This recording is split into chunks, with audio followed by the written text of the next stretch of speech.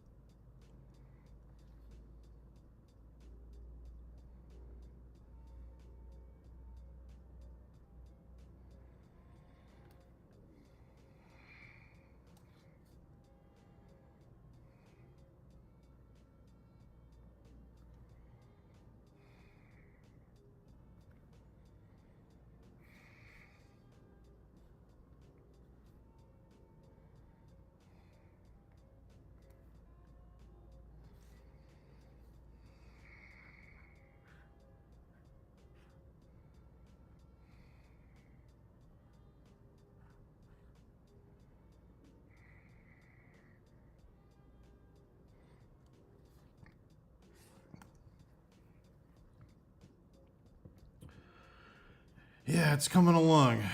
We will see where we get by the end of today.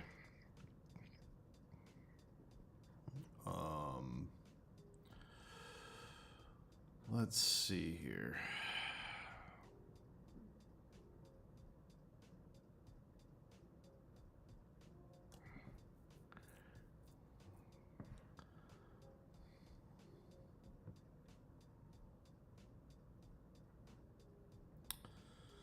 All right. I took a bunch of new references in the game last night.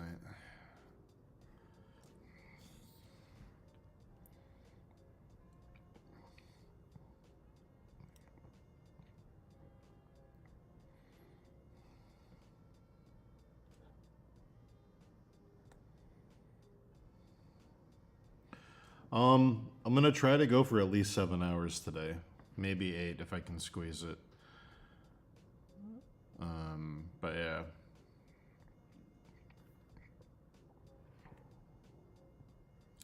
If I decide not to swim today, I can go longer, but if I need to... I'm still burnt out from yesterday, so I want to get some work done before I go to the gym. I don't want to get overtired and fuck myself up. So, that's the plan right now. Oh, boy. Ugh. Sorry, I'm looking at my references. Dang.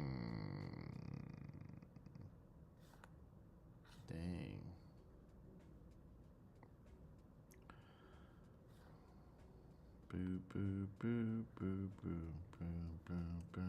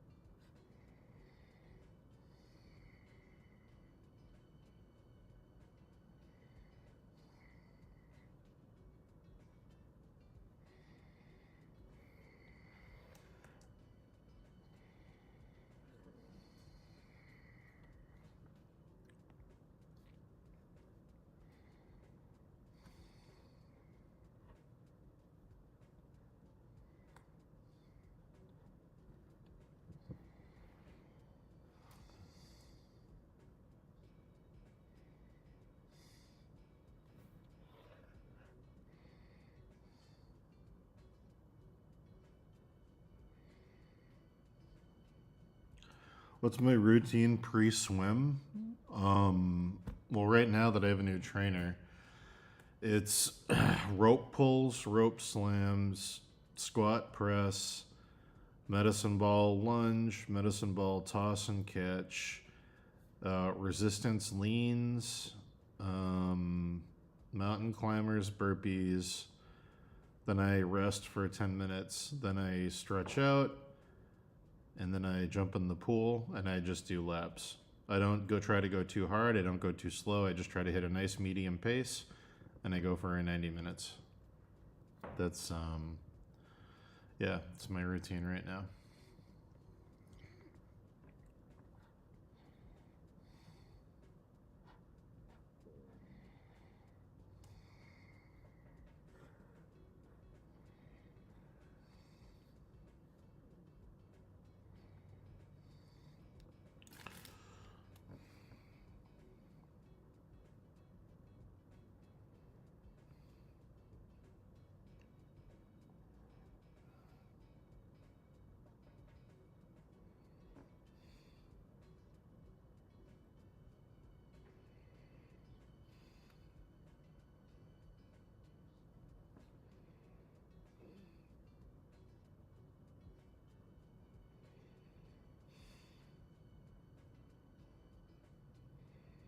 Let's see.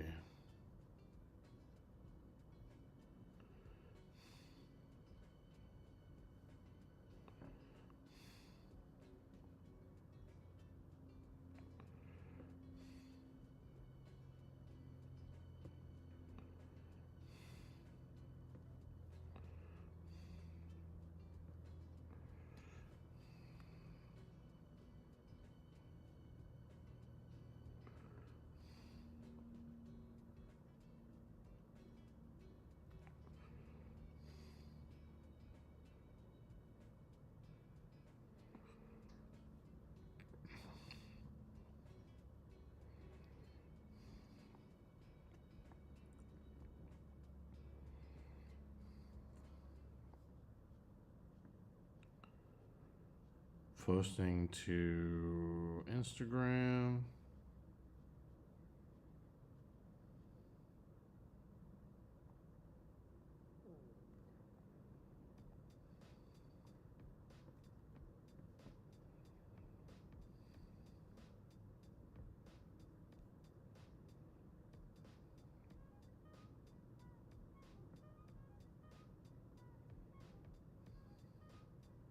All right. All right.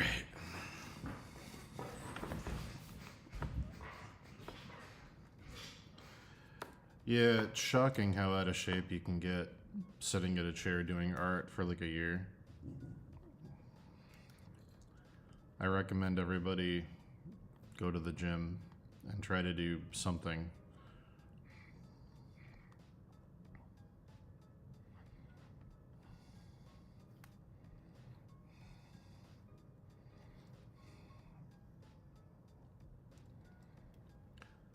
I gotta get my air conditioning up here in the office fixed. It's getting a little too hot.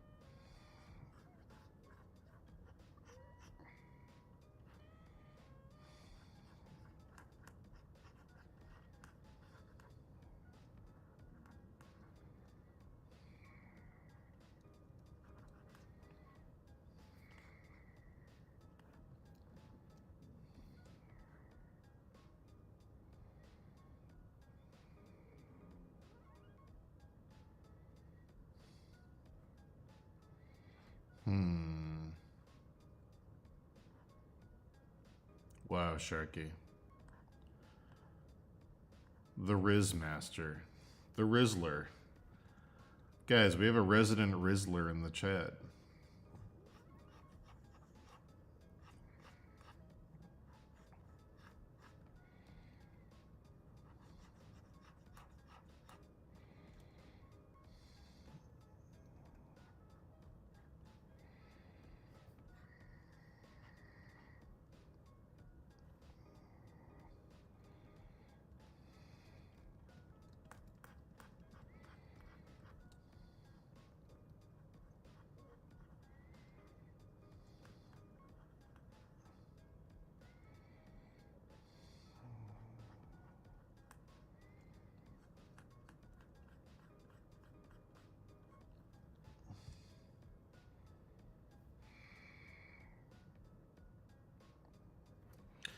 You know what?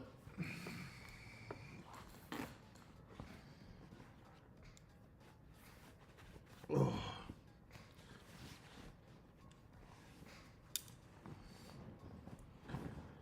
Oh. Oh. Oh. Oh. All right.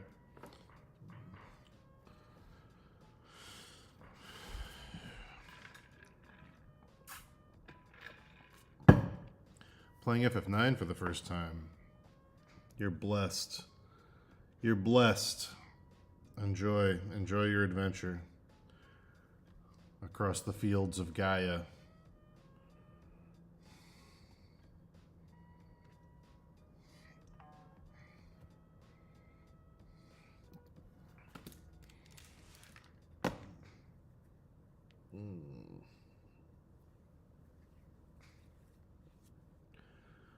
Oh, man.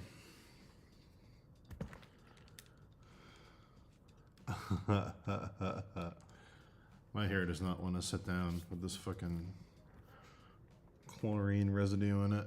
Ugh.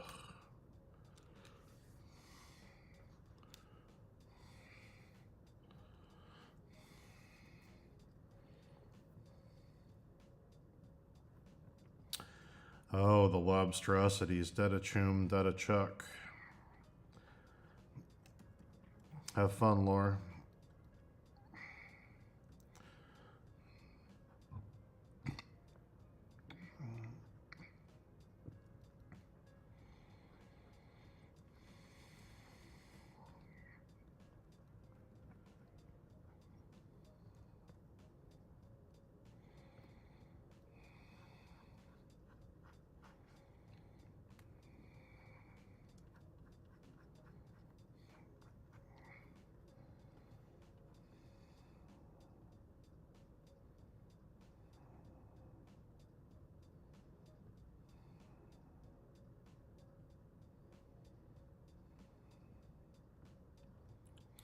What inspired him to use that term was the lobster clicking, the weird little like bubbly sounds they make.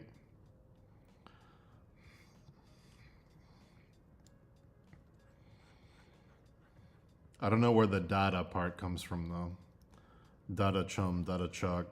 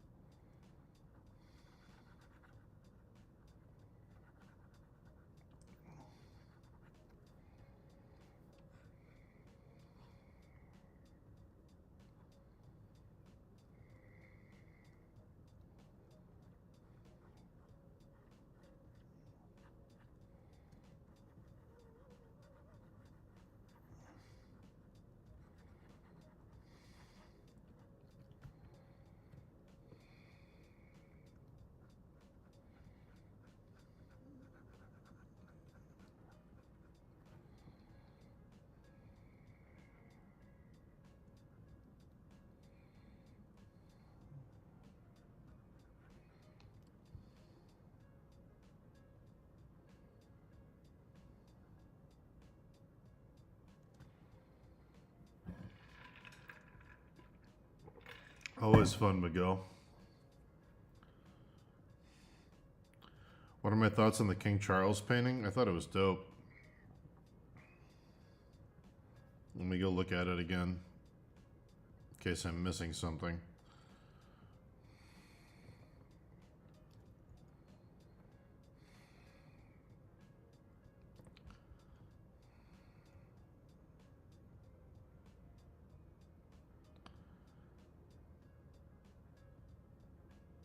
Yeah, that painting's dope.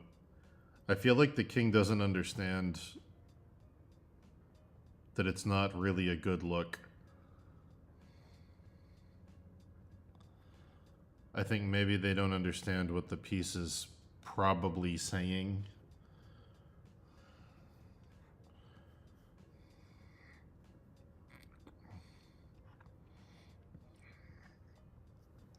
But then again, I don't know who painted it and I don't know their intentions. I only know that that coloration and that texture is definitely implying some negative stuff. But I could be reading into it.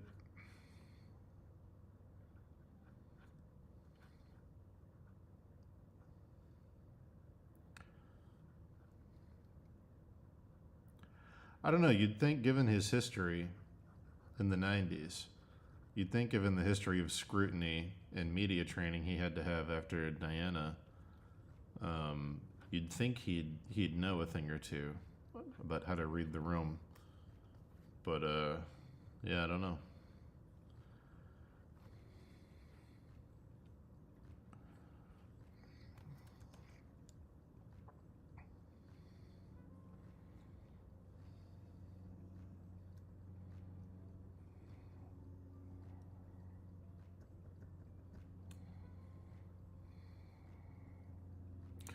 But then again, he might have been told by people to accept it with grace, to show that the monarchy isn't above.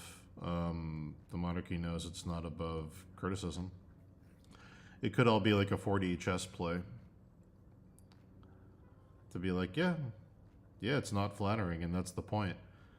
This is a new age that doesn't need to be flattered. Maybe, it could be a weird fake out.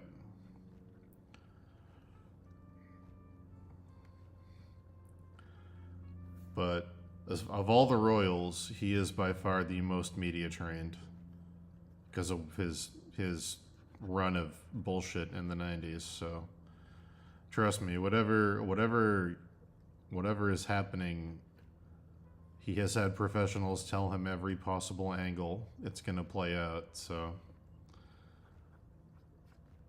he might be full of himself and an idiot, but he's definitely not a dummy when it comes to public relations shit. He's been through the fucking ringer on that multiple times.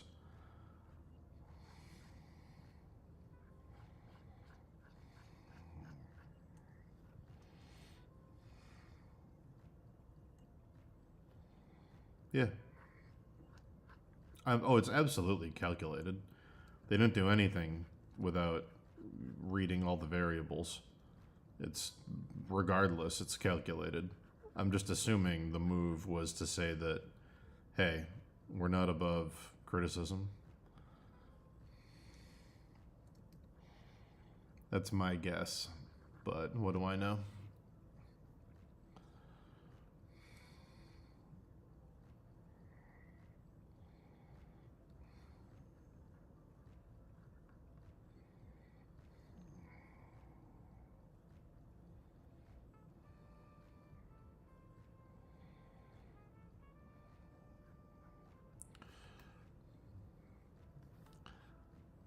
My favorite episode of The Crown, if anybody watched it, was the one with Churchill and his painting, his portrait.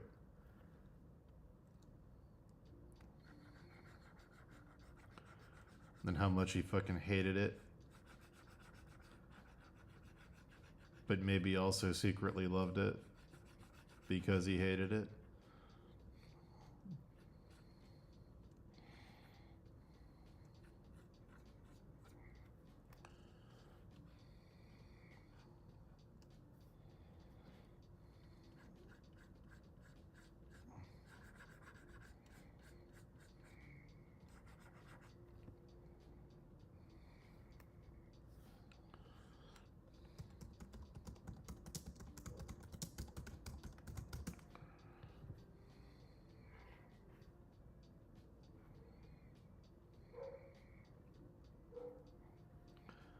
I believe it's this one.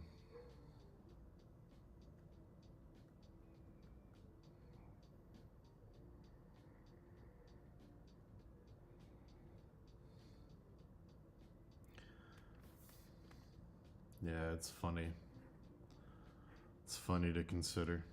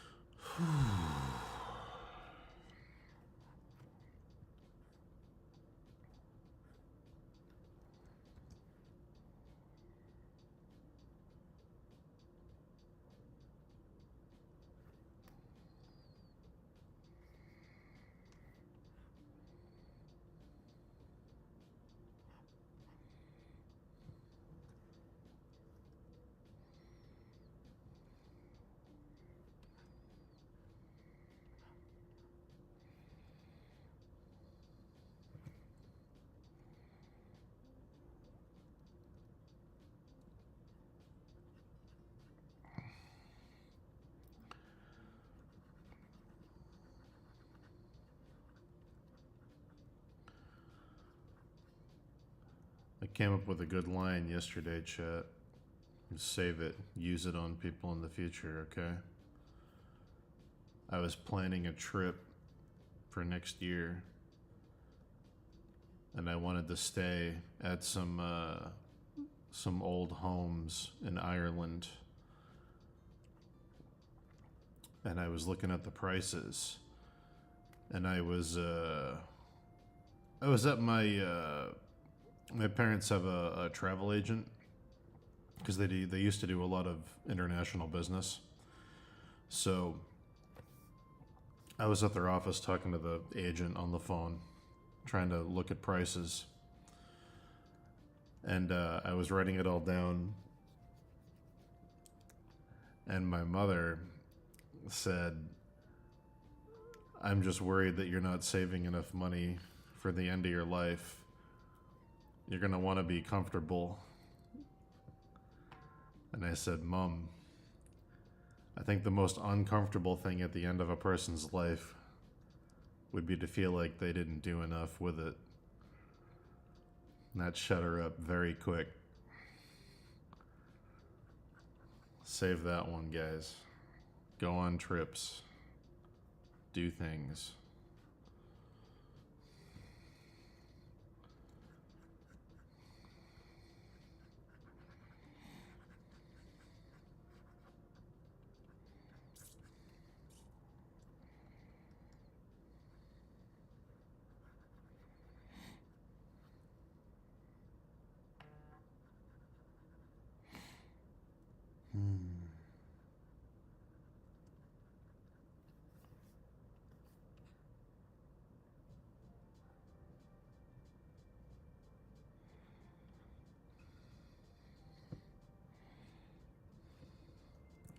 Traveling is the greatest thing you can do. I haven't done it since COVID because I just feel disgusting.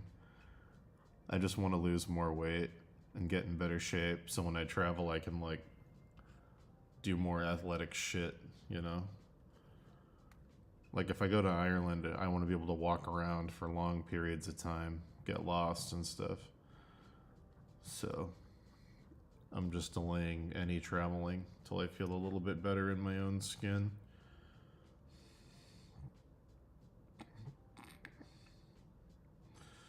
Oh, thanks, Sharky. Yeah, I want to. There's a few places. Ireland's one place I really want to go. I'd like to see the Japanese countryside. I don't really care about the city. I'd like to see the countryside in Japan. I'd like to go to Germany.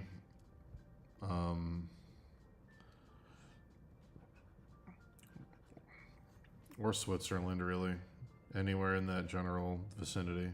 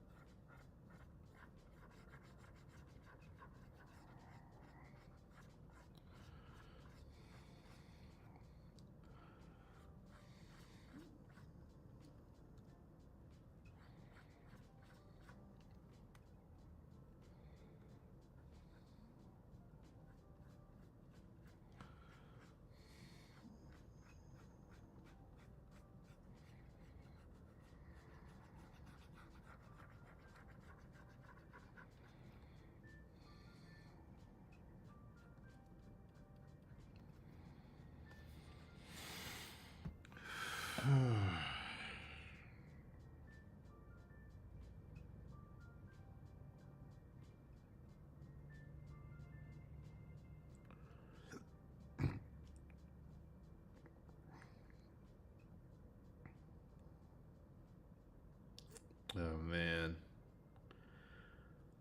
my friend is pregnant and developed 3 kidney stones during the pregnancy the other day, and she's been in and out of the ER constantly. I just got a text that she's going back in because they're worried she's going to be dehydrated. It's going to affect the baby. They can't do any of the shit they would normally do for the kidney stones because of the pregnancy. I don't know what the fuck. I guess you just wait. I don't know how the hell.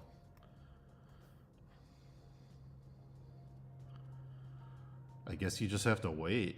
That's so awful.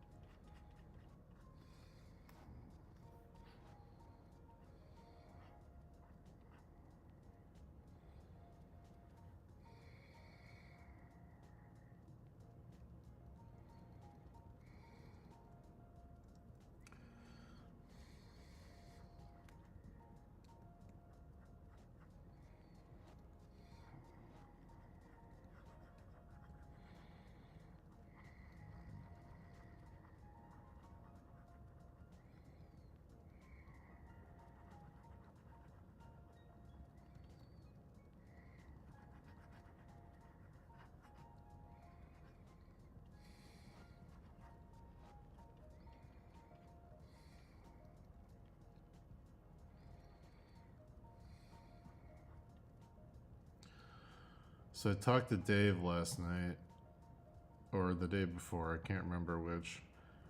And it sounds like our next Kickstarter is probably going to be in the winter after Christmas. We could do it in the fall, but we want to have the book completely done before we do the Kickstarter, so there's no risk to the buyer.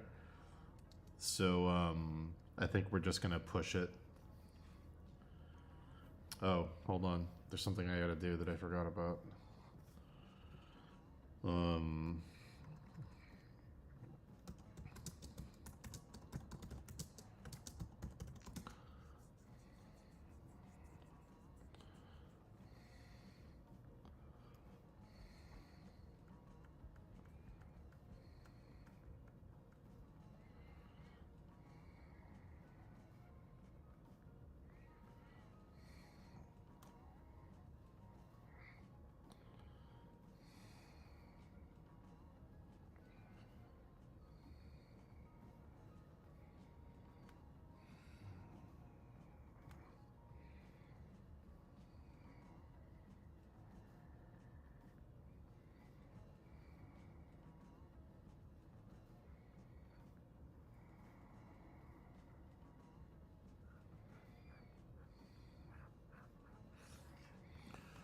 Oh boy.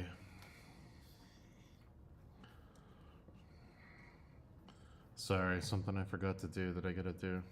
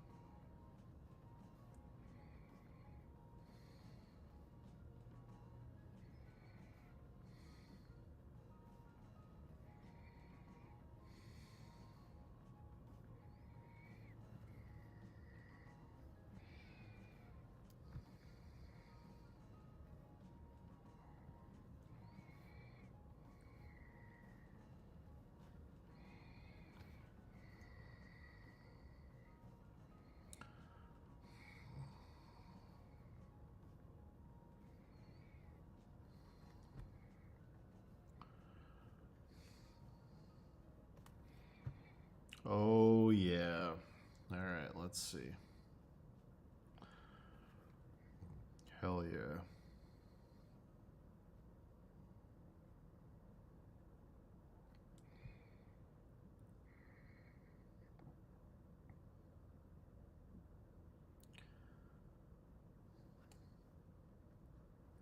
Oh yes.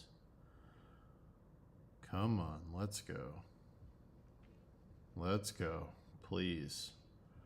Thank you for your order. Confirmation email. Excellent.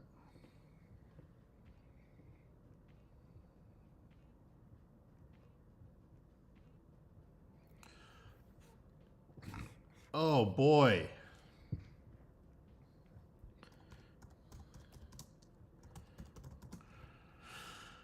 Oh.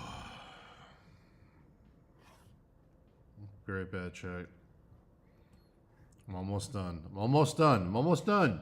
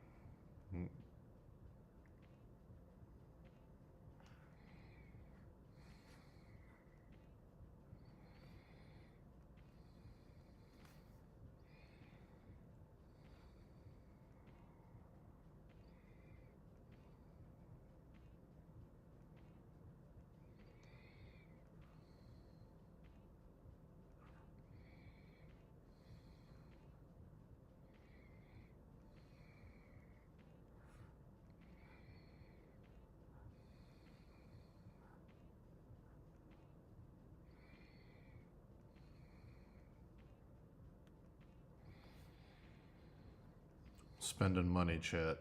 Hold on.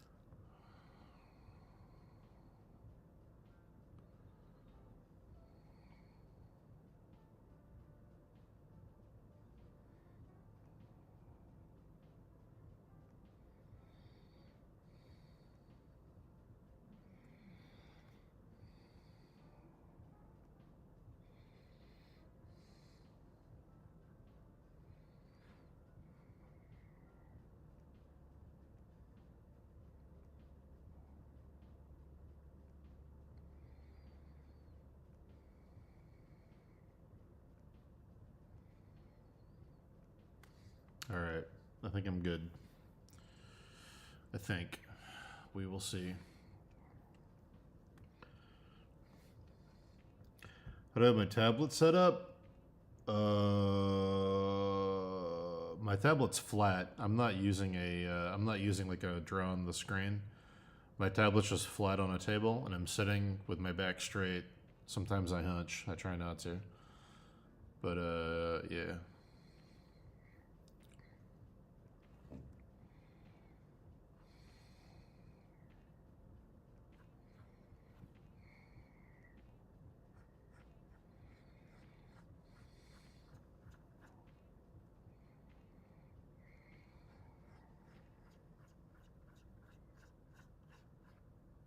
Hell yeah.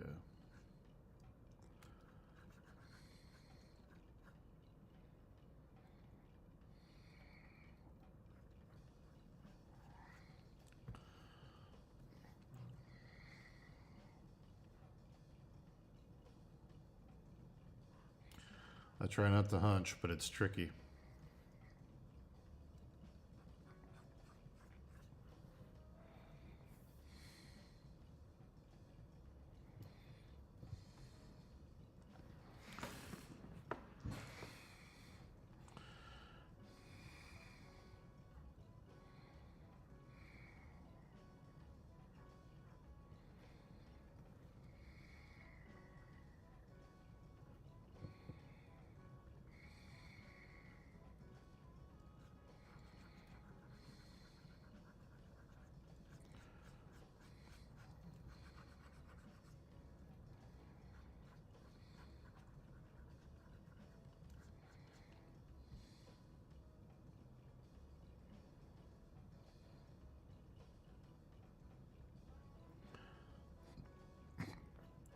Hey, Startala. If I had one, I'd probably put it on an arm, to be honest. But then I'd be looking down at it. I don't know.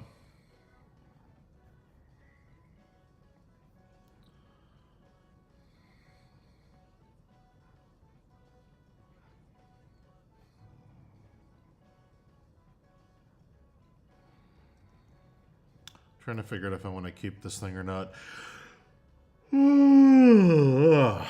Let's see.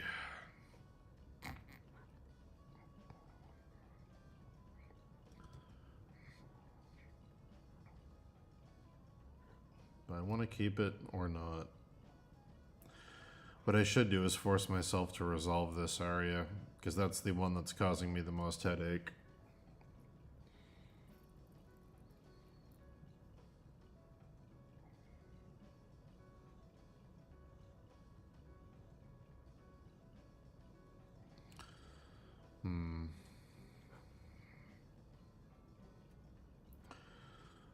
Such a shame it's biting into her arm the way it is.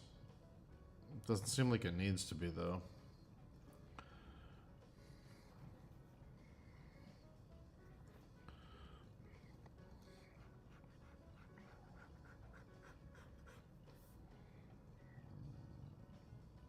Okay.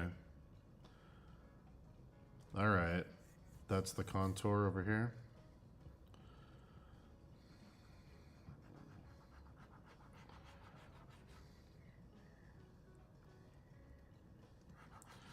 Okay.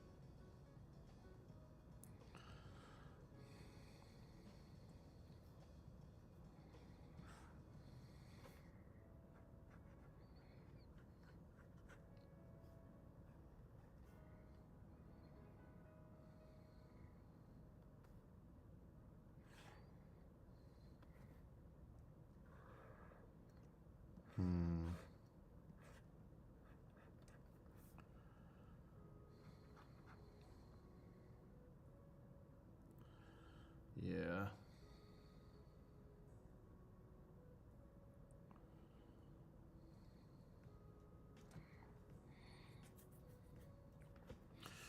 Alright. Let me see if I can fix this.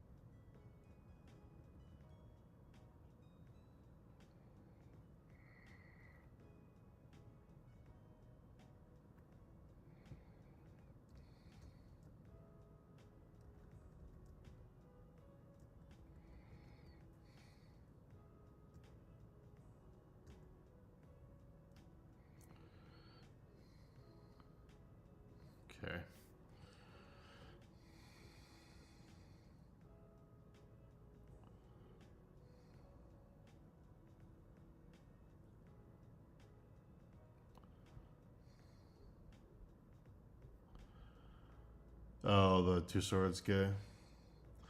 Yeah, I'm about 6 feet. I'm actually not quite sure. I'm like, I don't know, 5'11" point something. I don't know. I haven't measured myself in like 10 years. I have no clue.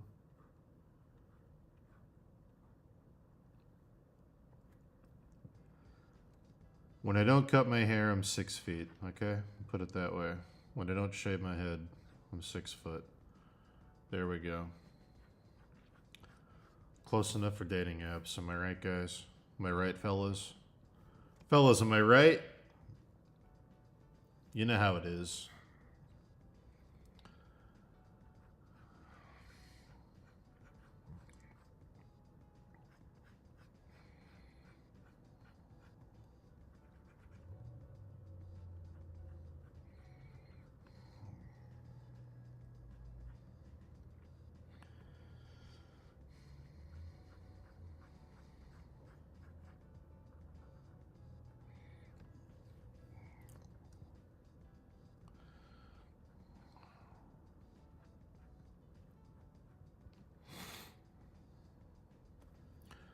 Six five. Oh shit.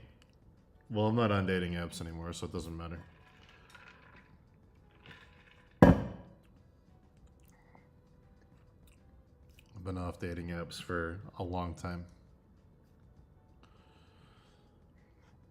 So it doesn't matter. I was just making a joke. Just making a bit of a meme. Don't worry about it.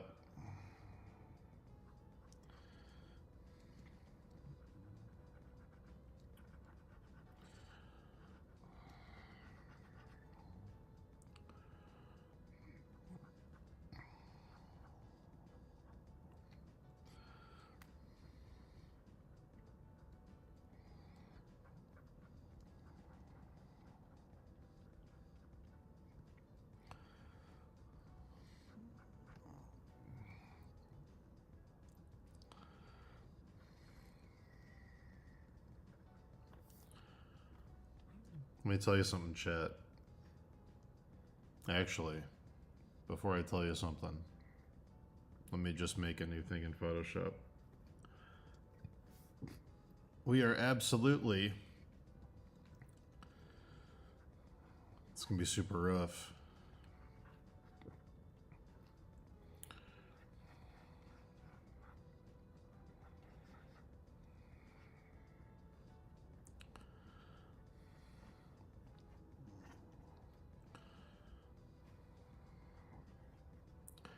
We are absolutely gonna do a piece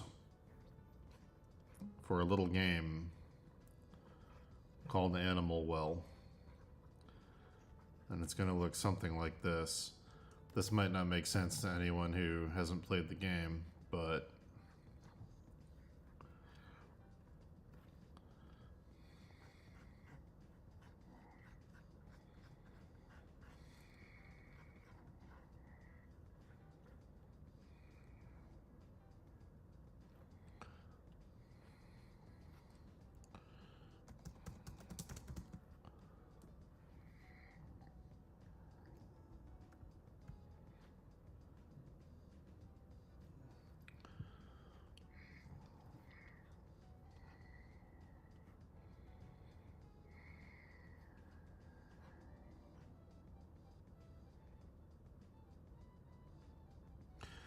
yeah, Sharky, being over 6 foot is a big help.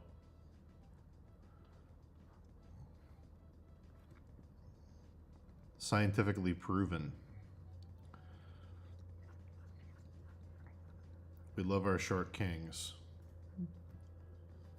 But it seems like more women like taller guys.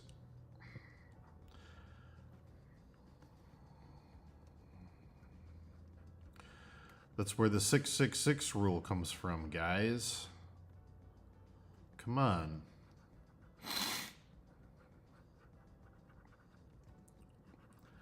If you want to meet yourself a superficial partner, you got to obey the 666 rule, okay?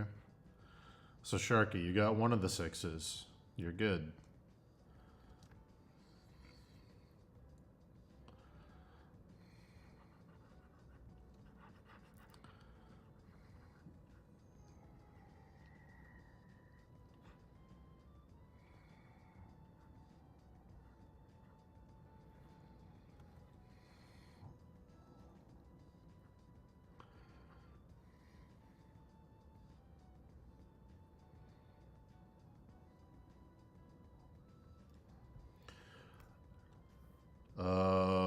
I believe the 666 rule, I might be wrong, I'm going off osmosis on memes, is 6 foot tall, $600,000? No, 6-figure salary, that's what it is. It's 6 foot tall, 6-figure salary, and 6-inch dick. Yeah. So make over $100,000 a year, be 6 feet tall, and have a slightly above average penis. But yeah.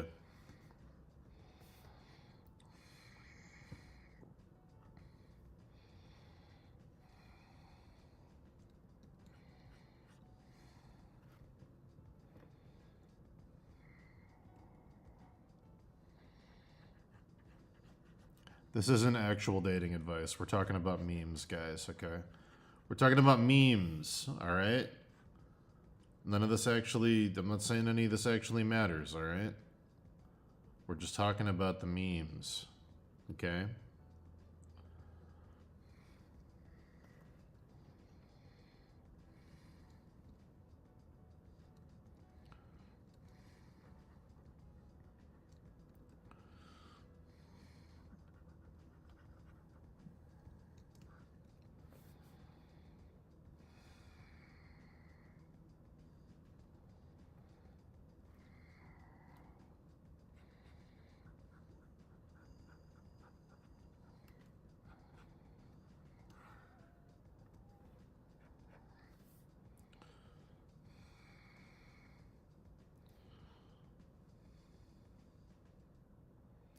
What if you have one of those? What then, Dan?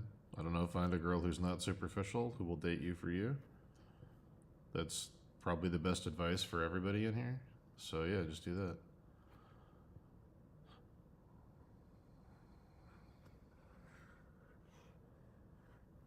Find someone who's looking for a compatibility personality.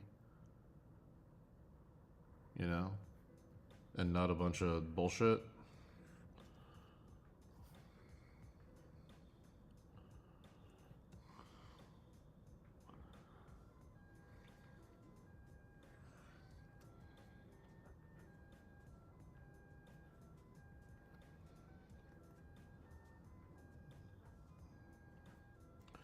Stilts are smart. There you go.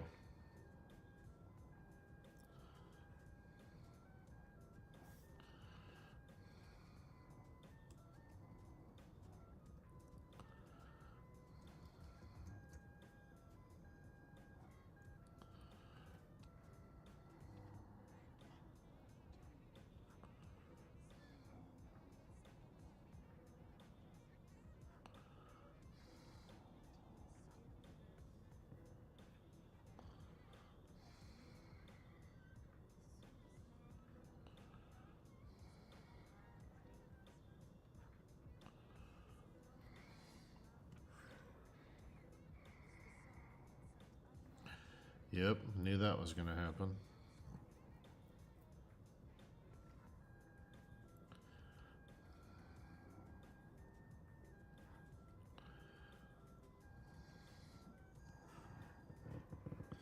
Slightly to the left. All right.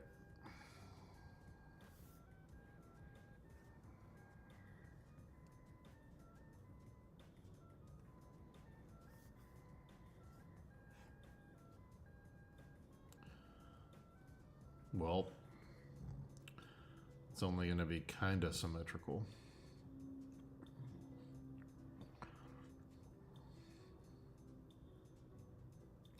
That's a good idea. 6-month unemployment. Start swapping the sixes.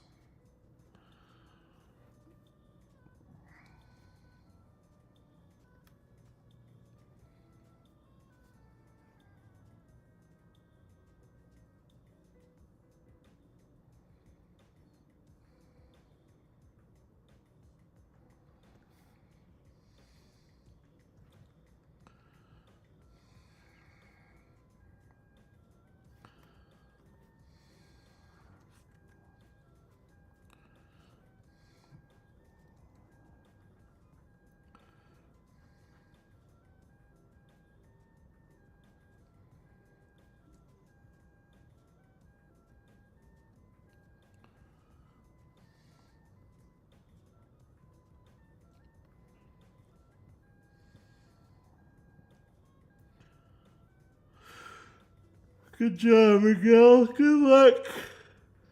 Good luck, buddy.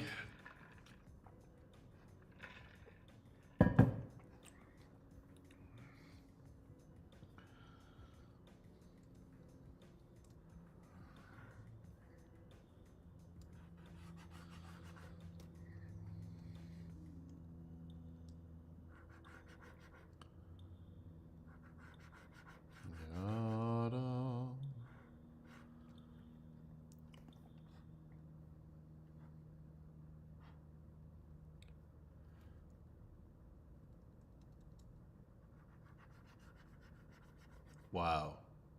Playlist over. Is everything I watch on YouTube going to start with, hey, it's Ryan Reynolds again today? Because I really fucking hope not. Be really cool if that does not happen. Be great.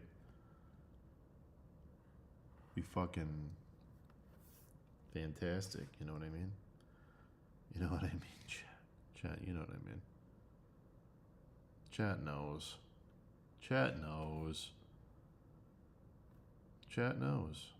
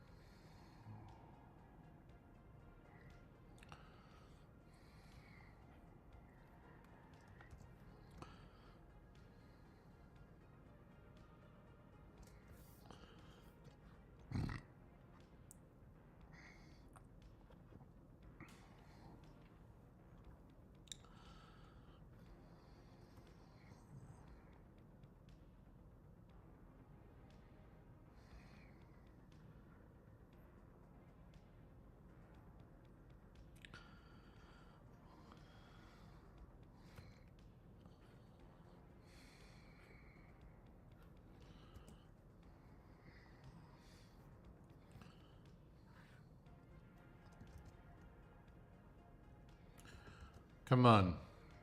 Photoshop. I'm getting sick of this.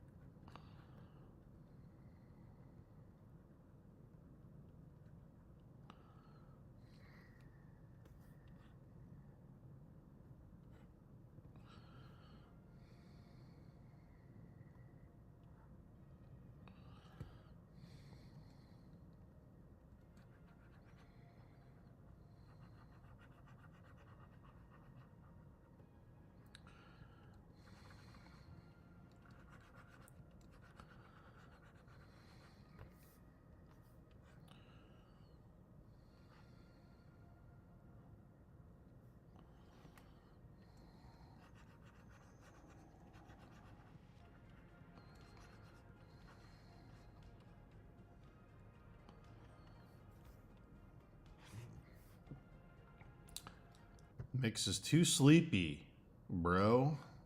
It is too sleepy. Alright, let's try this. Listen, it's been stuck in my head for 2 weeks, okay? It's not going anywhere. We just gotta deal with it.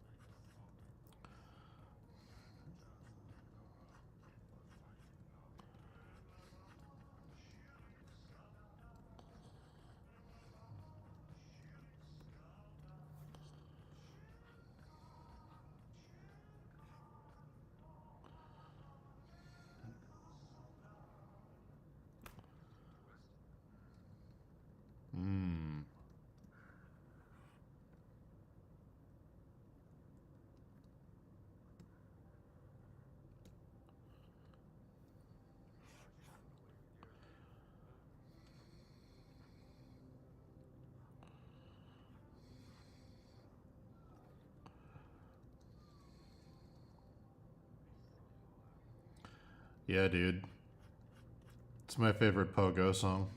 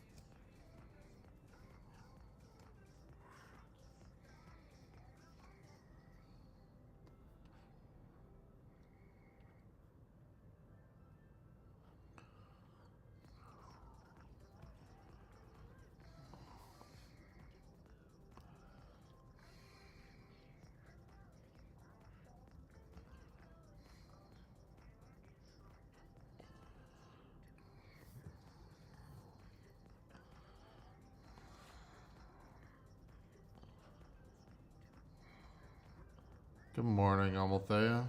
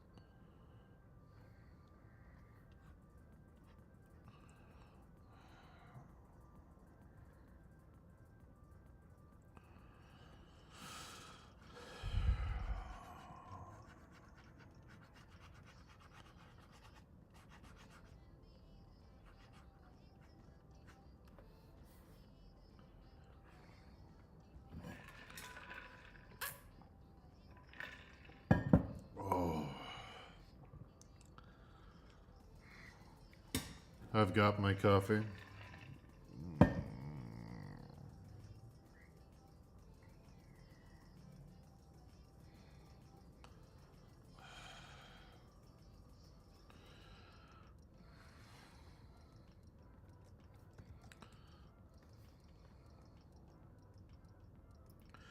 Will they work in color later? They're gonna look like this.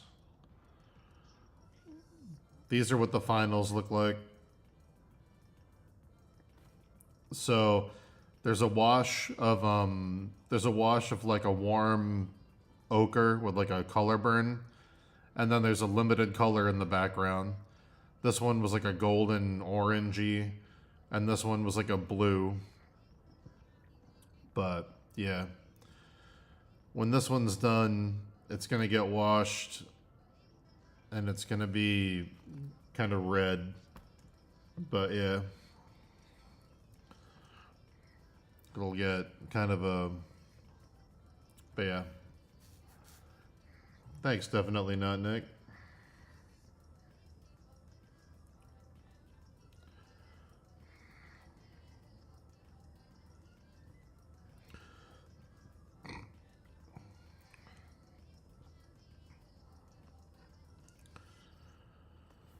So this actually has to go away. Art director told me to kill the flower in the middle. He doesn't want to repeat the flower motif at the bottom. Only wants one flower, and between the two, he prefers the Melania flower. So that's going away, and this symbol up here in the brazier is going to get pulled down to here. Now I got to resize it.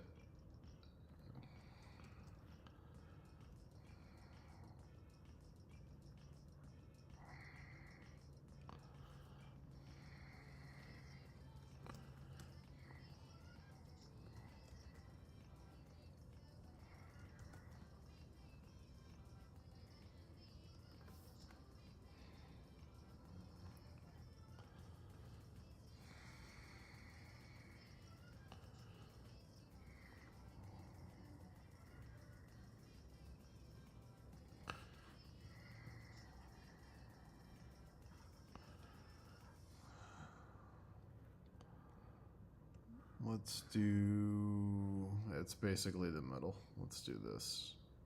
All right.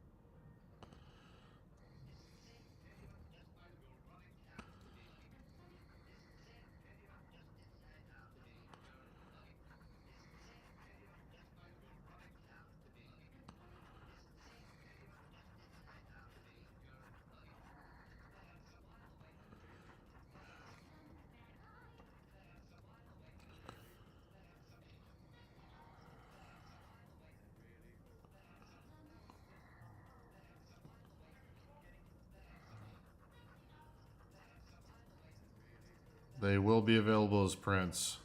You can get them now through Meatbun, or you can get the ones with the gold ink from me over the summer. It's going to be 2 sets. How long does one of these take? Well, I'm trying to get this one done in under 2 months. This one took the longest because it was the first one, and I had to figure out how detailed I wanted it to be. Turns out, extremely detailed.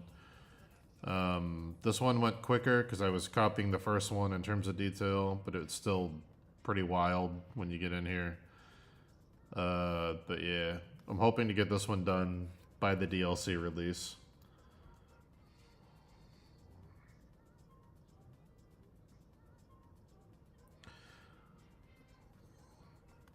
We've been working on this one for not quite a month. We've been working on this one for like, what, 3 weeks? You can go back in my VODs and tell. You can tell how long we've been working on it by looking at the VODs.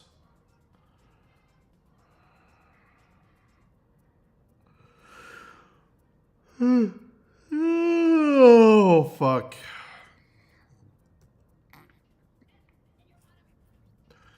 Will I ship internationally? Yes, but the shipping internationally is ridiculously expensive. I'm warning you. Even shipping prints internationally is like $30 to $50. I don't know why. I shipped some books to the Netherlands yesterday. I don't know why. It was like between $200 and $300 to do the books. £7, 2 books. with UPS, but if I use stamps.com, it was only 60. I don't know why stamps is so much cheaper. I have no idea why. So I don't know what the stamps.com price will be for a tube. I gotta decide if I'm gonna do gold leaf on these. If I do gold leaf, they're gonna ship flat because you can't roll gold leaf.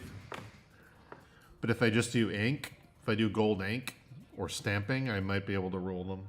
So I don't know. Once they're done, I'll figure out what I'm gonna do. I might hand paint the gold stuff, but that would take a while.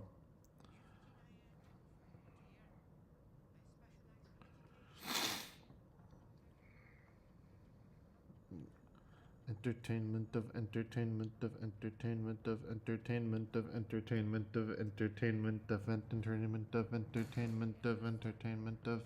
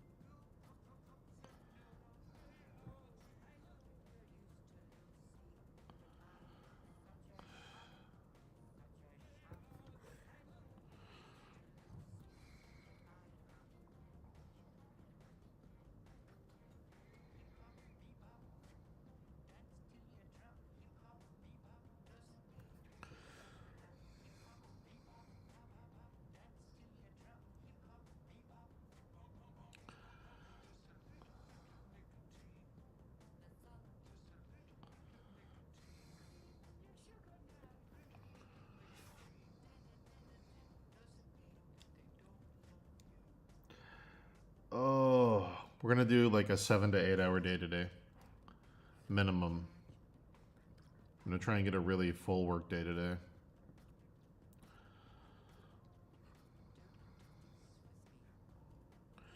All right, I gotta make some executive decisions. Decision one.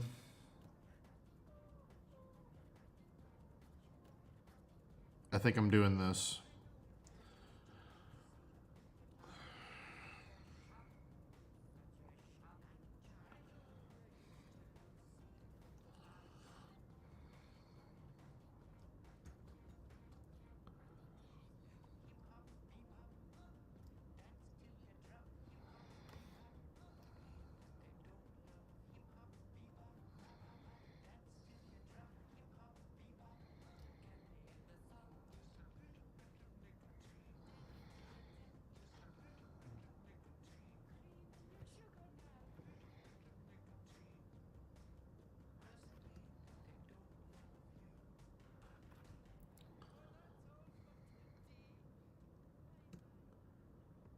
Oh boy.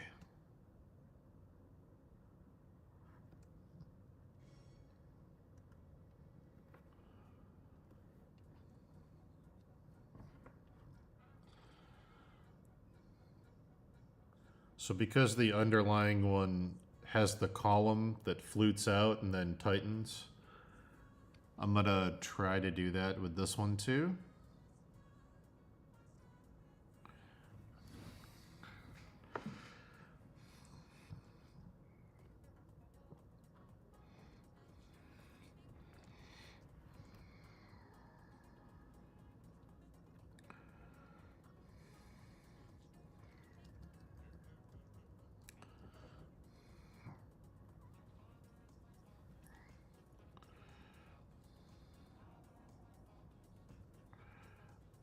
I gotta put another guide on here.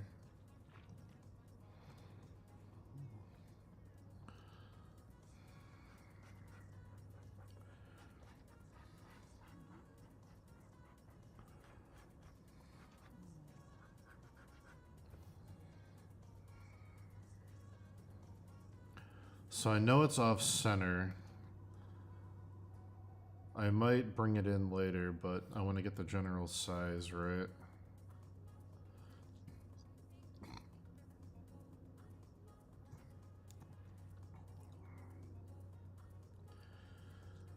So that's about right for the size. So that's fine.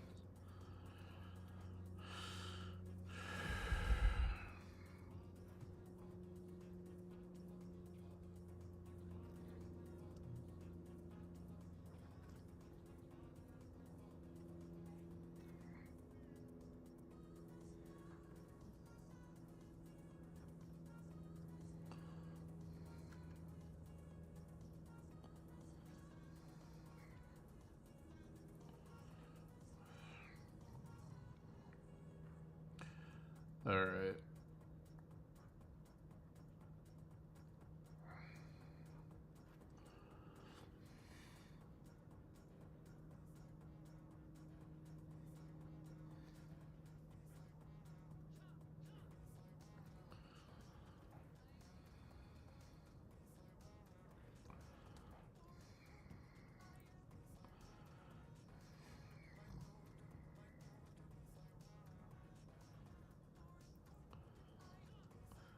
What's the image size? I believe the print size is 24 by 36, but I believe the Photoshop file is about 15,000 pixels tall.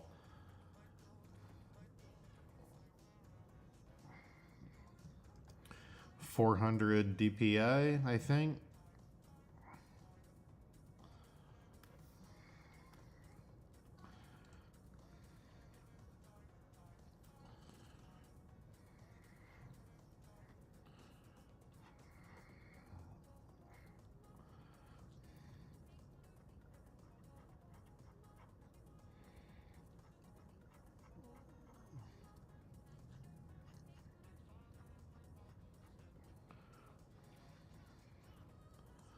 Yeah, they're big. They have to be to get the level of detail I'm trying to get.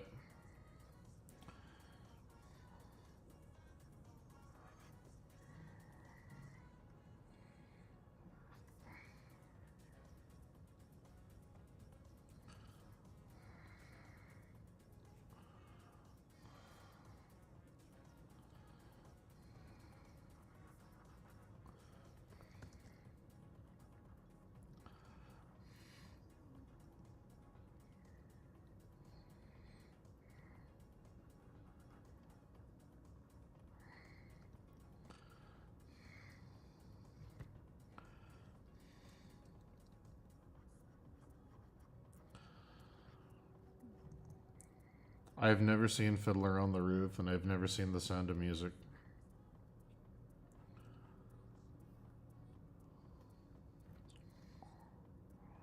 I know that if I were a rich man, yibba dibba dibba dibba dibba. I know what it's from, and I've heard it, but I've never seen the show. All day long, I dibba dabba dee. If I was a wealthy man. I've never seen it though. Should probably watch it.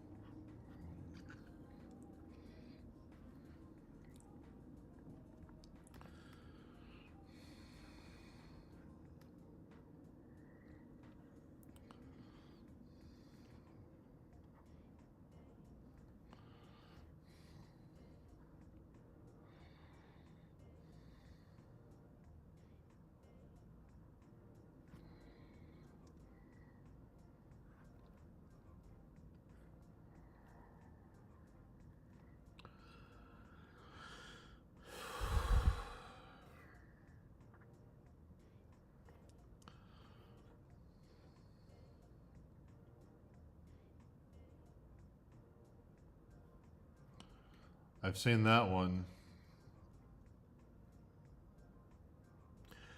Do I think ball lightning is real? Yeah. Yeah, I think so. Me and Dave saw something that we thought was ball lightning when we were kids. I say kids, we were teenagers, but yeah, me and Dave saw something that we thought was ball lightning, so I think seeing is probably believing for me.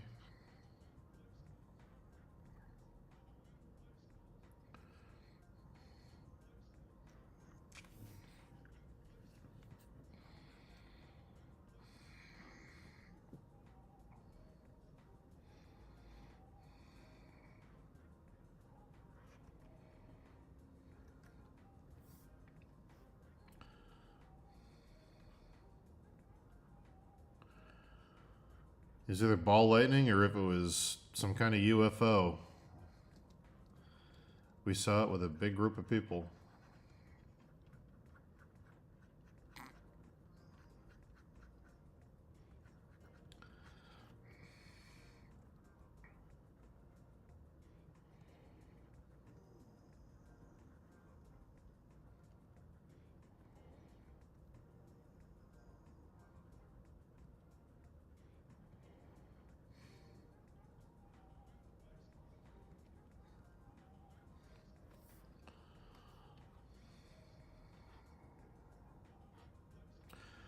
What me and Dave saw, if anyone's curious,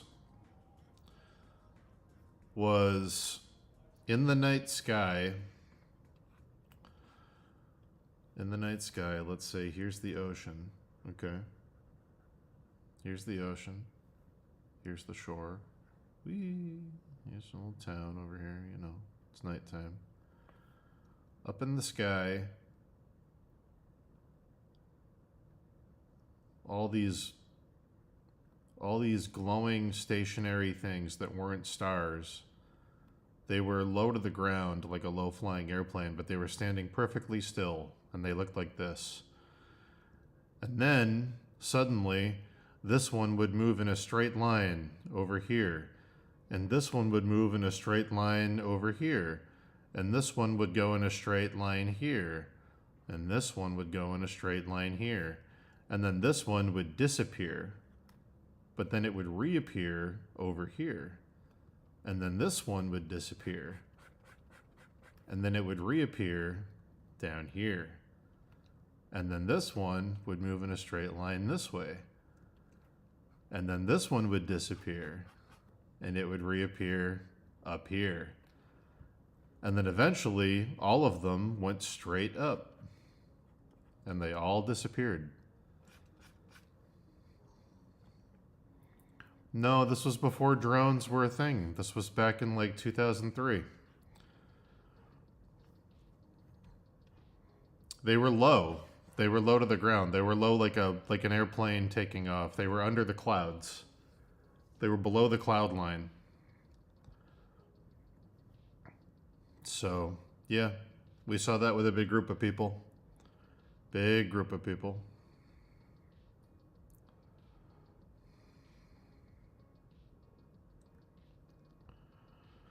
So yeah, we don't know what that was.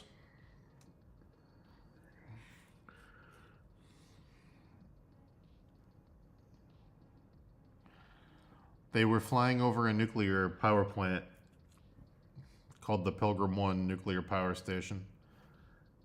So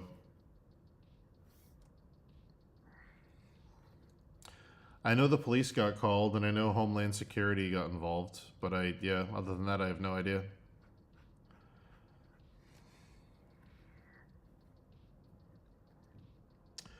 But here's the thing. Those same lights that disappear and reappear and move in straight lines have appeared over multiple cities. You can find them on YouTube. They've appeared over LA, they've appeared over Mexico City, and they always do the same thing. They move around in straight lines, disappear, and then reappear in another location, and then go straight up in the air and disappear.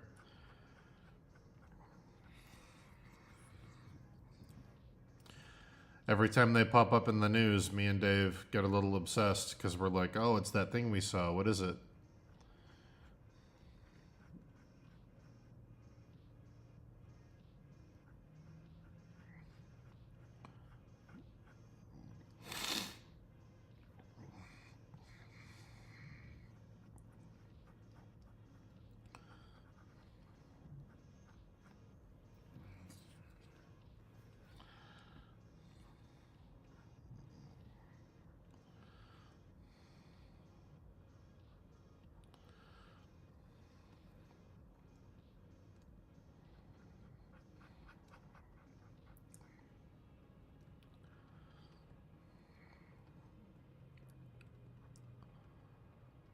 If you watch the music video for Radiohead's Pyramid song, at the very end of the video, they put in those lights as a reference to the stuff people were seeing. You'll see them move around and then, but yeah.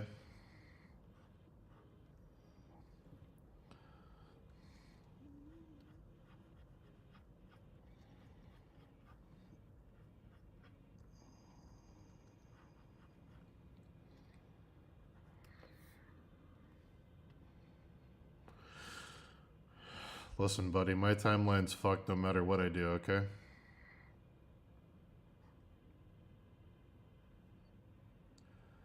My timeline's hopeless.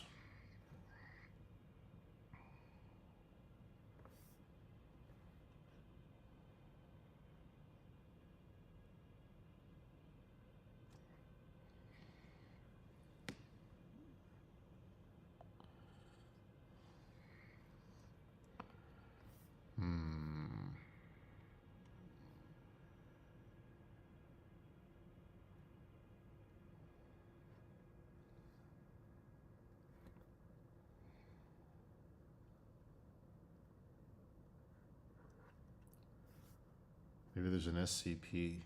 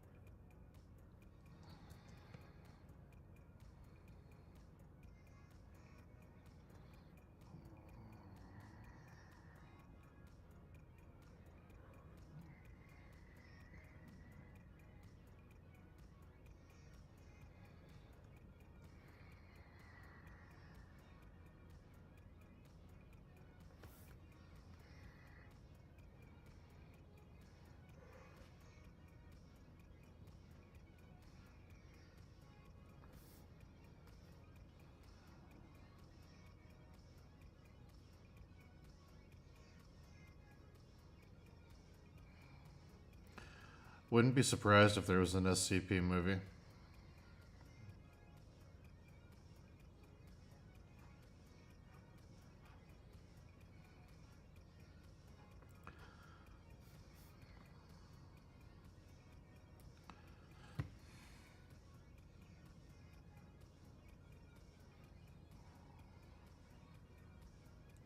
There's some decent SCPs.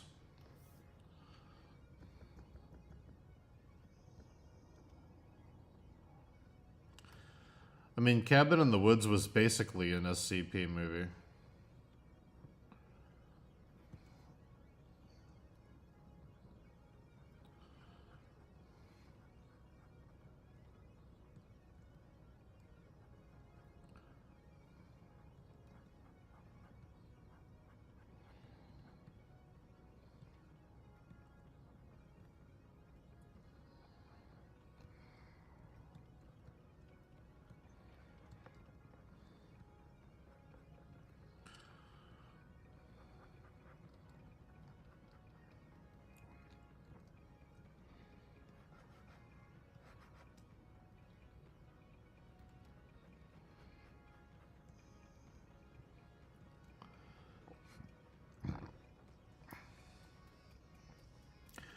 No, not a CP movie. You're going to get us canceled. An SCP.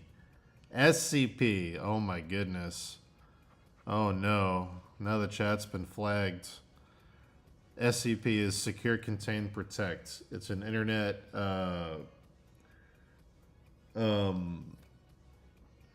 it's an internet thing where it's like a creepypasta kind of thing, where people write spooky stories about creatures that a secret government organization called SCP, Secure, Contain, Protect, like weird interdimensional creatures and strange mythological beings that they like put in basically like a secure prison to contain them so that they don't like affect mankind or like make, you know, disturbances. But you got to include the S.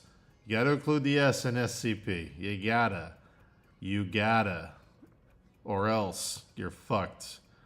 Do not search SCP movie without including the S. Don't do it. Do not do it. You will end up on a watch list. Don't do it, chat. Very important to include that S. Okay?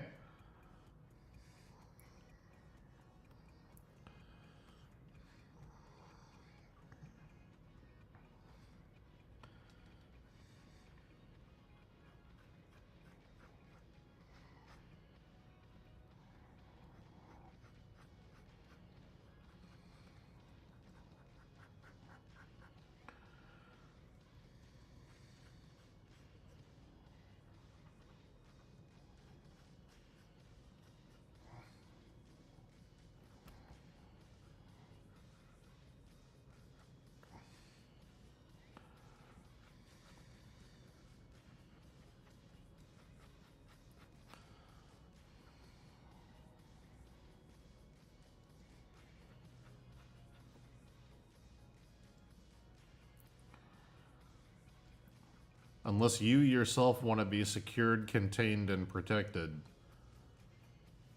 you got to put the S in SCP. All right? Or else you become the monster.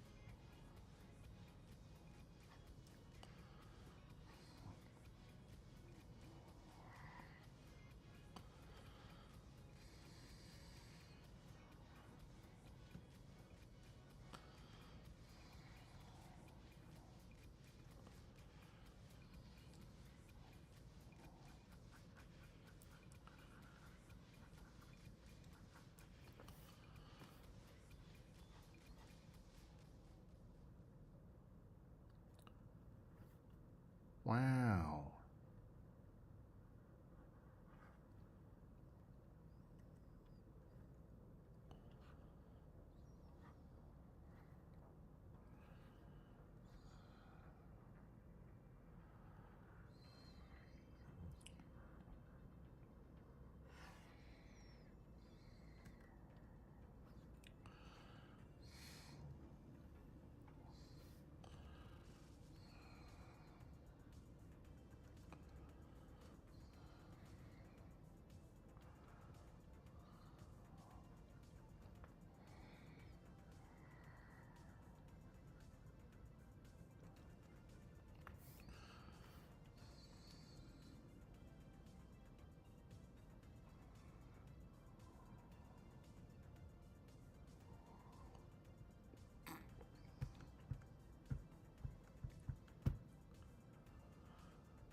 To be fair, even people that have been on the internet for a long time don't know about SCP.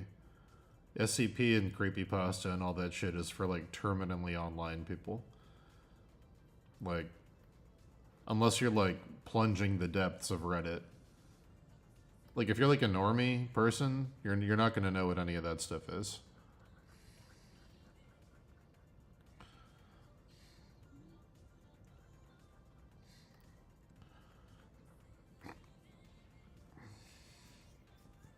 Oh, they're doing a backroom movie?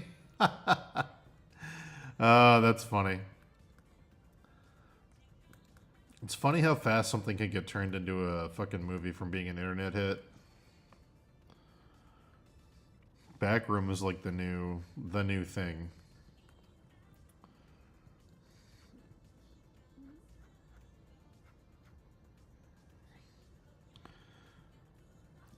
I would love to see the Backroom horror thing get turned into like a Hideo Kojima horror game.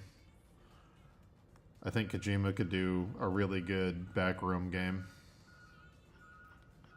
If it was like PT.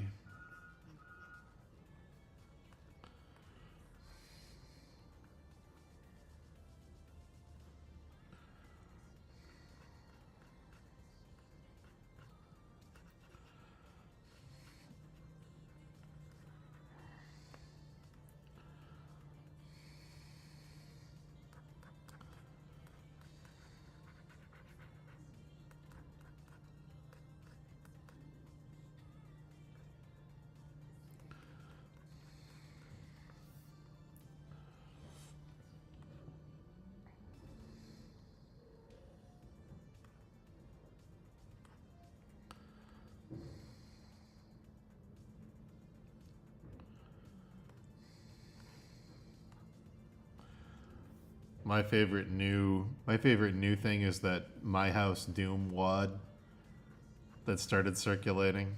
I love that.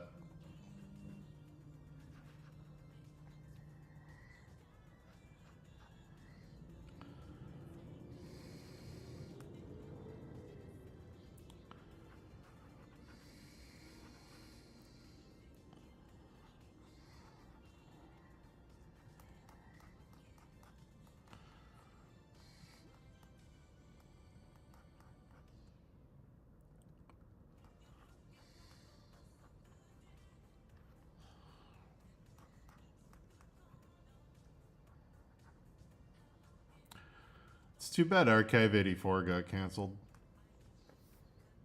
Or 83, whatever it was called. The monster design wasn't great, but it had a cool vibe.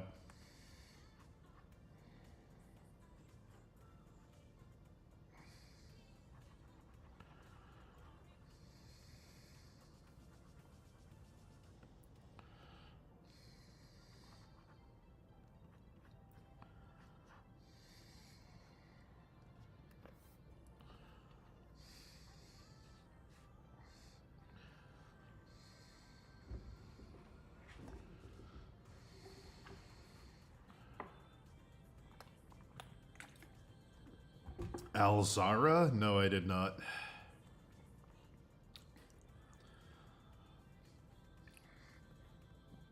Doesn't ring a bell. Is it awesome?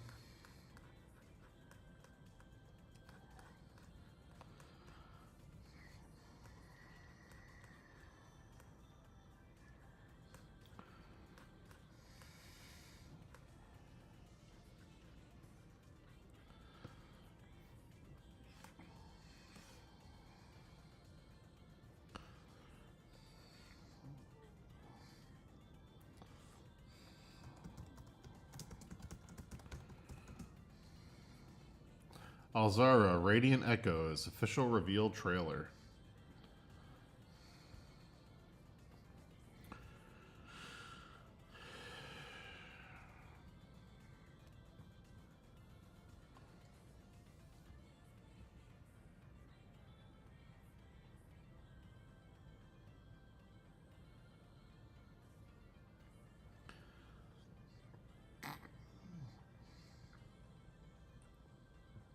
Watching it right now. Okay, it's a turn-based RPG. I don't love the character designs are good, but I don't love the 3D on the characters. Maybe it'll warm up to me. They have kind of like a dead eye, like they look kind of soulless. But it's just a reveal trailer. They might fix it. They look better in combat. The characters look better in combat. Alzara Radiant Echoes, now on Kickstarter. They're going to make a ton of money. They're going to make a ton of money, bro.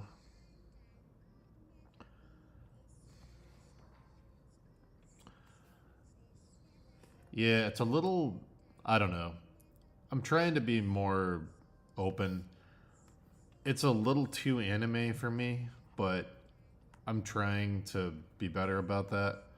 I really liked Sea of Stars, and that was a little too anime for me too. So I'm trying to expand my anime tolerance.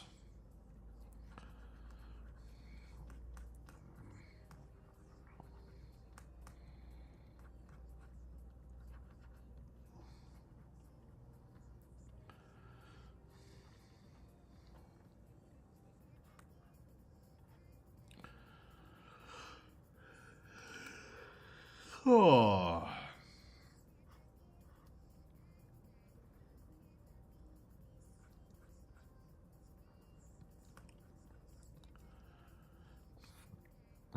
oh.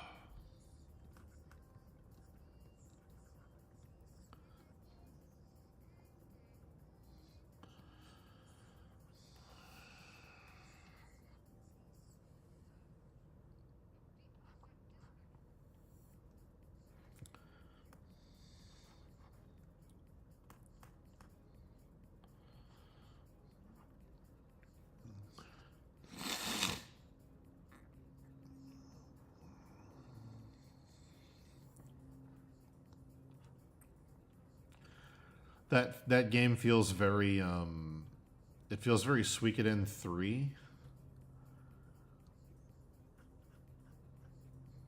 The whole vibe feels very Suikoden 3.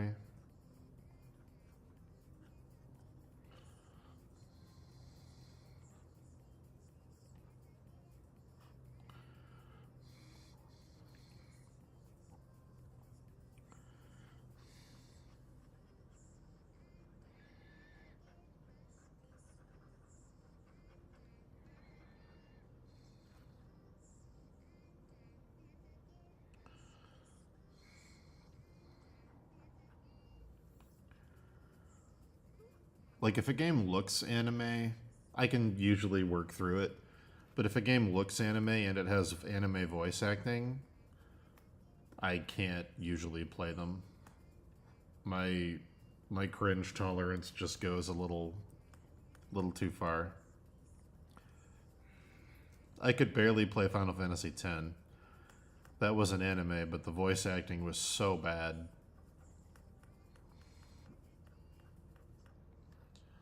It makes me like disconnect with giving a shit about anything that's happening in the game. But yeah, the game looks cool. I'm excited to see. It's like, most Kickstarter games look a little different when they come out versus the trailer. So I'm excited to see. Really ambitious though. It's cool to see like a full 3D classic RPG.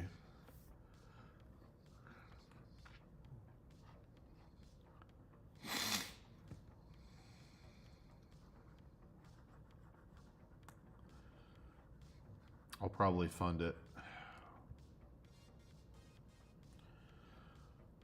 Ha ha ha ha ha ha ha! Try it, Yuna. Whenever my dad told me that I was a piece of shit, I'd just look off in the distance and I'd laugh. I really hated my old man, you know? Uh, uh, uh, uh, something I said? Uh, uh.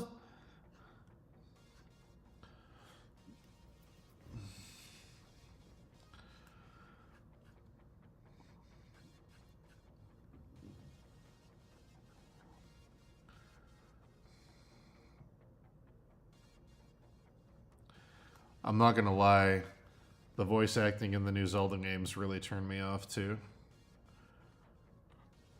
When you meet like the Goron kid and he's like, "Whoa! Ah, watch out, Link!" I'm like, oh, fucking kill me. What did you do to my beautiful Hyrule? Oh my god, dude.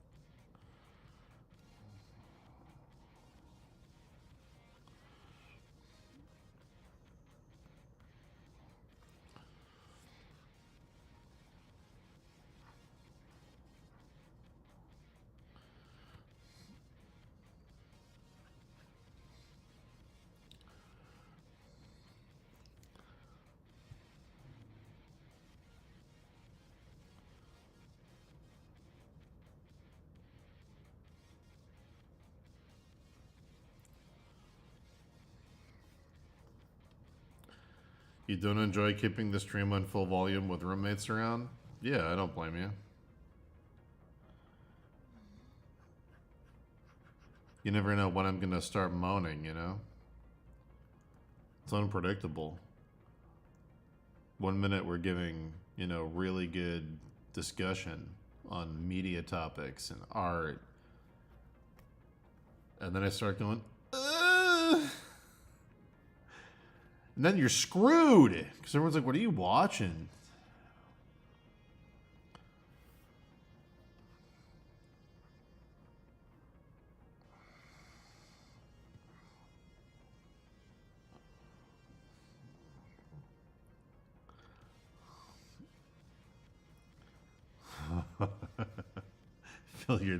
Fill your dark soul with light.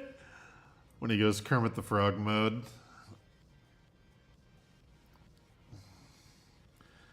The best is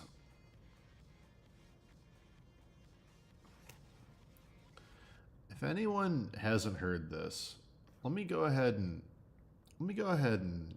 play this. This is real audio from a real Capcom game, okay? This is real. This is real. In Mega Man 8, Dr. Light's voice actor, I think, was a drunk guy who did one take, okay? And he doesn't say Dr. Wily. He says Dr. Wily. And he trips over his words. I couldn't believe it when I saw it as a kid. And as an adult, I really can't believe it. Like, as someone who's recorded stuff and released it. When he's like, we gotta chase him to space. Dr. Wily. Like, let me go ahead. Listen to this voice acting, chat. Listen to this. Unbelievable.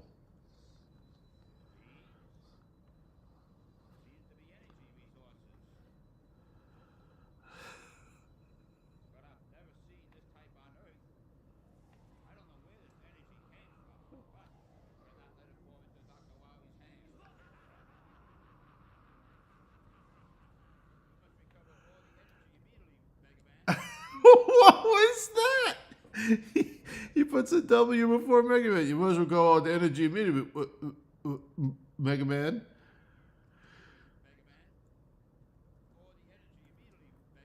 Oh.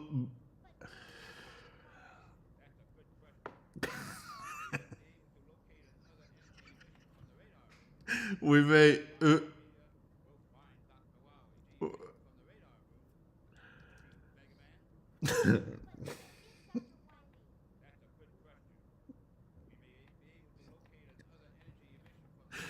we may be able to...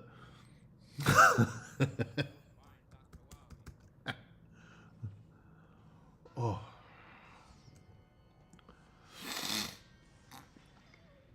Oh, boy.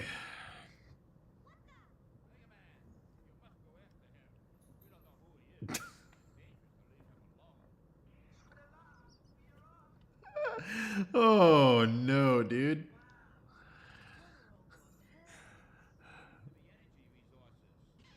I just can't even. I can't even. I'll load it, Mega Man. Oh. You can do anything, chat.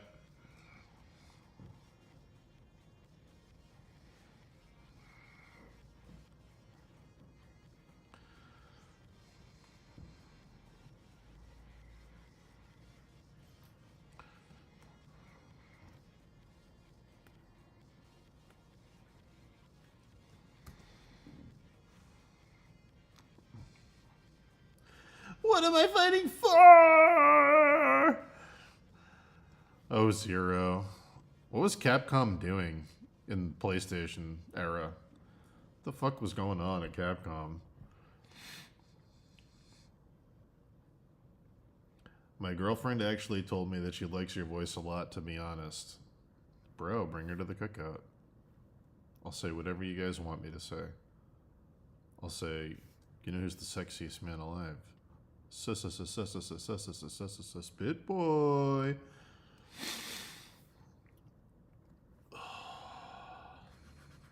Man.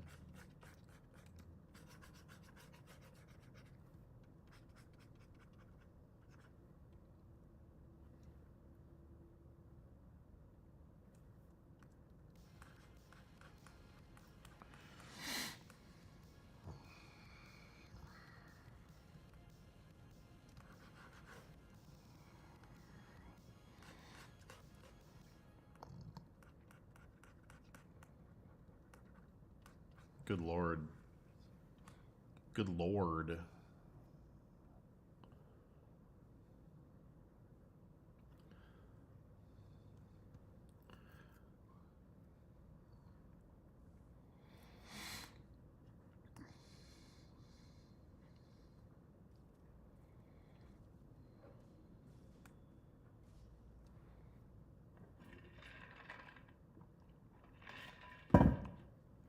It'd be great if that was Adolf Hitler. Churchill talking about Hitler instead of Dr. Light and Dr. Wowie. We don't know who he is. We can't allow him to take over Germany.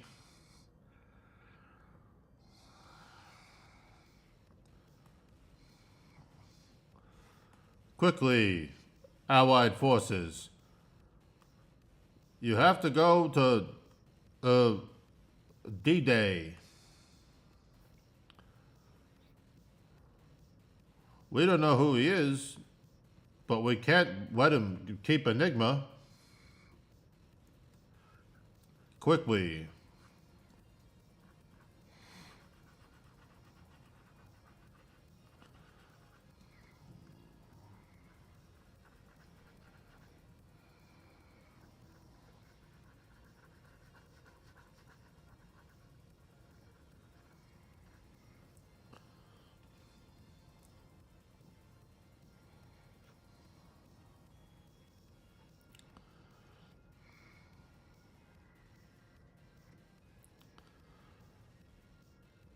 We gotta do it to save England.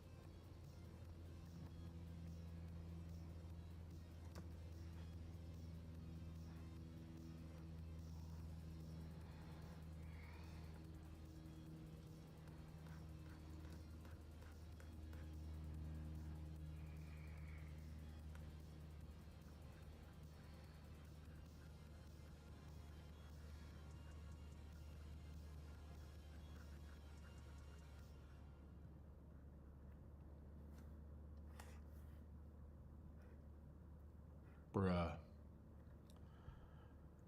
Oh, what do I...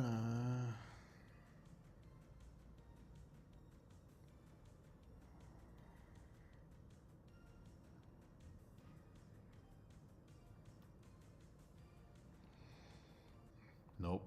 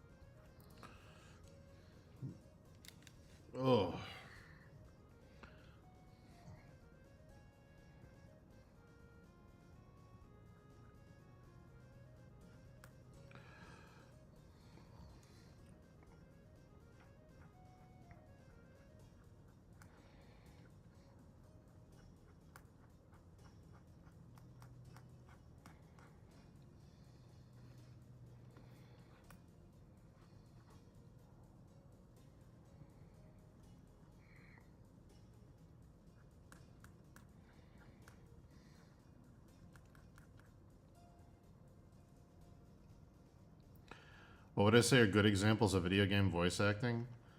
The most recent one that comes to mind is the guy who played Barrett in the Final Fantasy VII Rebirth and remake is a really good voice actor. His dramatic scenes are really good. Obviously, he leans into the Mr. T thing a lot in the over-the-top scenes, but his like backstory stuff, he's really, really good. Obviously, I think The Last of Us is probably the gold standard for performances. I think it's mostly because they're hiring actors to act out and motion capture and shit. What else have I played recently that was really good? Let me think. I thought the Final Fantasy 16 voice actors were good too. The guy who played Clive was really, really good. Clive and Joshua were both really, really solid. Obviously, the guy who played Sid is just an actor that they cast to do voice. He was a Game of Thrones actor. But, yeah. I did not get the new James Jean. I don't get any of the ones that include, like, the little kid with the Mickey Mouse shoes. I thought the jellyfish on it looked really, really cool. I liked all that shit, but...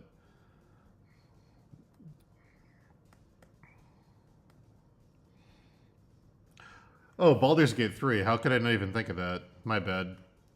For some reason, because I played it on the computer, I wasn't even thinking about it. I was thinking of my PlayStation for some reason. Yeah, Baldur's Gate 3 is like a gold standard game. Voice acting in that is incredible.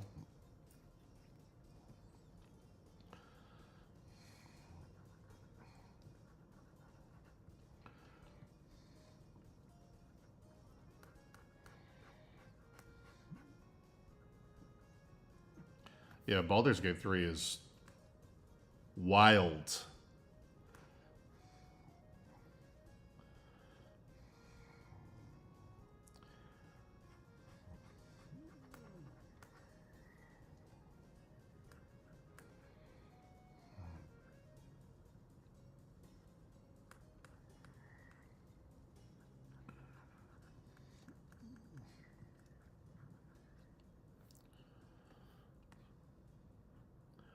Yeah, the From Software voice acting stuff is usually really good. Bloodborne's was good too. Together, the Serpent King is family. It's very, very Emperor Palpatine with Rykard.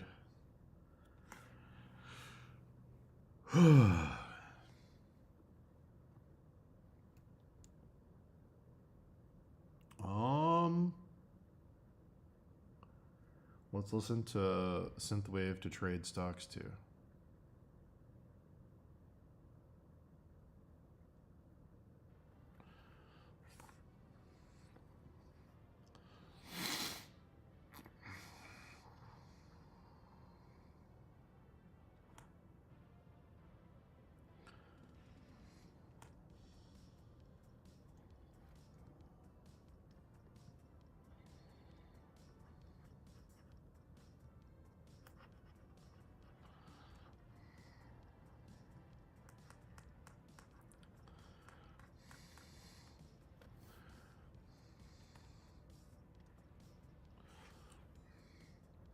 You say it's oddly specific, but look at this playlist.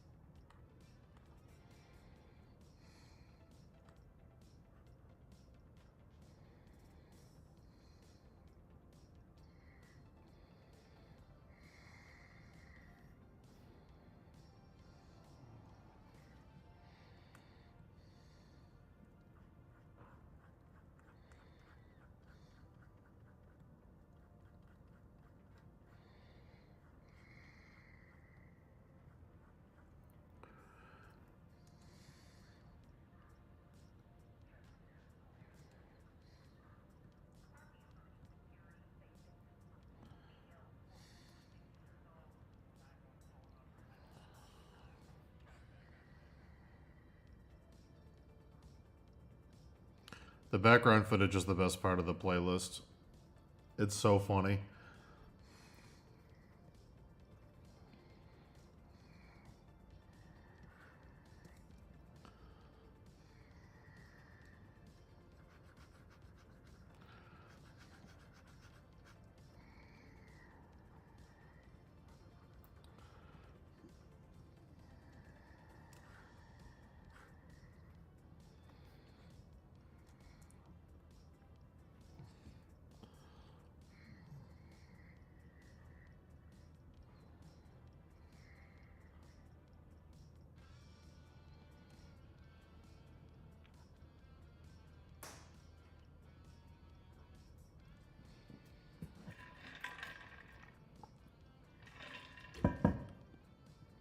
Synthwave is definitely good for workouts.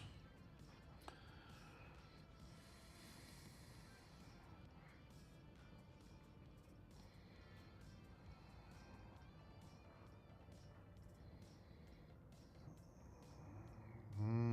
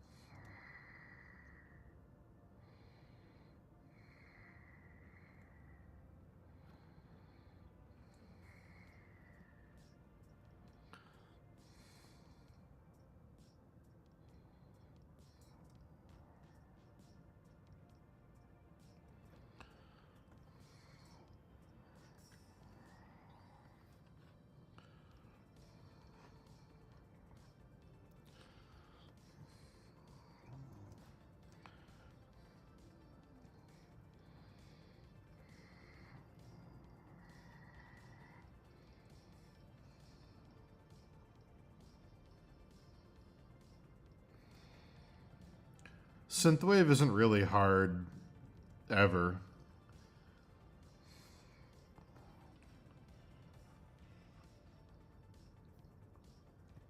Like, I wouldn't call like Carpenter Brute synthwave.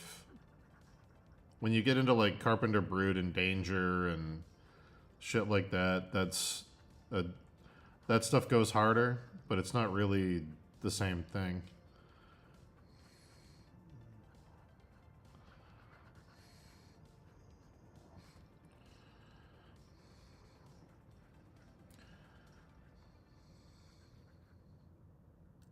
Carpenter Brute's probably my favorite, but I listen to Carpenter Brute too much.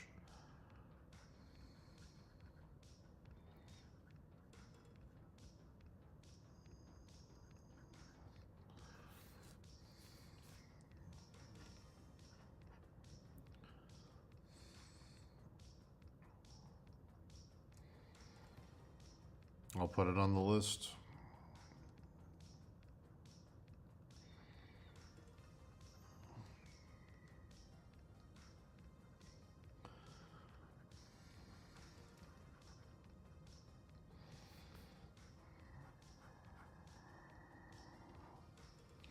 Perturbator's good. I usually get manned when I listen to Perturbator, though.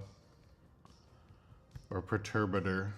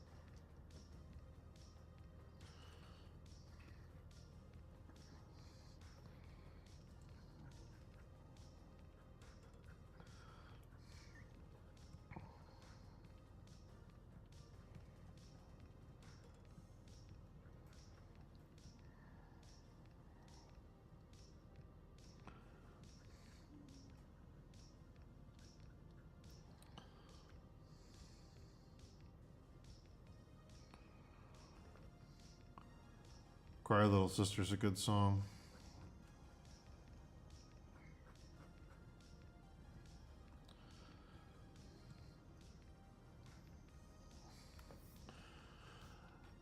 I have to make homemade corned beef hash for a party this weekend. Oh boy.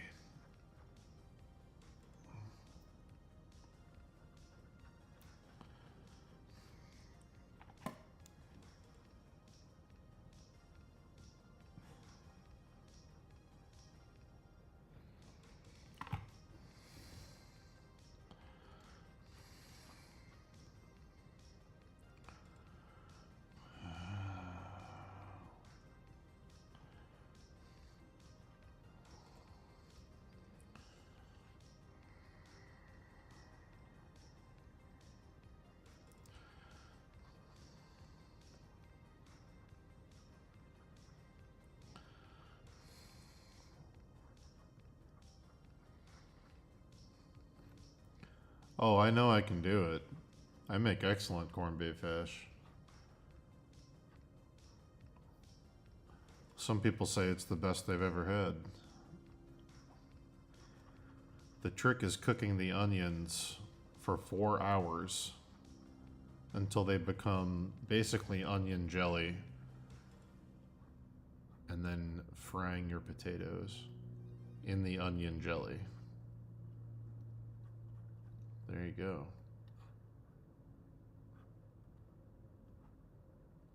You want to boil your corned beef till the salt is out of it.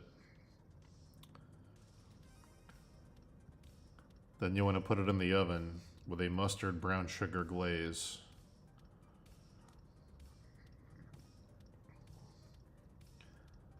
Then you want to let it sit overnight before chopping and adding to your hash.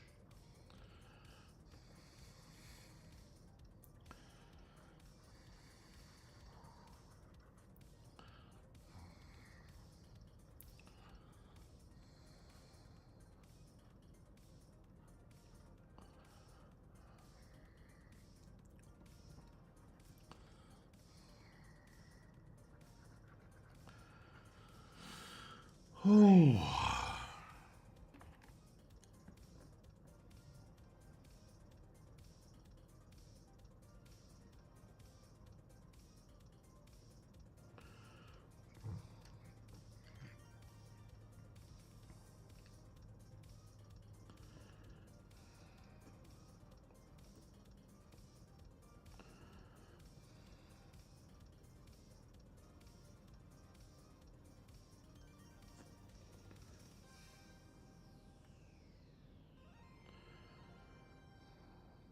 Please hold, chat.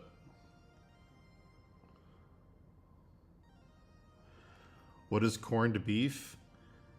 It is a basically salt cured cut of beef, common in English, Irish, Scottish, and Eastern American cuisine. It's a way to preserve brisket beef to make it last longer.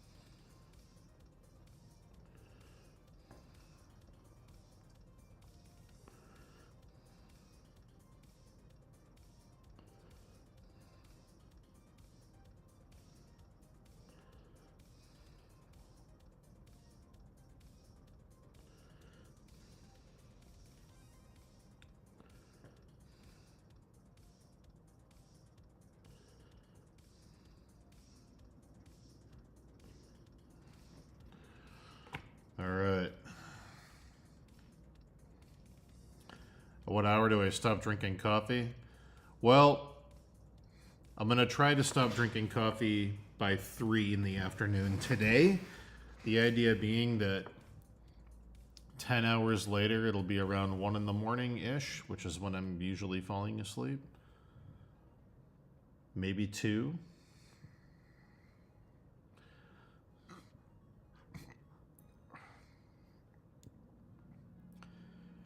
I do have a problem with coffee, though.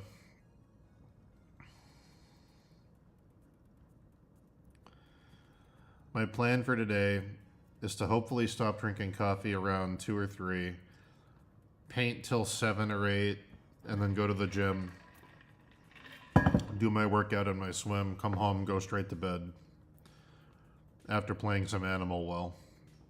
It's my plan.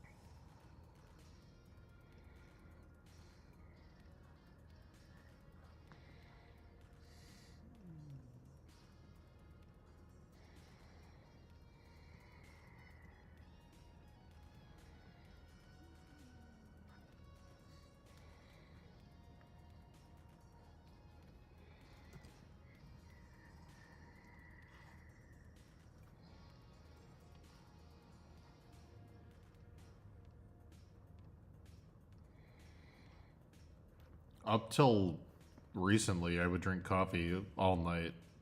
So,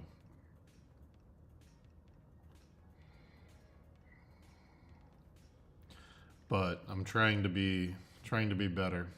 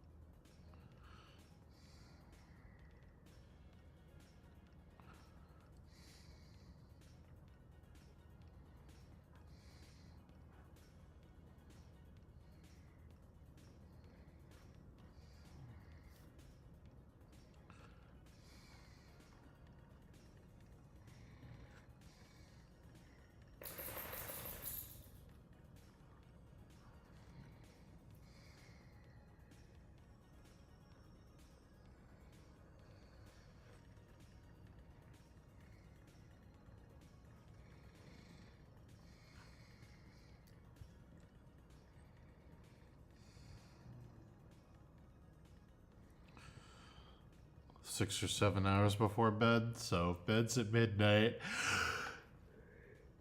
If bed's at midnight, I can drink till 6. Good news. You heard it here, guys. Maddie's a doctor, so I'm gonna trust Maddie.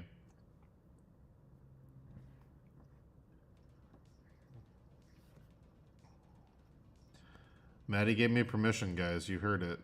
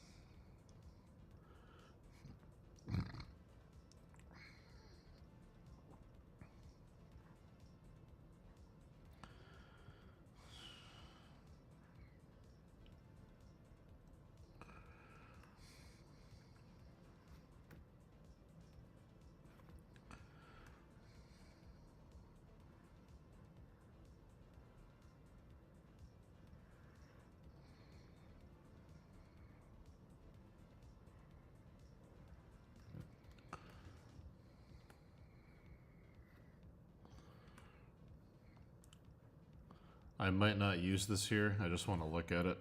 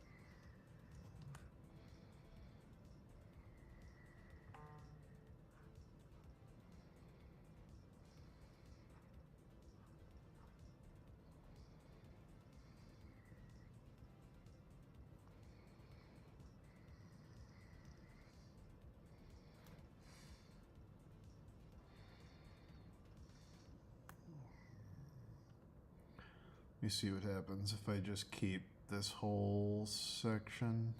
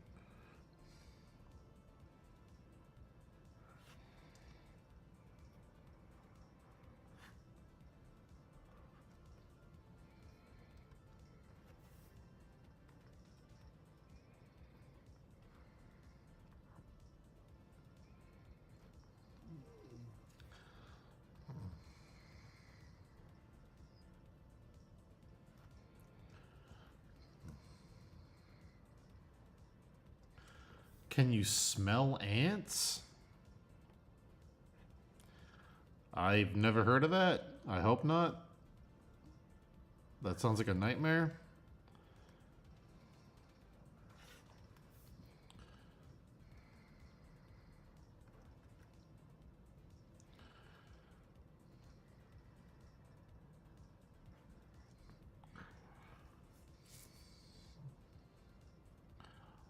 I don't hate putting that there, honestly.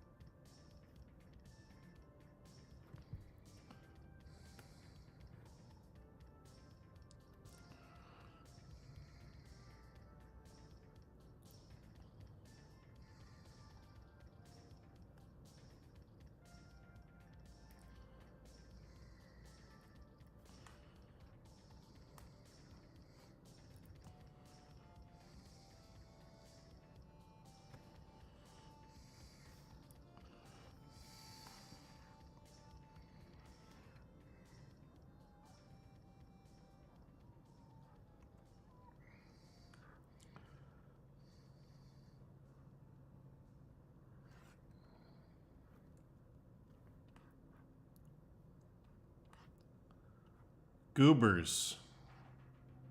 Now I can see the goobers. Oh my lord.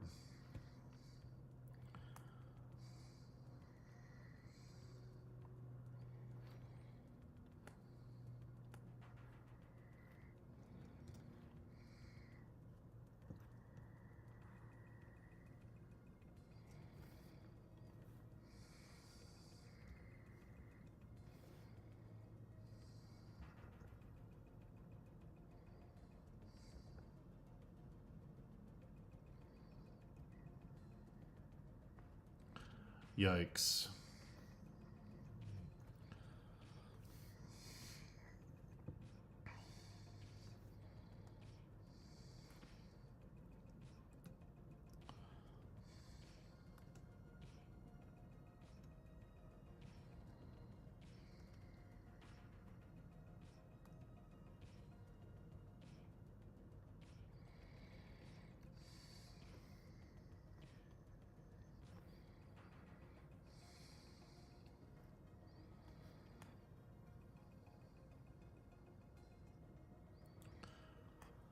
There's a lot of good books on architecture.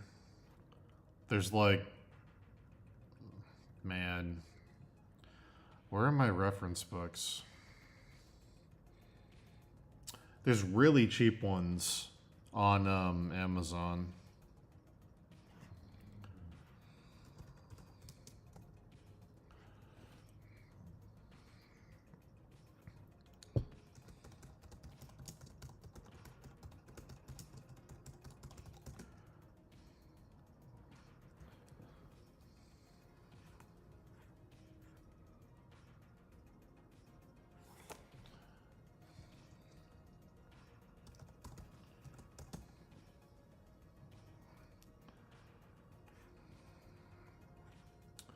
What are they called?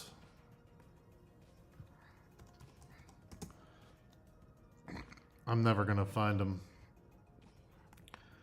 They're in my bookshelf.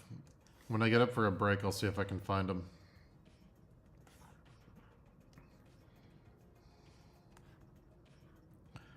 They're softcover books, and I got them on Amazon.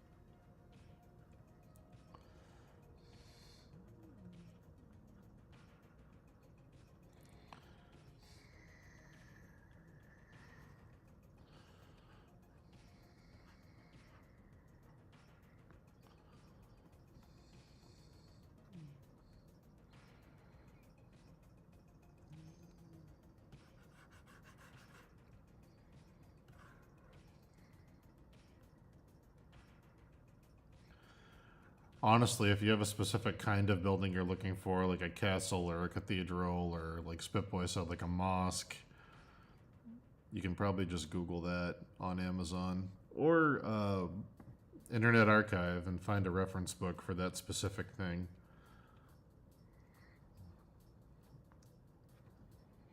There's tons of them.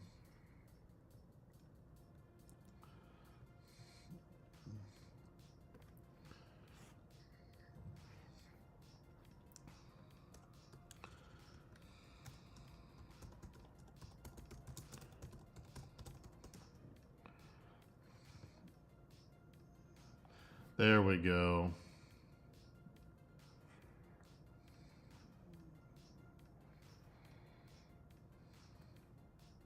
I found it.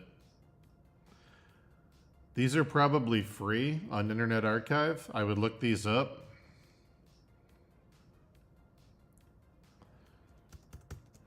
This is a good one right here. Oh no, this link is going to be too long.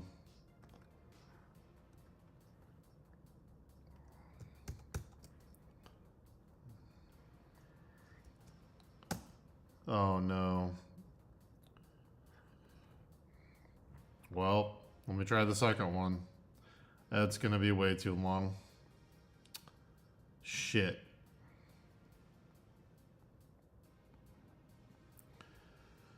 Here you go. Look up this one.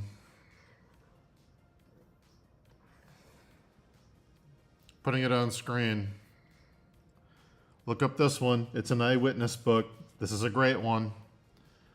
This is a really good one.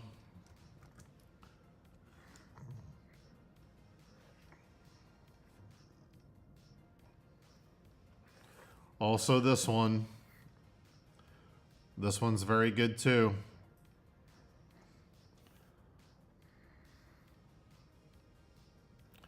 I will drop it in the Discord.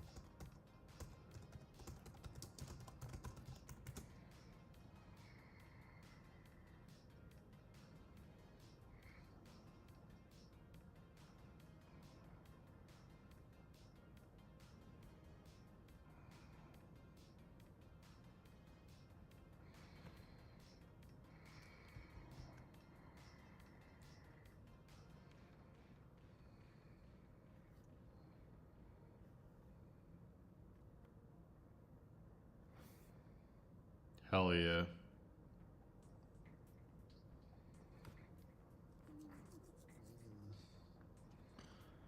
How do I make you a Discord mod? I don't even know how to do it.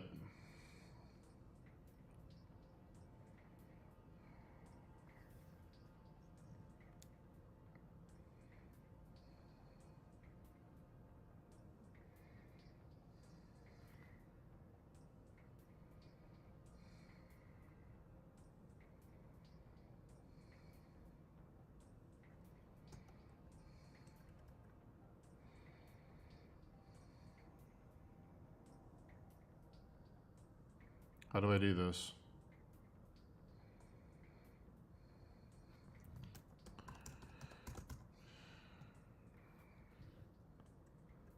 I don't know how to do it. I don't know how to do it. I don't know. Sorry, buddy. Yeah, it says there's no roles. Do I have to create roles? What do I don't understand.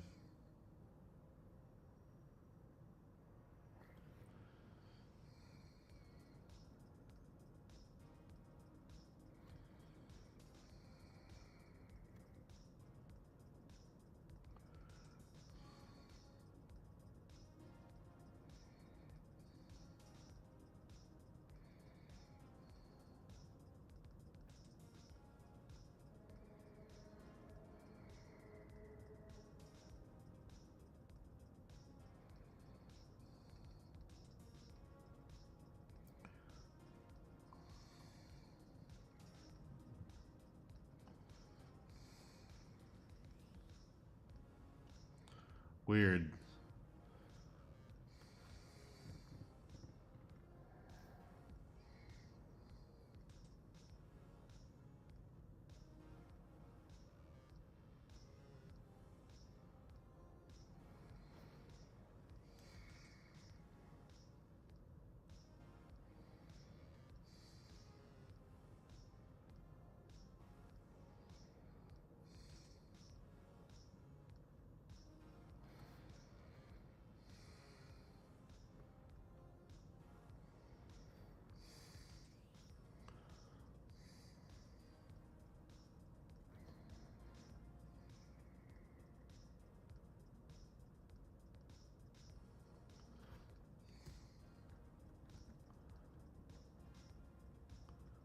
Do I have to create roles? What do I do? This is weird.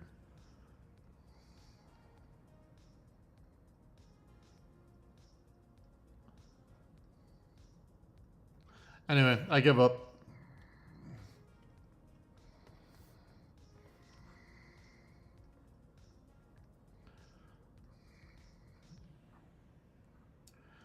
Remind me later, Sharky. We'll figure it out.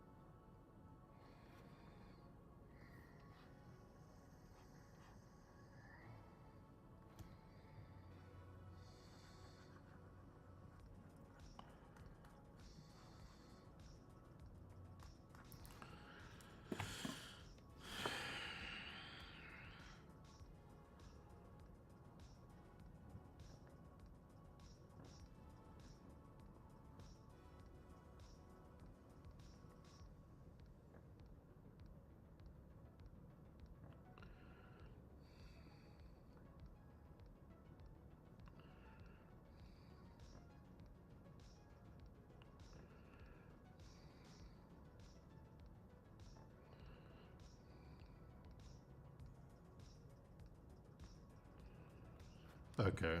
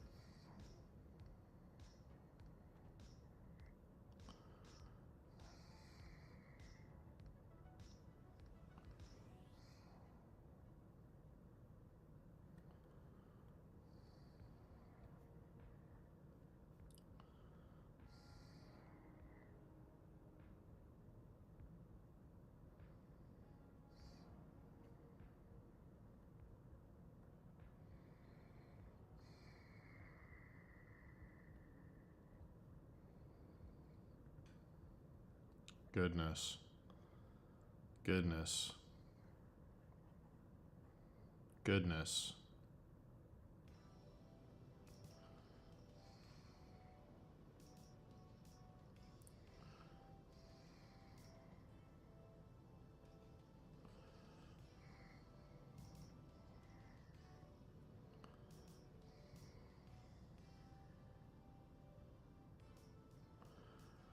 Please hold, chat.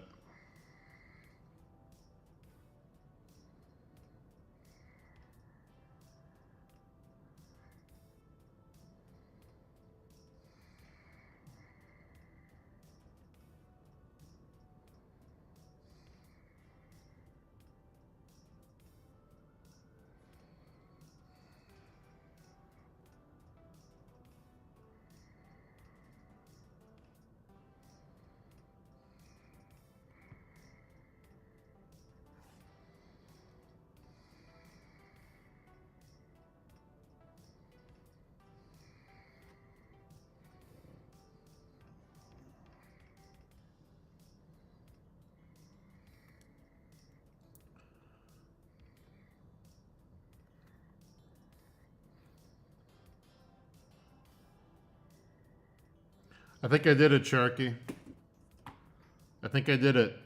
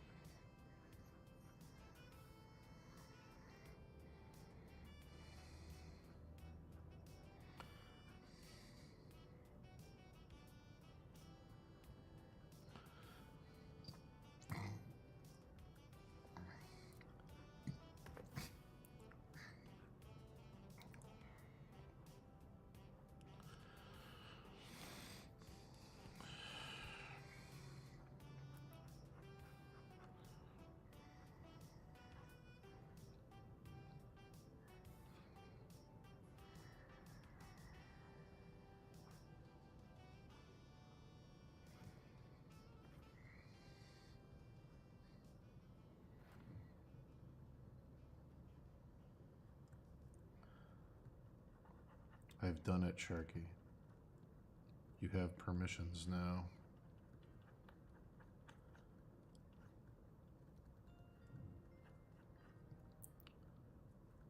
It's been done.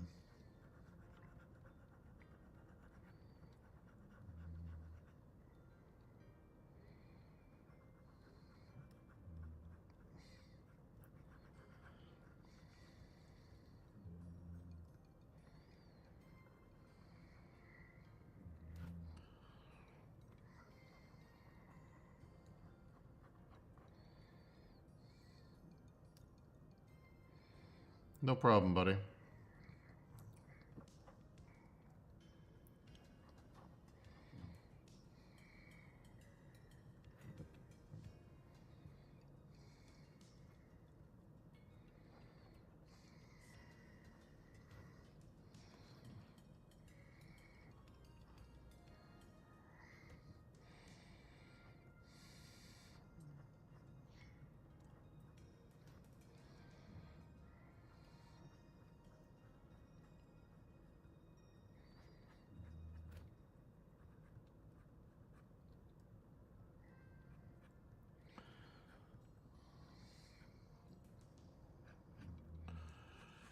All right. I don't hate that.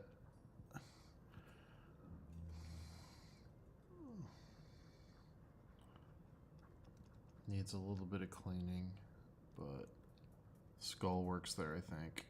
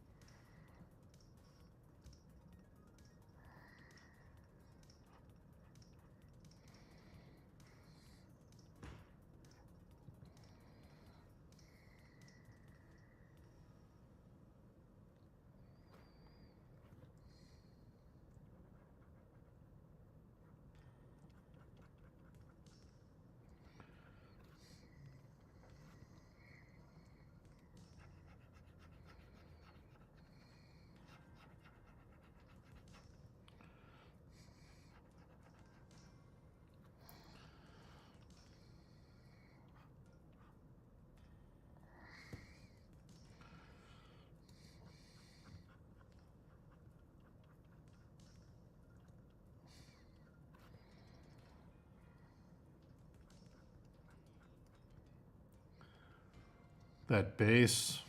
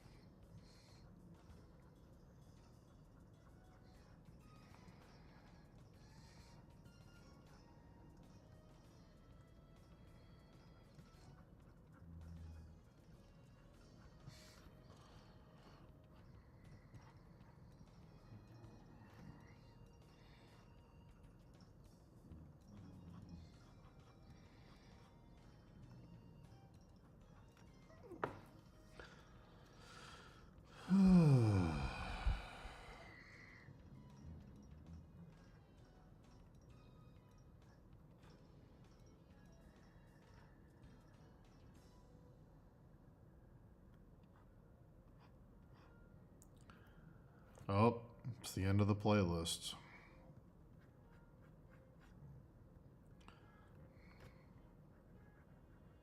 Mm-hmm.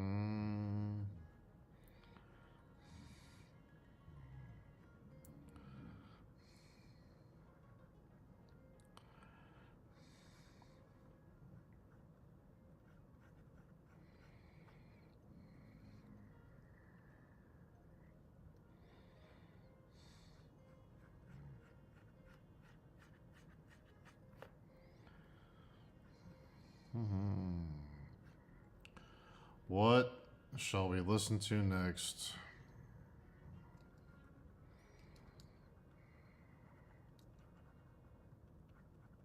What shall it be? Chart. What's it gonna be?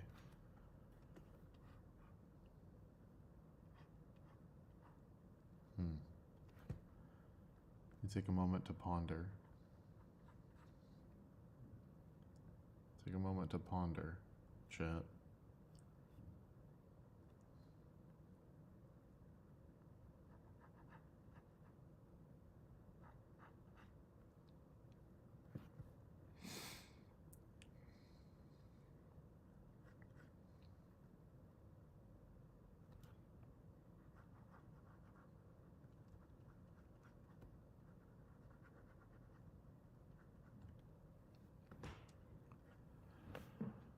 Oh boy. What will I listen to next? Maybe nothing. Maybe we'll just sit here in silence, chat. See how long you guys enjoy that.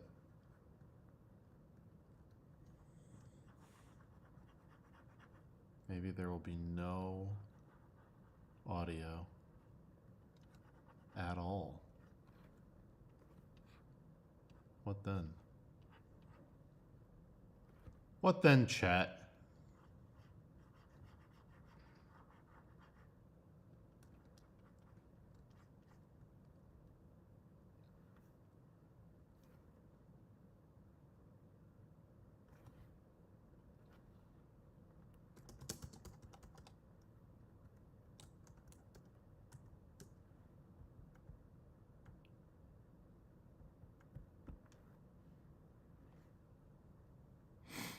Hmm.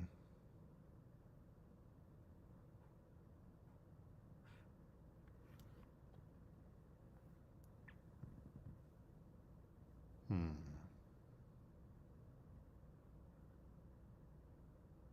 Hmm. Hmm. Hmm. Hmm. Hmm. Hmm.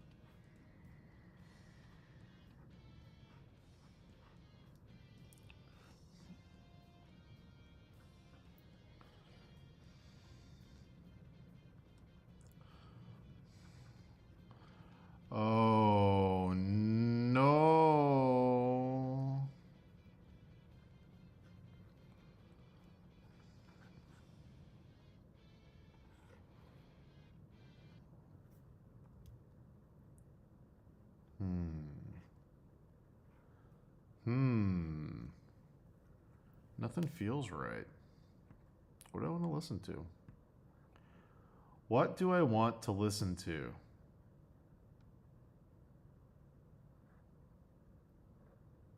Hmm. Hmm. Sorry, Chad, I'll figure it out.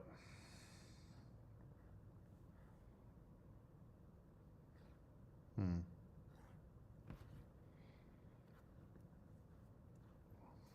Man, it's getting hot. Man, it's getting hot. I don't know. This better not have vocals. I'm taking a risk.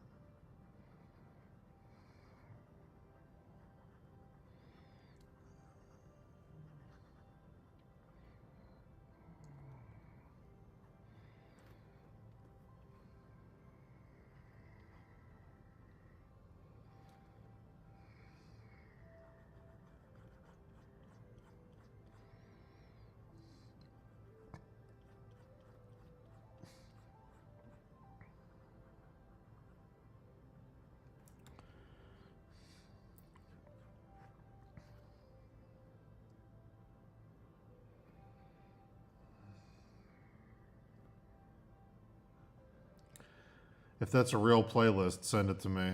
Because it's probably by the people that did the stock market one.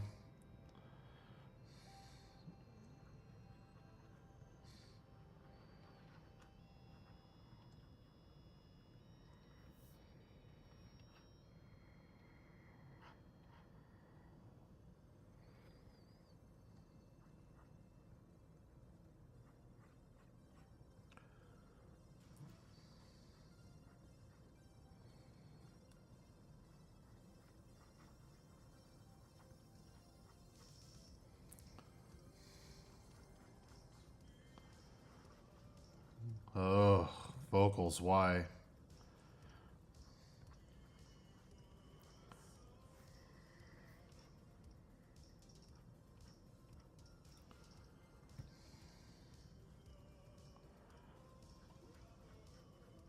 Stop it.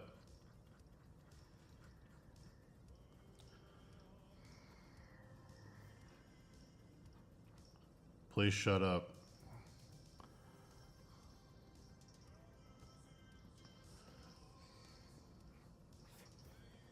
I can't listen to this shit.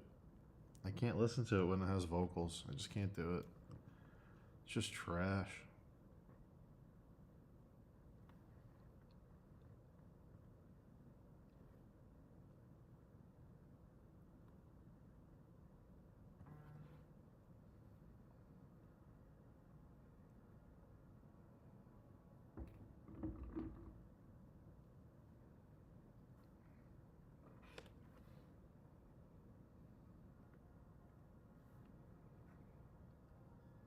Oh, weird.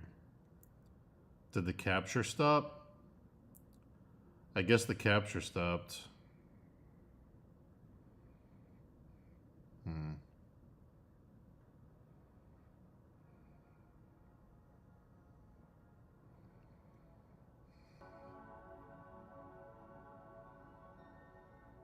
There we go. That was an OBS thing. I had to restart the capture. Weird. I wonder why that happened. Let's try this.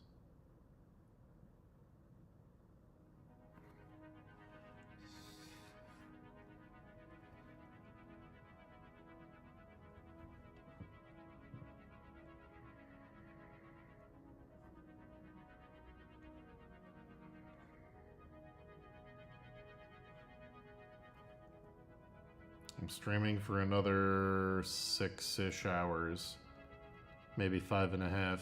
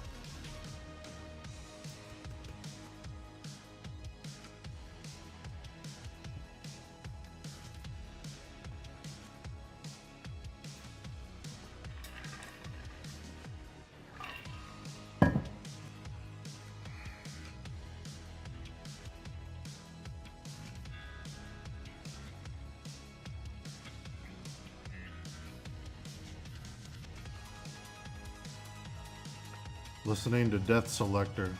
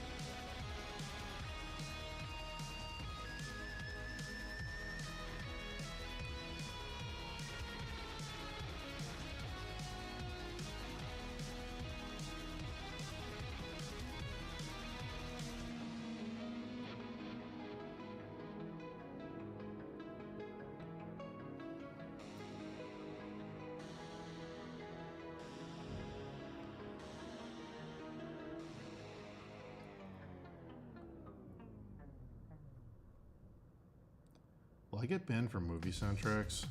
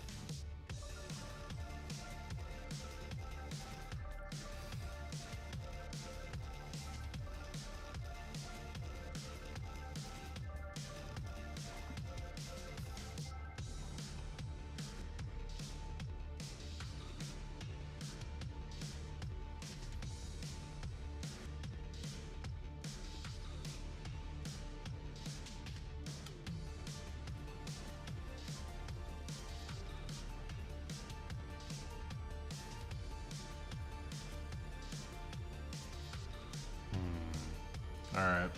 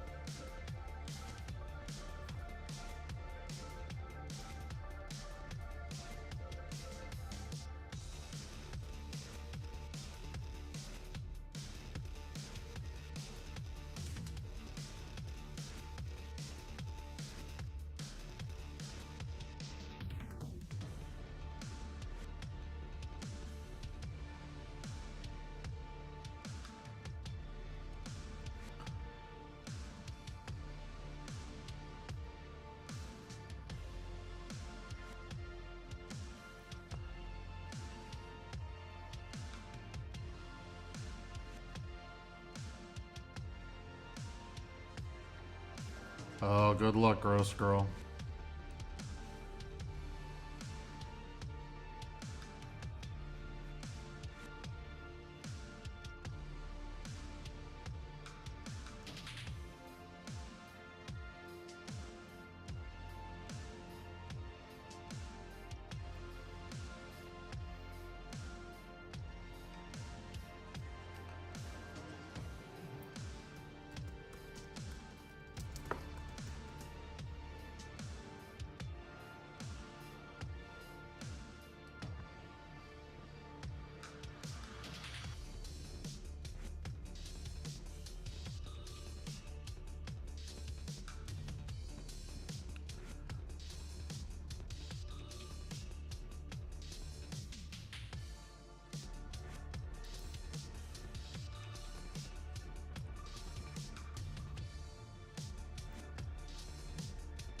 Holy shit. Oh my god.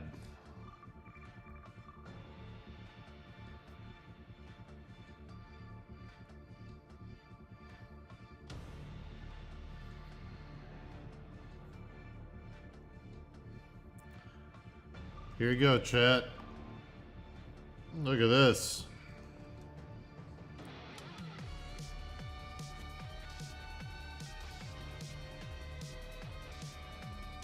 Damn.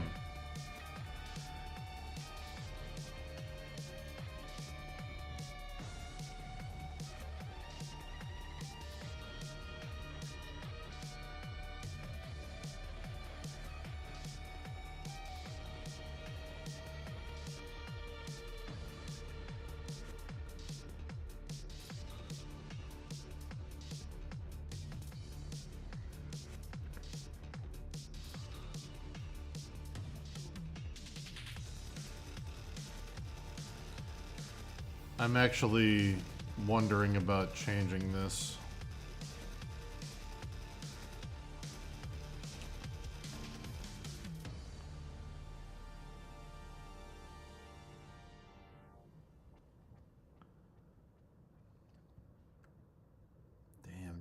do you...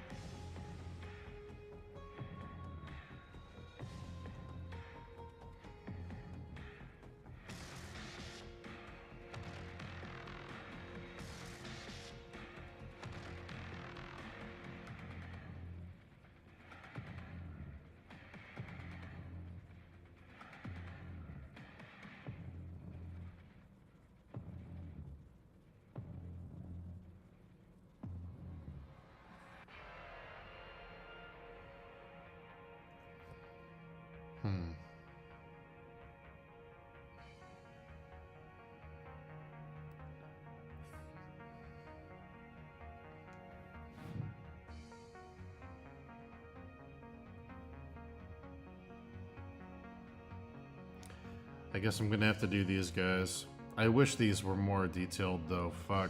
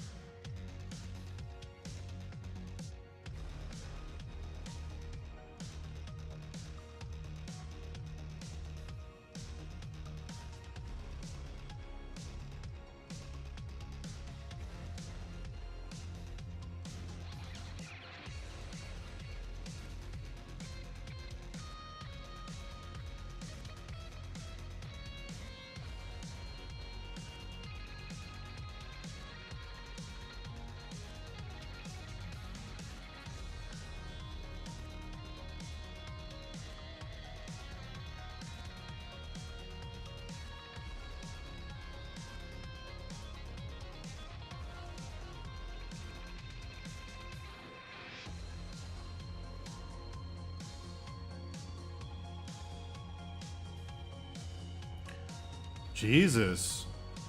Another prime minister got shot.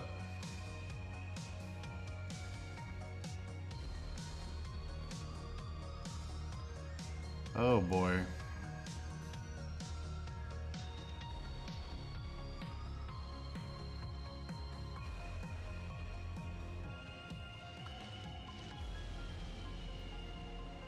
Only you can decide what to do, Sharky. I would charge money for your work if I were you, but only you can decide. Don't feel weird about taking away from other artists. I mean, it's literally an artist alley at a convention. Like, you're good.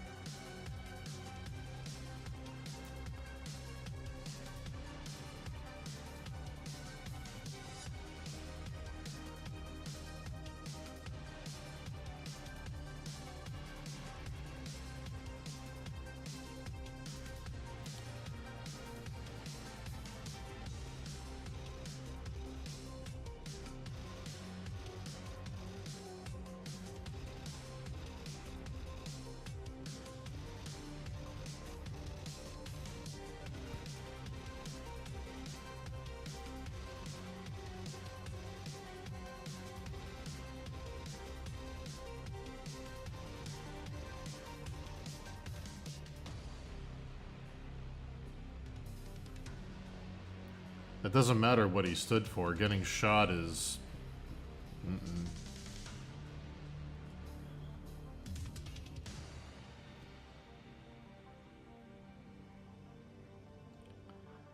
Who shot him? Do they know? Just some crazy random person?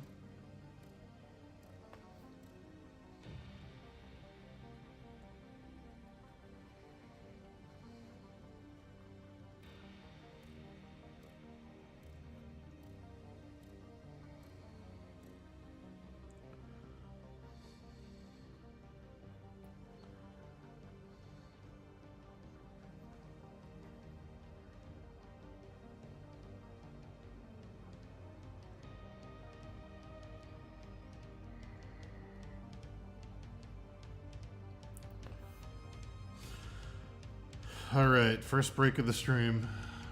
I'll be right back, guys.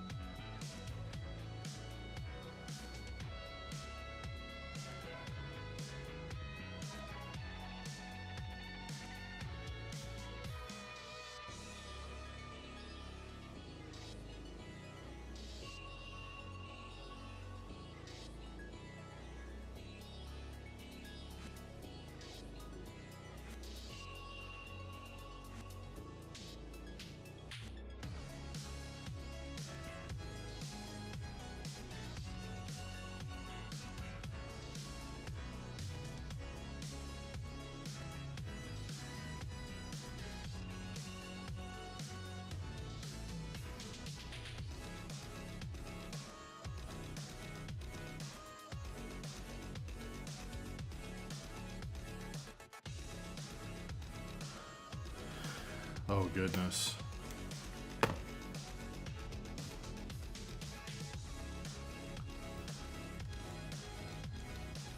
Shays, I can't tell if you're trolling. You seem like a citizen of the internet, so I think you know who Sam Hyde is, so I'm going to assume you're trolling. If the news is reporting Sam Hyde, that's a meme.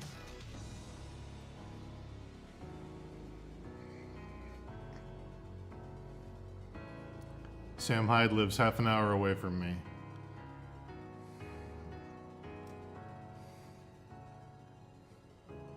He's an internet comedian who is blamed for every shooting.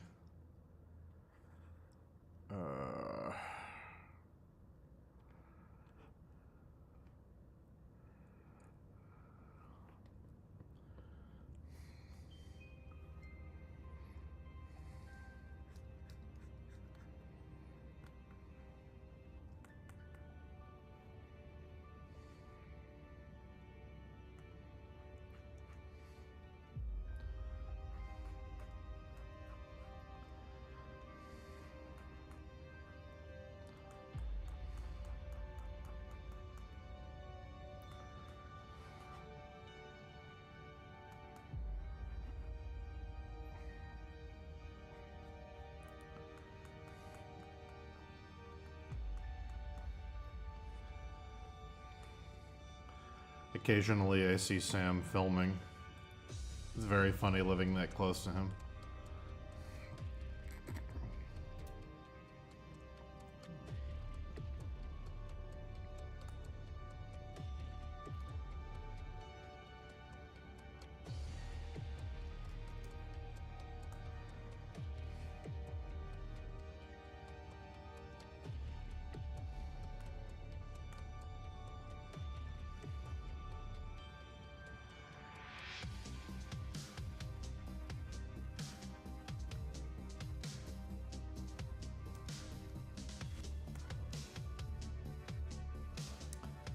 Find out if I have to dog sit tonight. Hold on.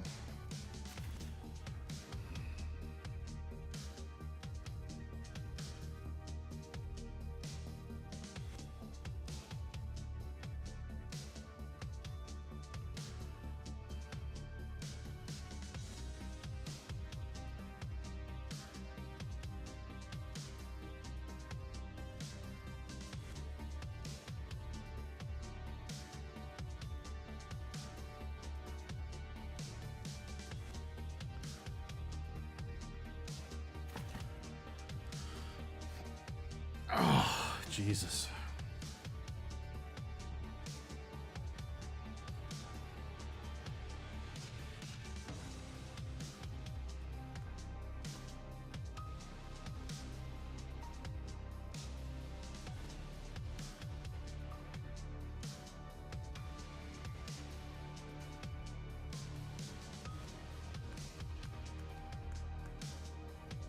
Sam had a reality show?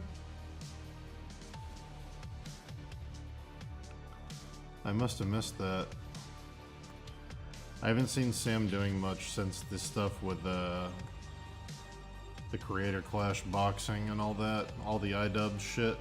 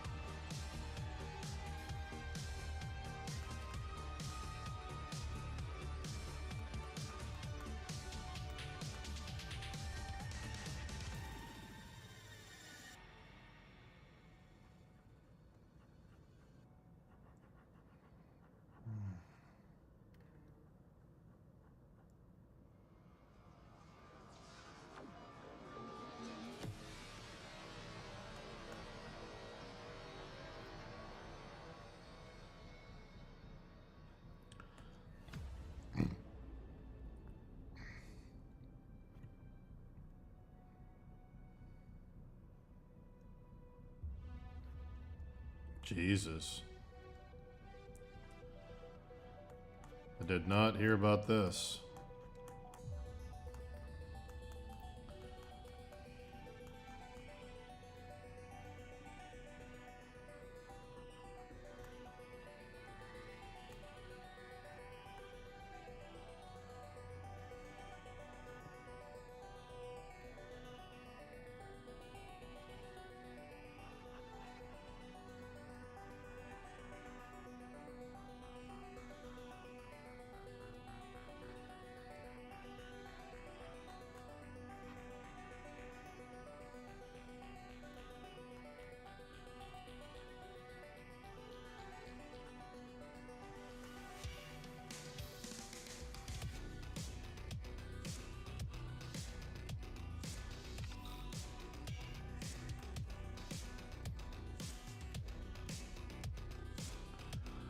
That's too bad.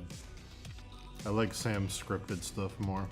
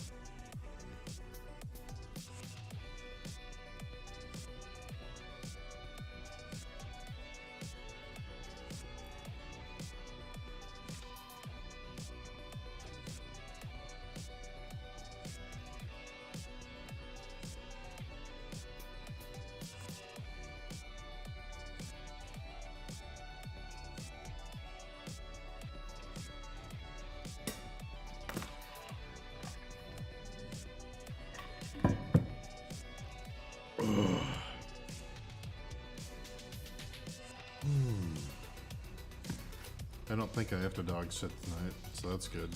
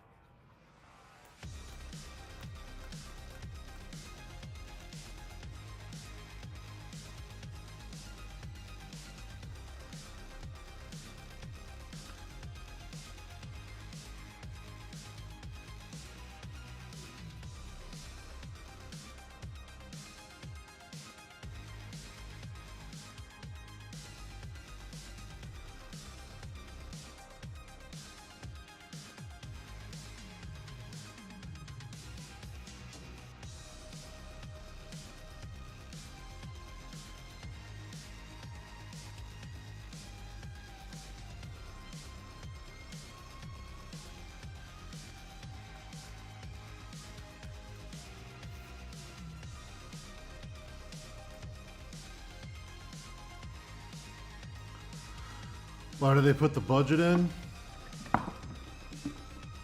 I have no idea.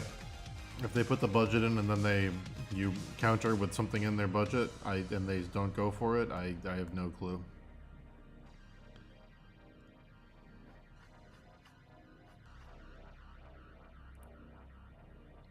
That's kind of infuriating.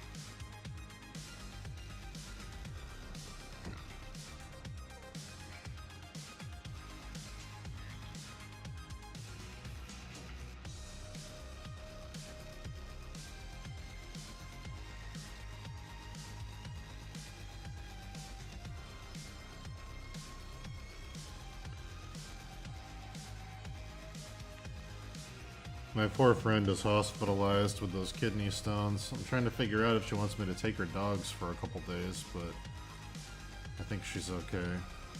That really sucks. Pregnant with 3 kidney stones. What a fucking bummer.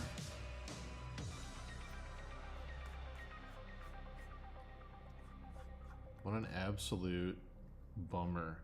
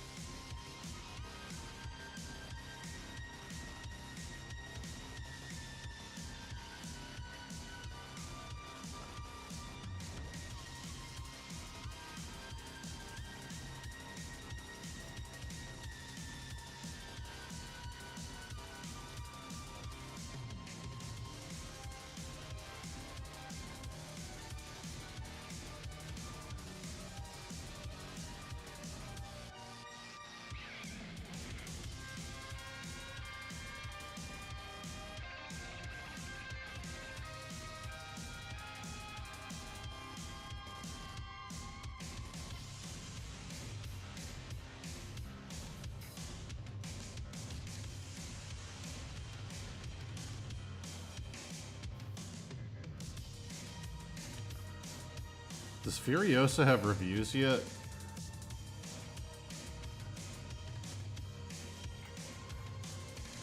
What a delightful surprise.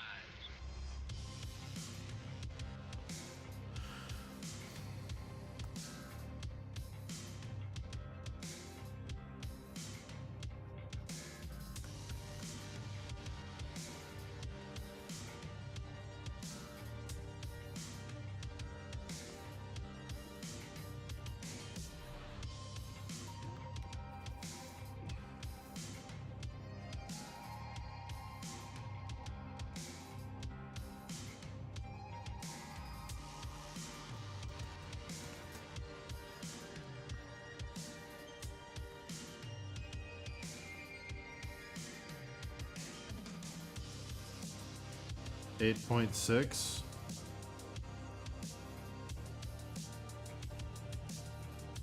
But that's only critic reviews. Okay, comes out next week.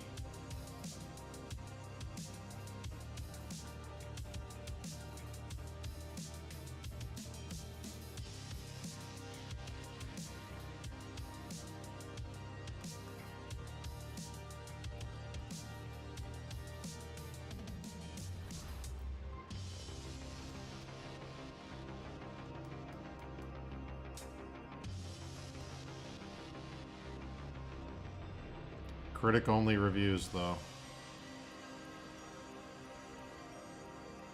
It might be higher or lower with audiences. I really hope it's good. George Miller fucking crushed it with Fury Road.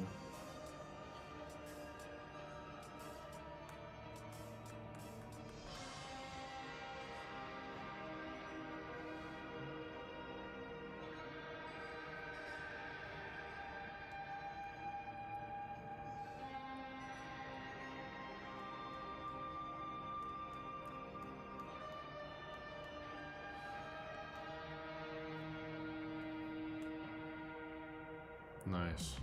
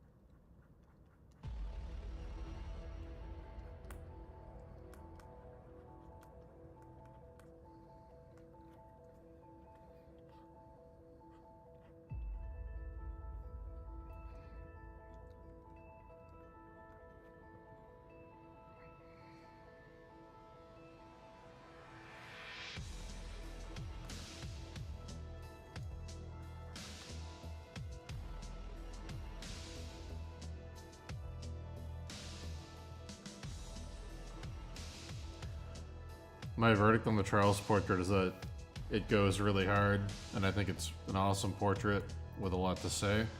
And I think the reason they approved it is because they're making a very calculated point to show that they understand the monarchy is not above criticism.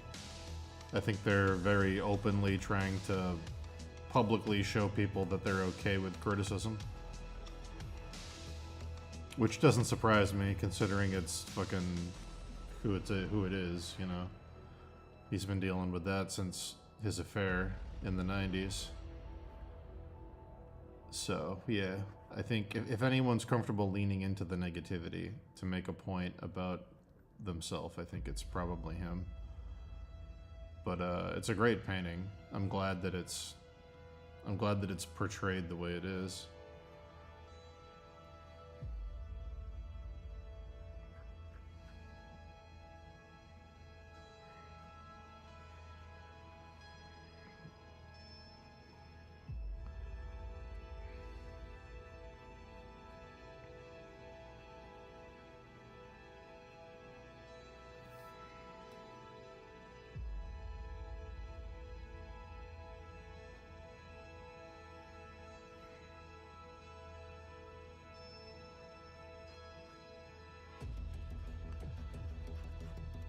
I mean, what it looks like is From Software concept art. It looks like, you know, he has scarlet rot.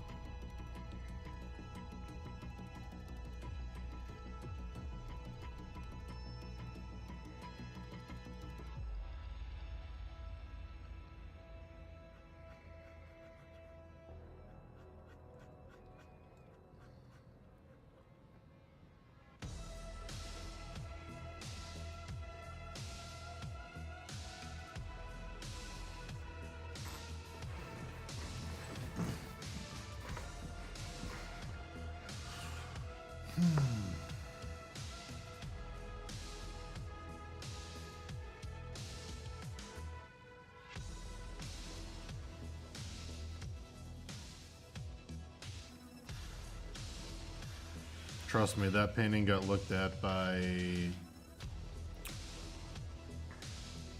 100, probably 100 public relations specialists before it got unveiled. Believe me, they are well aware. They are well aware of what they're doing. They don't do anything that isn't calculated.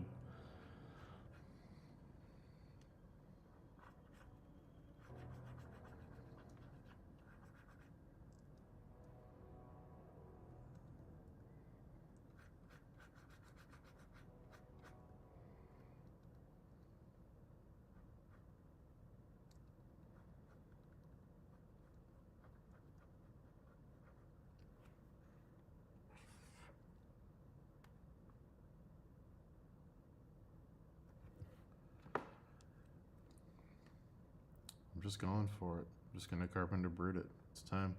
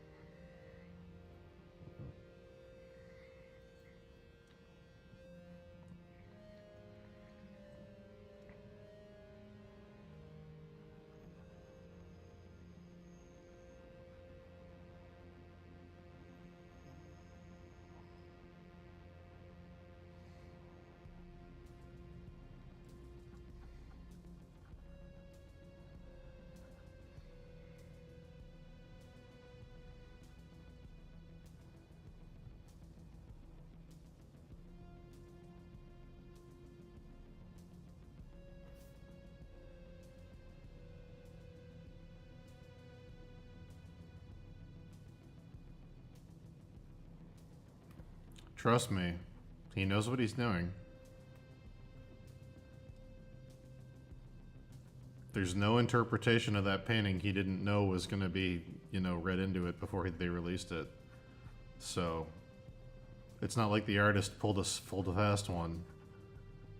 The king is fully aware of what the commentary is. They still chose to release it, so just be aware.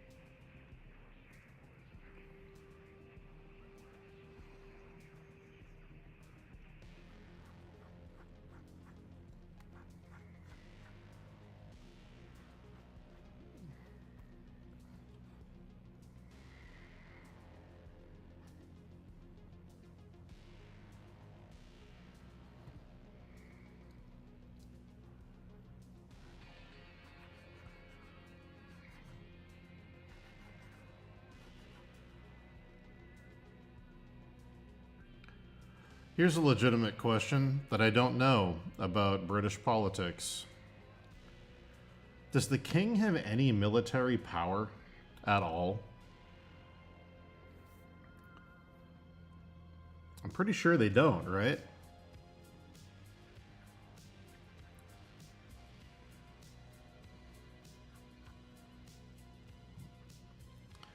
It's not an America type thing where the president is the commander-in-chief, right?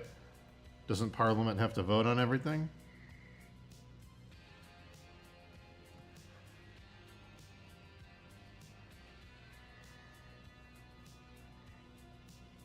Yeah, I didn't think so. Isn't the king basically just like a glorified landlord at this point? Isn't the whole point of the monarchy that they own like 80% of the land and they're leasing it out to the country? Isn't that essentially where the power comes from? Is like they're just like landlords?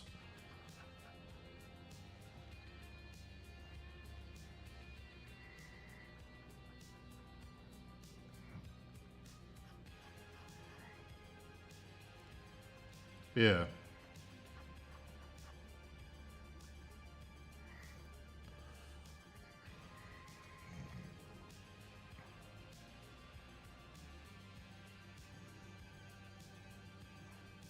They don't even have like a veto, right? Like, if Parliament decides to do something, the king can't, like, go, yo. I know the House will, like...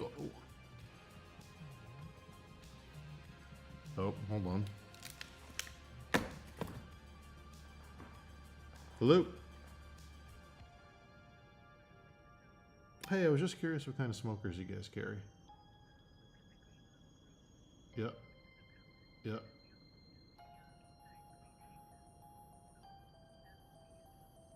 Okay, cool. I didn't know if you had any other brands, but thank you.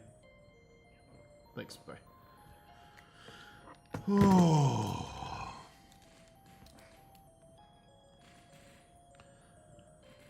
Dan, let me tell you something. If you get to the Temple of the Ancients, just stop. Just stop. Fight the demon wall, and then put the controller down. Don't let the game ruin itself.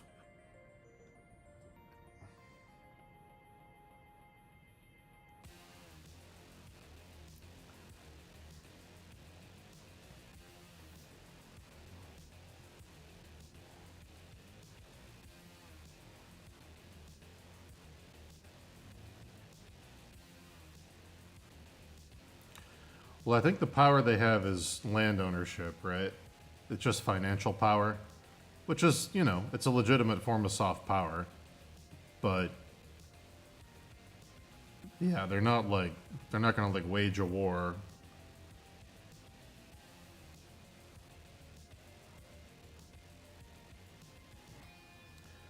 At least get the gold saucer, Dan.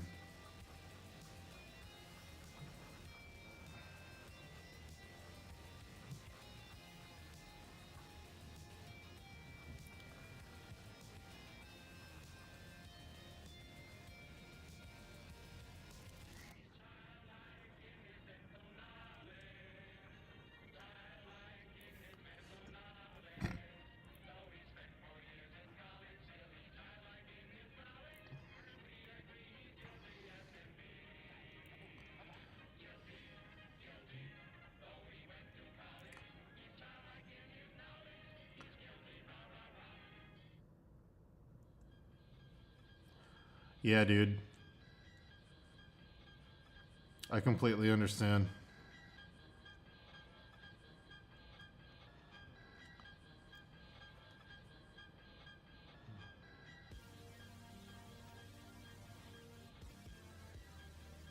Just get the gold saucer, Dan. It picks up.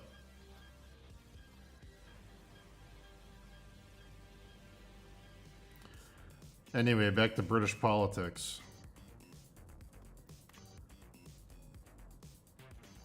The reason I thought a lot of people's takes on the painting are interesting is because bathing in rivers of blood isn't really, like, relevant to the king anymore. Like, you could say that he was born of a river of blood, maybe. Like, maybe, like, you know, a lot of blood and suffering led to the monarchy. You could say that, but, like, what's the king gonna do? He's not gonna wage a war. I'm not gonna do shit. Because he can't.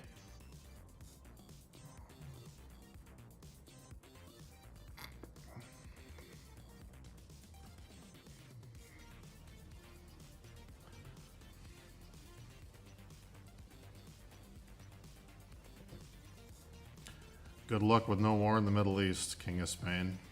I don't see that happening anytime soon.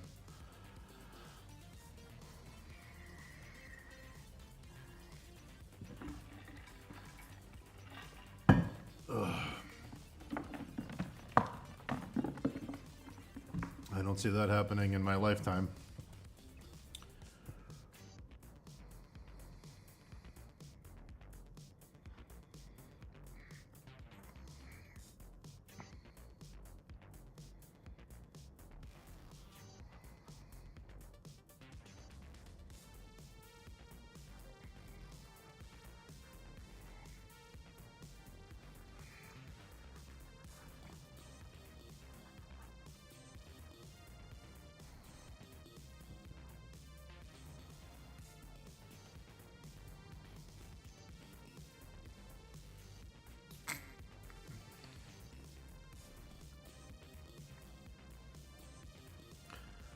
Oh, Dan, you don't have to play Queen's Blood. There's no reward for it.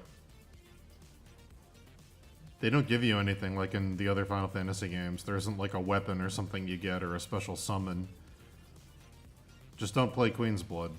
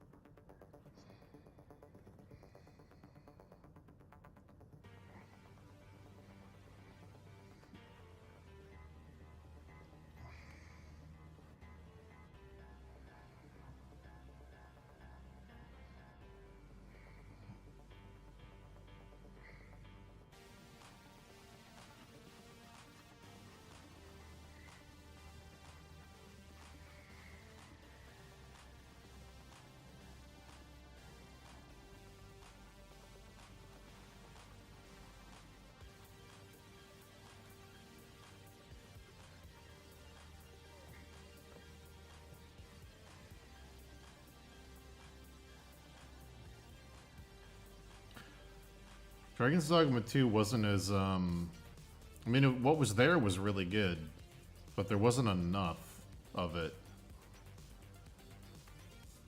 I wanted more. It got kind of repetitive. I'm assuming the DLC is going to be amazing, but I don't know. It bothers me that there wasn't more in the base game.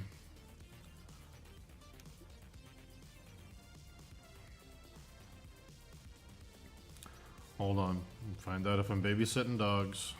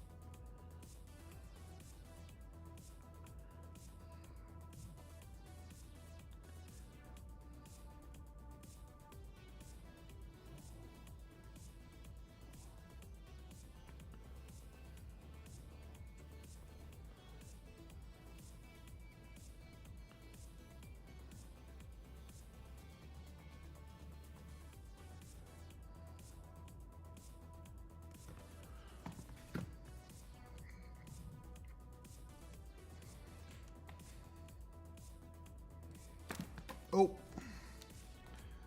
How many times am I gonna do that? Yeah. I was hoping this whole game would feel like Better Black Isle, but I don't think Capcom realized the really good part of that game was the DLC. I don't think they understand that, like, base game of Dragon's Dogma is like, it's good, but it feels like empty. But Bitter Black Isle is like, that should be your game. It should just be tons of dungeon diving. Like, it's so good. But, man, yeah, I don't know.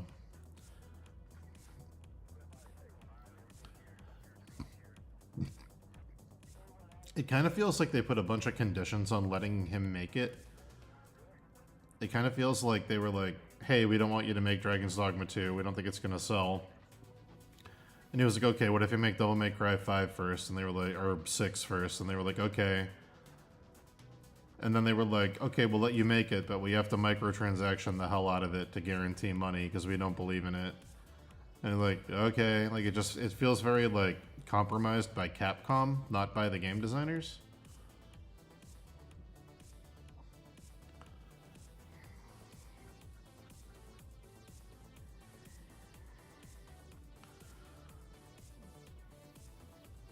Here's what I want.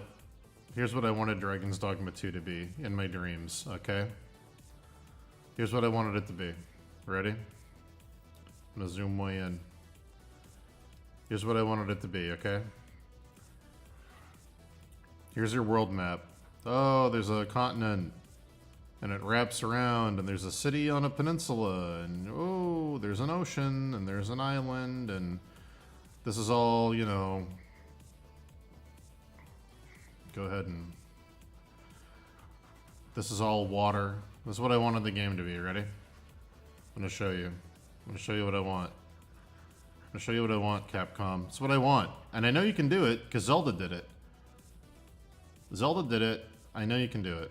Here's what I want.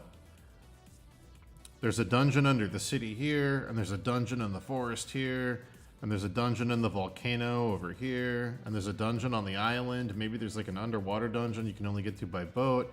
There's a dungeon over here in the mountains, and there's just like cool dungeons, and all the dungeons are huge. And then you start to realize when you fill out your dungeon maps, wait a minute, all these dungeons are connected, and it's a giant underworld of connected D&D style crazy dungeons that have all different themes and things, and there's like a big massive underworld that's all dungeons. That's what I wanted. That's what I wanted, Capcom. You already did it in Mega Man Legends. Why can't you do it again?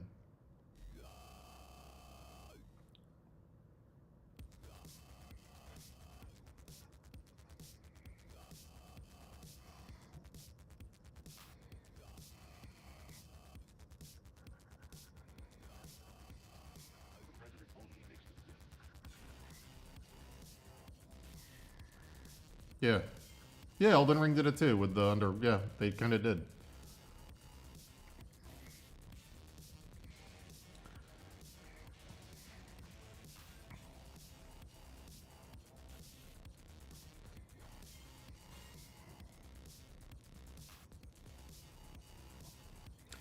At the very least, I expected 5 in-game dungeons. Like, I thought we'd get at least, like, 5. You know? I don't think that's much to ask for. In a D&D game.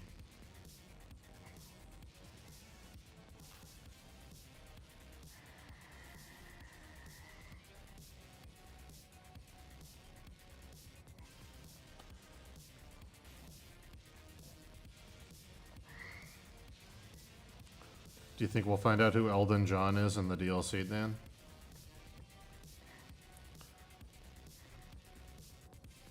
Finally.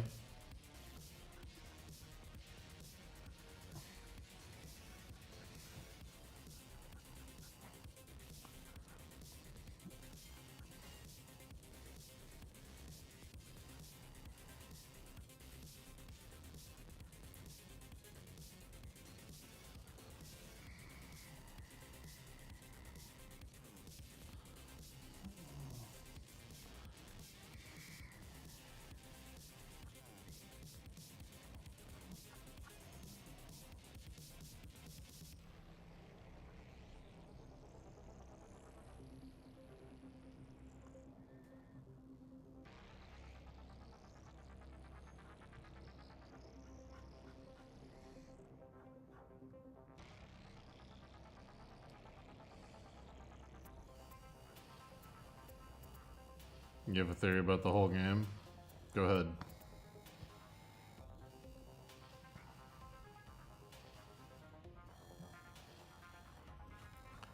Call in. Call in and we'll discuss your theory.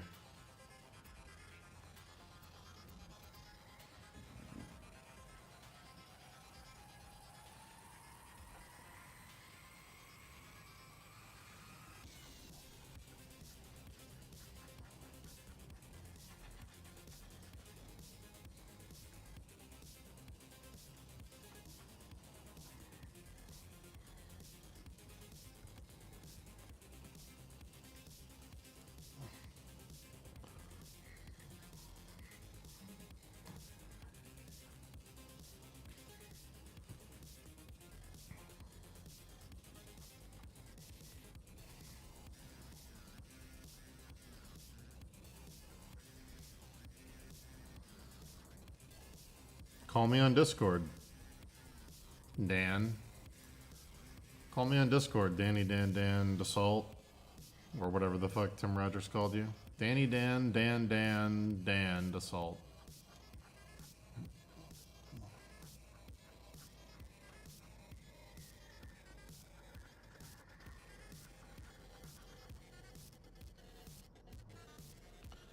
I would love to talk to you right now, actually. That would be a really good productivity booster. So don't tease me.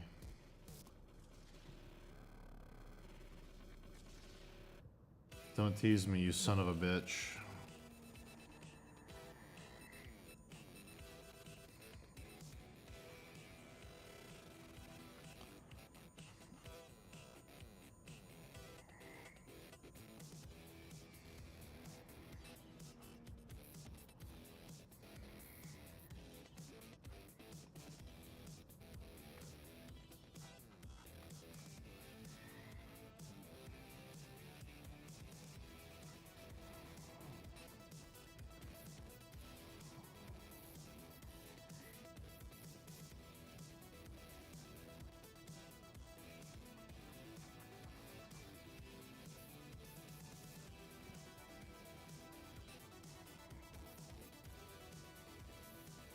Yeah, Discord on your phone works. Call me.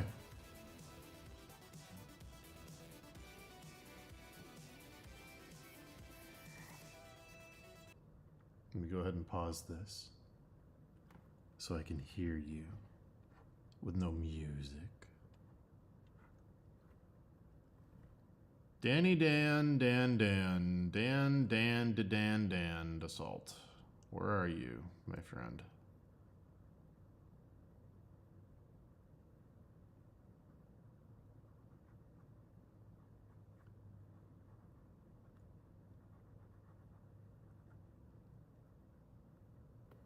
Oh. Hello? Hey, can you hear me? Yeah, I can. What's going on, buddy? Alright, I gotta figure out how to get this thing. I never use my phone for Discord. I gotta figure out how to get the sound to come out. It's all of the good. Speaker and not like Yeah, it's all good. however the hell. What's going on, buddy? Is this better? Yeah, it's There it better. is. All right. Yeah, it's good. Hey. It's happening. There's a huge delay on the video from the Discord call. That's okay. It's fine. The OBS delay is fucking abysmal. Oh yeah. Yeah. So yeah. So I've been watching I assume a lot of people have watch lore videos and stuff constantly. 'Cause, once you look at one of those Sure. things I recommend forever, Yeah. from Vati Vidya Been to watching what's her- Vadi and Smotown and Zully the Witch. Motown, yeah, Zuli the Witch, Queelag, all that stuff. Yeah. This is over and over again you keep seeing how artificial the entire substrata of the whole structure of the continent is. It has these huge pillars that everything's kind of structured on top of. Mm-hmm. And there's all this mention of stuff Mhm. kind of touching the outside of the the heavens or whatever, and they get mutated. Mm-hmm. I think the whole thing is little tiny people. I think it's like a homunculus type thing. I think the whole Yeah. thing's in a bottle. It's like a universe in a bottle kind of thing. I think so too. I think we're inside of some kind of weird egg or something, or like a seed, So there's because the whole game's based on alchemy stuff, and Yes. now there's always a tree inside of a sphere, like a bubble. And there's a reverse tree underneath it. It's like a yin yang flipped life death thing. So Yeah. I have a funny feeling we're in a snow globe basically or something. Yeah, it's exactly that. Yeah, it's like a hermetic, or what's it called?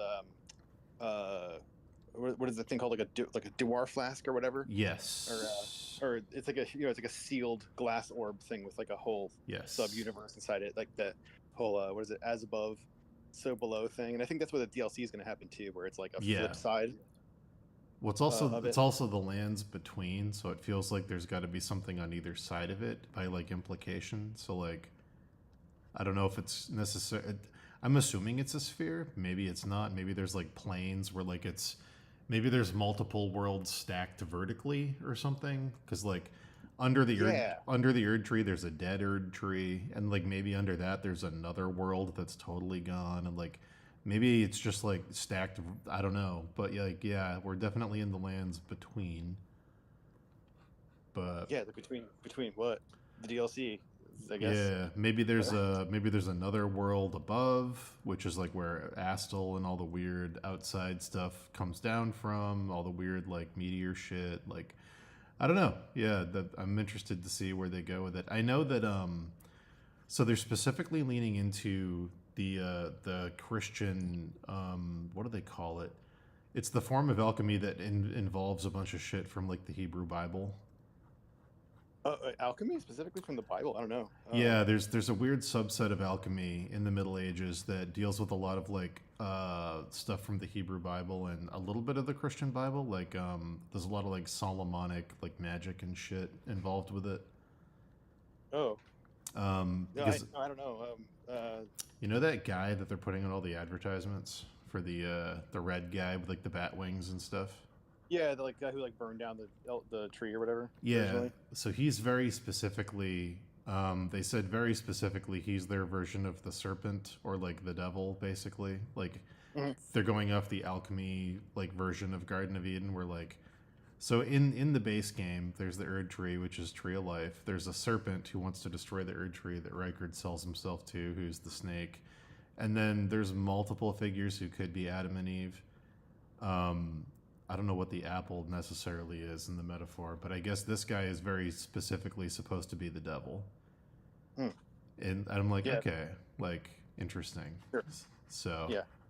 And yeah, there's all that stuff that like was it like snakes are like treated as like something very undesirable, whatever. Like all the what was it, the like arena combatants yes, or whatever, where like all snake stuff. they and all they're, wear like, snake stuff. Yeah. Yeah, they're all treated as like the adversary. Yep.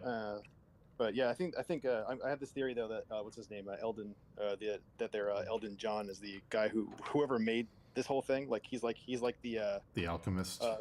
yeah, he's like the what's his name, the Trismegistus or whatever his name is. Yeah. Yep. So you think This we're is all everywhere. little people he's growing in a terrarium? Well, yeah, and like all of the old what is it called? All those like base, what are they called? Base reliefs or whatever the fuck it is. Yep. Best It- release. Yeah. It shows like people arriving on boats and then like planting these trees and then growing people out of the trees. Yep. So Yeah. like I'm painting I one of don't know. those in this piece up top here. I'll look at it. There's one of those reliefs here where it's a tree with little people growing off of all the limbs and harvesting weird little fruit. And the fruit look kind of like there's weird fruit growing off the trees that kind of look like fetal like eggs. yeah, they're like little people, I guess. And Yeah. all the things mentioned, the people coming from the trees anyway. So I don't know, the whole thing seems super artificial, and I think it's like growing in a bottle or whatever. Mhm. But I think Elton John is just like the progenitor of it. He's probably like he's holding like the Ten Commandments or whatever looking kind of thing. He's like holding a tablet, right? Yeah, he's like holding some kind of. I don't think it's a book. I think it's some kind of like scribe thing. But yeah, I can actually just pull him up right now. Yeah, Elton John. I don't know his real. No one No one does. knows his real. No one knows. But also, he might just be like, an asset, like a prepackaged asset thing He's too, of just he's, like guy. he's not a prepackaged asset. Yeah. I know for sure he's not a prepackaged asset because he has tree roots that look like hands growing out of his body. Yeah. Okay. So if you look Yeah, at and him, if you look at him here, chat, he's holding like a tablet, like a flat stone tablet, kind of like a Moses thing, but his legs have tree roots growing out of them. So he's Okay. like he's part tree or something. But yeah, this is Maybe it's also possible he's like the first. He like sacrificed himself to like become a tree. it's possible he could be like the Erd tree itself or something. I guess, yeah. Yeah. Or he's like a X-Death. X-Death, the greatest tree in the history of gaming. My favorite character from Final Fantasy Dissidia. He has a great voice in that game. I love that they Yeah. just went with X-Death and they're like, let's just not make him cool. Let's just keep him exactly what he's supposed to be. Oh yeah, what is he holding there? Oh, okay. If you look at it the wrong way, it looks like he's holding bagpipes. No, he's holding a stone tablet that's like cut sort of the same way that I think they intentionally tried to make it sort of look like the Rosetta Stone. So maybe there's some kind of weird iconography there. Yeah, but the whole thing with like what is it like? I keep watching this stuff about what's his name, Godwin and all that, and like the Mhm. whole Night of Black Knives having like because they killed his soul, so he's like his whatever his immortal soul is dead, but his body like because the rules of death are broken, his body Yeah. just keeps generating more and more like cells or whatever, and he just Yeah. turned into like a giant flat face thing. Well, they're going off the weird alchemical idea of death, which is that death is something that gathers around you as you age. It's like a patina that you get, which is why they went with tarnished as the motif. So, like, Uh, in the Middle Ages, they thought death was a thing that you accumulated over time, the way that, like, you'd build it up as your age increased. And by the end of it, Stephen King does a version of this in Dr. oh, the Sleep. Doctor. No, no. Right. In Doctor Sleep, he does a version of this where when people are about to die, the psychic character Danny thinks they're covered in flies. He calls them death flies. So like the older you get, the closer to death you get, the more flies are on you until eventually you're covered in flies and you die. Mm. So they're Well, going, yeah, yeah, materials as well. yeah. The reason. So like the death birds and some other creatures in the game are like supposedly that's what they are. Like people can't die, so the death that they're accumulating that should kill them just keeps accumulating to the point that it's becoming its own being. Because it's kind of like I don't know if you were like sweating a lot, eventually there'd be so much water that you'd like it would just like drown you. Like that's kind of what they're going with is like all these things are alive and they're not allowed to die because the rules of death are broken, so they're just Yeah. accumulating more and more and more death. Like exhaust from a truck, basically. Like the exhaust is just becoming a fucking cloud everywhere.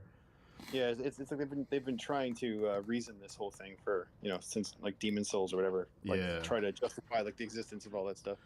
But this one seems like it's the most thought out. I guess I don't know what part comes from. There's a What's- lot. There's some Kabbalah From what? stuff. There's some alchemy stuff. There's some very specific Gnosticism and Christian stuff. There's like Demiurge and a couple other things they've reused before, all the Yeah. way back to Demon Souls. But yeah, yeah. I don't know. It's pretty cool though. It's I don't know. Destined to death. I still haven't beaten the actual game. Oh yeah, I finally beat it, and I went right to New Game Plus, and now I screwed myself over. I think because now the DLC is gonna be super hard, right? I don't know. Honestly, I don't know. Is does anything interesting happen? Well, I guess don't tell me because I'll probably beat it before the DLC comes out. I mean, yeah, it's like nothing you don't already know, but I guess it depends on like which like what is it, the which rune or whatever you went after. Yeah, which rune you use to complete the ring? Yeah, I don't even remember. I truthfully don't remember. I think I did the Dung Eater one, Jeez. which I don't even know. I might have bugged it.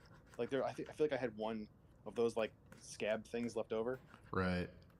Do you are you in the crowd where you think America is an ant? Is an ant Yeah, like a giant ant? like a bug. Well, that would track with all the little tiny people. So like the giant ants you find underground. Yeah, there's a ton of them. Yeah, maybe they're not giant ants. Maybe we're little people. That's what I'm saying. Yeah. Yeah. You're little But tiny guys. when you kill those ants, they give you a specific kind of rune, and the lore on that rune talks about how America was descended from the same thing as those ants. Which maybe they're not ants, maybe they're termites because of the tree. Well, Yeah. I mean, they're definitely ants. They're looking at them, they look like ants. But Well, I know, yeah, but ants and termites are so similar that I think maybe they're going for this idea that maybe America's a termite basically, because she's in that tree doing her thing, Huh. doing her rebus thing where she's like, I'm a guy and I'm a girl. And Well, I think everybody's that way. There's like a duality for everything, right? So everything like has like two deaths. They Everything has two tried identities. they tried really really clumsily to address this in that Castlevania cartoon. I don't know, did you watch all of that cartoon, the Warren Ellis one? No, I was like, this is fake. I'm not watching this. But there's some cool cuts in it. They I don't know. they dipped into alchemy in like the final season where like the reason I need death is to make a rebus, which is a male and a female at the same time, a perfect alchemic being, and like They tried to like explain to the audience what a rebus was in like 3 seconds, and it did not work. But like that's essentially what America is. Yeah, those are like the bad guys in the Meta Barons and in the Incal are like Yeah, they're trying to. That's like their whole goal is to create this like perfect androgen that can like control the psychically control Yeah. the whole or whatever. so I don't know. I don't know, man. Who knows? You know. Yeah, I don't know. But yeah, that's all I got for Eldon John. I think he's just like Bill Gates or whatever. What are you, like Bill Gates? He just created the platform we're on. Yeah, he just made it. He and just then was like, wrote the source code for the lands Yeah. between. Yeah. and then he sent in like he did like a Honey I Shrunk the Kids, So do you which think? is like thing. Do you with the think? people. Do you think in the final the final cutscene of the DLC, do you think it's gonna zoom way out and show a guy shaking a bottle? Yeah, or like it would zoom out to show like a ruined laboratory that's been like abandoned forever, and there's just this bottle with like a tree in it. Wow. Do you think people would love that or hate it? I don't know. People want everything to be connected to. If it zoomed out and it was like Bloodborne 2 logo, I would flip the shit out. If it zoomed out and you were in the hunter's workshop in Yarnum, they were Yeah. trying to figure out how to cure the beast blood. Yeah, there you go. We had to go inside. We needed to look elsewhere Yes. for eyes. You zoom out and you're in the court of Gwyn. It just keeps going. It's every You're in it's everything. Seath's laboratory. Yeah, it just shows the what's his name, Miyazaki's like bedroom, Yeah, there you go. The and dark, he's just pretending to read a book in English. the darkest swamp of all. He's like, I don't know what this says, but these names are cool, so I'll make a whole game based on it. That's what I'll do. That's funny. What are you working on? Anything? It's stuff I can't say, but logo work right now. Logo work. Cool. Yeah, logo stuff. We have a bunch of games we're finishing like Nice. right now. I gotta make sure I can get this stuff done so I can like take vacation days. Nice. You coming down next week? Yeah, Hell yeah, buddy. Excited to see you.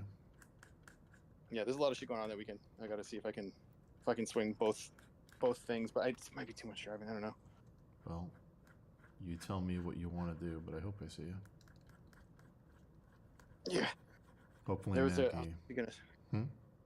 there was something else. I was like, wait, what about this other thing? But I can't fucking remember at all. Oh. I just paid $400 to get my car fixed. I'm like Yeah, beat. I'm like I- looking at this thing. I know the feeling.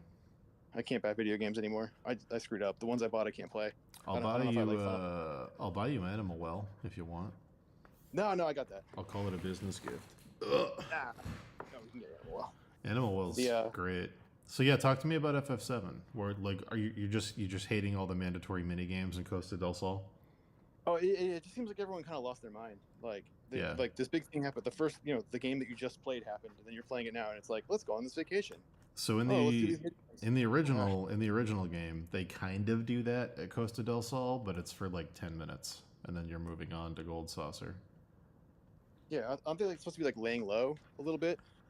They're kind of laying low, but they do run into Hojo in the original game, and he's on the beach, and they run into President Shinra and some other people at Costa del Sol, and they're like, "Let's just enjoy our vacation and not fight right now, guys." Like that does happen in the OG, but they don't have a boss fight against one of Hojo's creations on the beach. That never happens.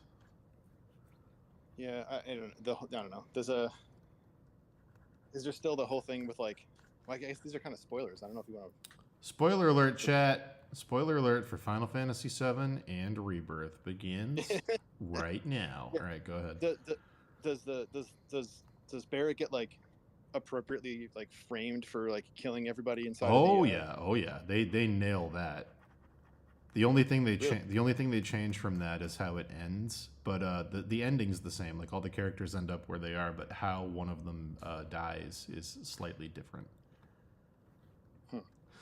Yeah, Barrett gets very framed for that, and Dio walks in and throws you in prison under the gold saucer, and you got to do all the shit there to get the buggy and all do the chocobo race, all that shit. All that shit happens pretty much exactly the same, minus the ending slightly. They tweak it to be a little more cinematic and dramatic. Yeah. Okay. Yeah, I just want to get past the Costa del Sol thing. I just like, I really just, it feels like Final Fantasy like 15 or something. It's just this like Yeah. tiny truck stop with all these people I don't want to look at, and I don't Do you want can you just breeze already through it, or recorded. do you have to do? I know there's one part where like you have to like the girls and the boys are gonna split up and like do some mini games. Like, can you just breeze through that, fail all the games? Because like the only thing that affects is who you go on your date with, and if you don't care about that, you can just fail all of it.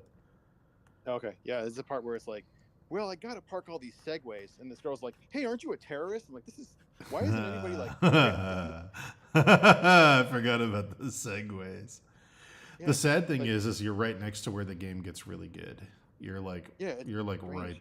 right there. So just power through Costa del Sol. Just get to Gold Saucer. You'll be happy you did. Okay, I don't mind the combat, but like, Because the oh, Chocobo racing is just Mario Kart. They just ripped off Mario Kart 100%.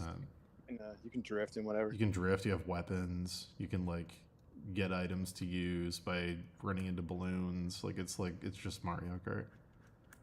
Yeah, and I kind of use the game as sort of like a digital tourism too. Like I take a lot of photos and stuff. That's all I did. I just used it as like a model viewer, like you were saying. I just wanted to see how they reinterpreted all the old shitty 3D into like beautiful new 3D. Yeah, it looks awesome. That reminds me. Do you see that what's the game? Crow County or Crow Country or whatever it's called? Crow Country? No, I don't Uh, know uh, what I don't know what you're I talking think it's about. called, I think it's called Crow Country or Crow County, Okay. and it looks like the pre-renders from Final Fantasy VII, but they're actually 3D, so you can like rotate them and stuff. Oh, But that's it's like, sick. but I think it plays like Resident Evil. Oh, I'd be into that. I think. Let me look it up right now. Is it Crow Country? I believe so. I think it just came out. We should make an Elden John shirt that just says "I want to believe" Oh my god, it's such a good idea. and release it. That'd be a great idea. I was also thinking when I was at the gym, I could just make a Chuck E. Cheese shirt that and do a parody of him like lifting weights, all sweaty and creepy, that just says Jim Rat. I could probably sell 10,000 of those. Oh yeah, Oh yeah, this looks great. This does look just like FF7. Oh wow, that's really but they're funny. not. Yeah, but they're not pre-renders. It's actually kind of like the file size is actually kind of large. Dang. Um, But yeah, no, for what it there's was. unfortunately, unless they add something in the DLC, there's no reward for beating Queen's Blood. So don't waste a ton of time unless you're just enjoying it. Is there some sort of like? Is there? I don't know. I got the platinum. They in Final do Fantasy. okay. They do the thing that I hate the most with Queen's Blood. You ready? You ready for this? Like, ready as I'll ever be. The reward for Queen's Blood, after you've beaten everyone, the only way to beat Queen's Blood is to beat every single Queen's Blood player in the entire world, and then you get to the final Queen's Blood match. The reward for beating it is the best Queen's Blood card, which you no longer need because you already beat every single person in the game. I hate it when games do that. They're like, congratulations on beating the final boss. Here's a really good gun. Now that there's no more stuff to shoot. That's what happened in Final Fantasy 16. Like, you're at the end of the game and it's like, here's this super ultra sword. You're like, I don't. Yeah, like what? What am I? What the fuck am Yeah, terrible. The only quests that you want to do are the proto relics because those. Do you care about any of the secret stuff in the game? Do you care about spoilers? I mean, yeah, I want to fight Gilgamesh at least. Okay, there you go. You understand. You know that that's what that's leading to. So Yeah, yeah. You get Yeah. you're finding like his armor or whatever in those board games and shit. And, that's the other thing you're gonna love when you get into the desert is the Gilgamesh stuff under Gold Saucer is very funny. It's very very good. it's not the right. I don't know. I feel like the tone in this one is weird. It's like I really like. Oddly enough, I love the side quests because Yeah. they show have the characters like being a little introspective or like having some sort of personality. Yeah, But then like there's so much other bloat around it where it's like you prevented from doing those things by Well, like just weird. I mean, I will say Costa del Sol is probably the only part of the game that forces you to play the bloat. They don't even force you to play the bloat in Gold Saucer. They're not like, woohoo, we have to go to Arcade Square now and we have to play G-Bike. Like, they never do that. Okay. Yeah, this is the only part where they do the dumb split up thing. And I think the only reason they do it is to determine who you go on your date with. Yeah, I was wondering if there was like other weird variations too, where it's like, fuck it, it's just Tifa and Aerith on the date. And you're like, oh, okay. I think the weirdest variation is you can go on a date with Vincent, Sid, and Kate Sith at the same time. It's like a 4-way date. Vincent's in the game. Yeah, Vincent's in the game. He joins your team and he'll fight off camera with you. He'll like shoot guns at the enemy and Oh, he's- shit, but he won't. You can't control him. All right. Hmm. He's like a summon guy or like a helper buddy. He's just there on the side. You just can't control him, but he'll do stuff in the fight. Yeah, and he has some quests that are tied to his story, but you just can't use him. But yeah, you can go on a date with him and Sid. Weird. And Sid has the best line in the whole game where he goes, "Come on there, Scrap. Ain't nothing wrong with the guys hanging out on their lonesome once in a while." He like makes a bunch of like, "Don't make it weird." Like it's very looking at the audience and winking a lot with a lot of Sid's lines.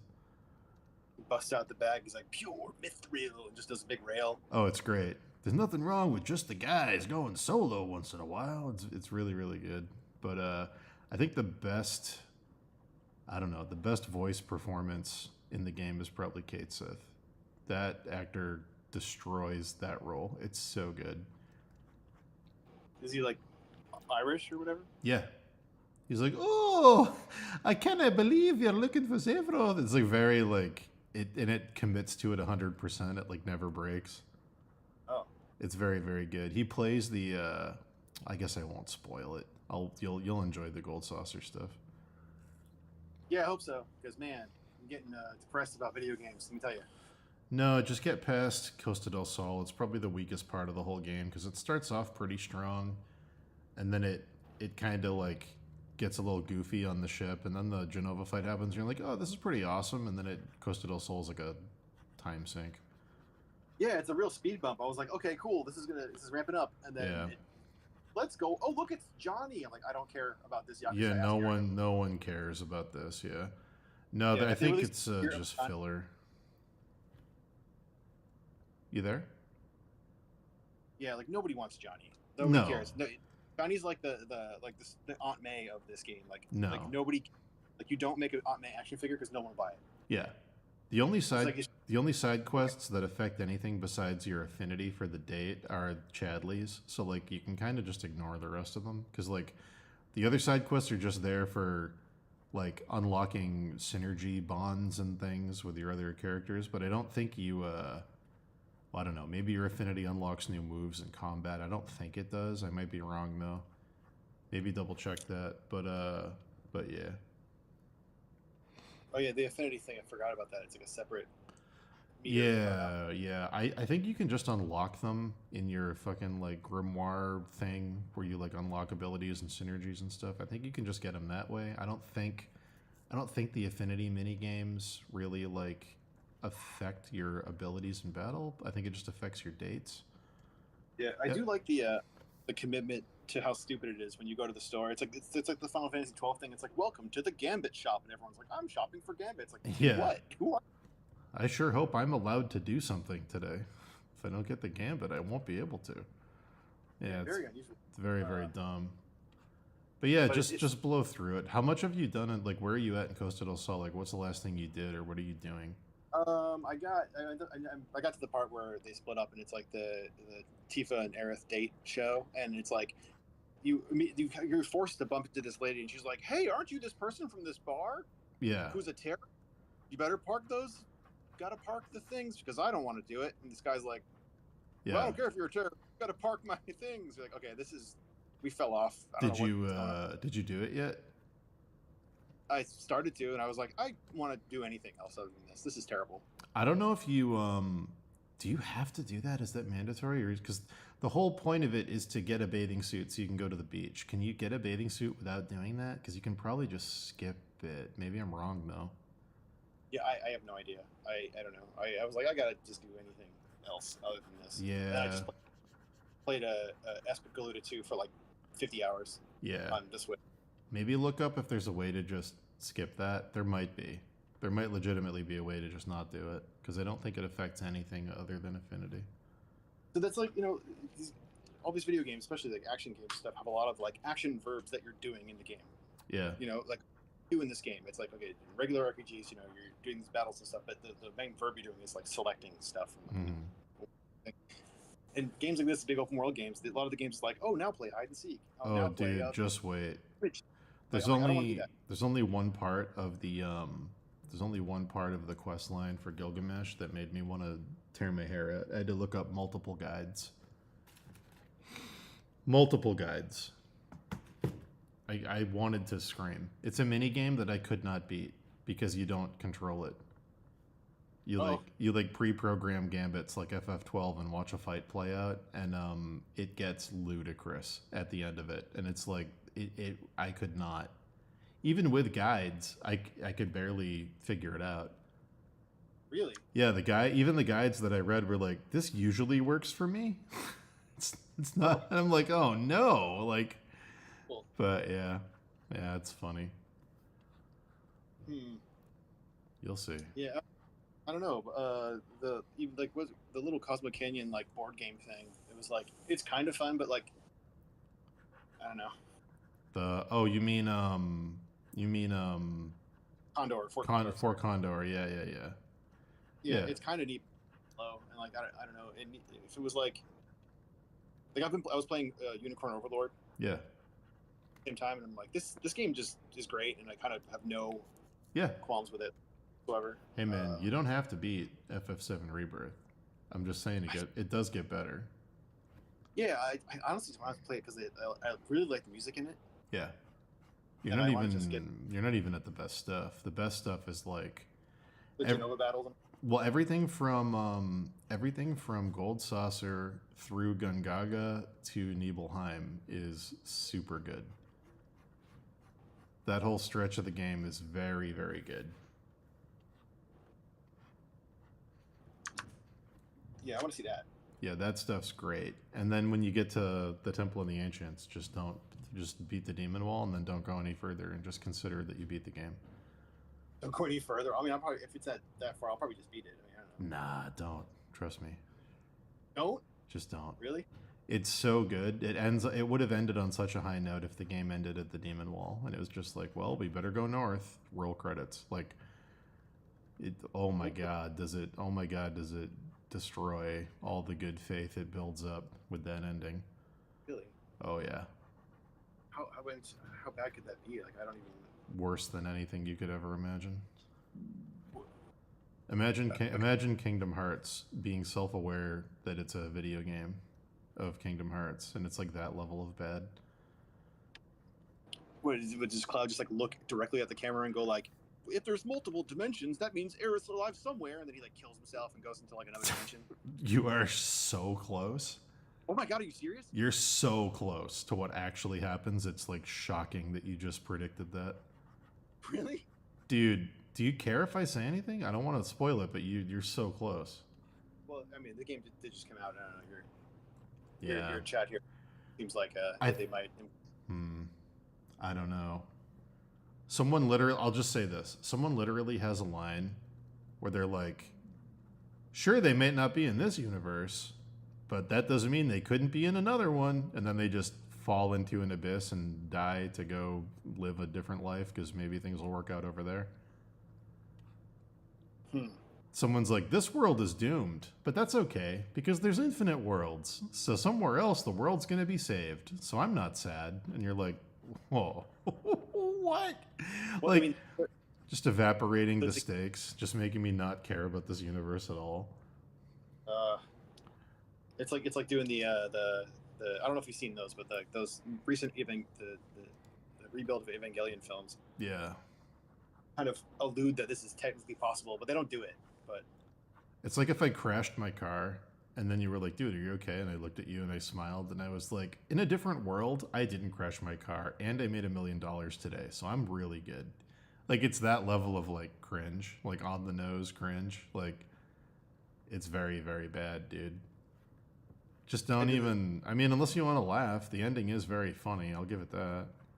I mean, does that like bag of chips with the dog on it ever come back up where you're like, oh wait, you've been in the other dimension the whole time? Do you want an answer to that? Oh god, come on. Do you want an answer? Switch places with Zach and he's like shows up after the fucking thing fell. Do you want an answer? I need. Oh, I gotta know. Not only does the bag of chips come back, it comes back 6 different times with 6 different dogs and 6 different universes with 6 different Zacks. Oh God. Yeah. And you watch Zack die 6 different ways, and he goes, "Is it inevitable that I die in every universe?" And it's like a Kingdom Hearts delivery comedy line. And it's, dude, I'm not kidding. I'm not kidding. I feel like you're lying, and I'm gonna I'm get not. there. And it's, I'm not lying. I'm not kidding you. There's like a pug bag of chips. There's like a golden retriever bag of chips. There's like a golden doodle bag of chips. why does it have to be the bag of chips specifically? Why couldn't they just show like, oh, the Big Bro. Dog never existed or whatever? You know, like they could be things so much crazier. Not only that, but then it's like, dude, it's just stop at the Demon Wall. The Demon Wall is so good. The Demon Wall is so good. They made that fight incredible, and then just stop playing the game. Just go, all right, cool, I beat it. It starts to feel like I'm just kind of like I feel I'm starting feeling right now that I feel like I bought like a Rick and Morty T-shirt or something like that. You know what I mean? Buddy. Where you're what have I done? Yes. What am I doing? Yes. The end of the game, I couldn't describe it better than that. It's a Rick and Morty T-shirt. That's what the end of the game is.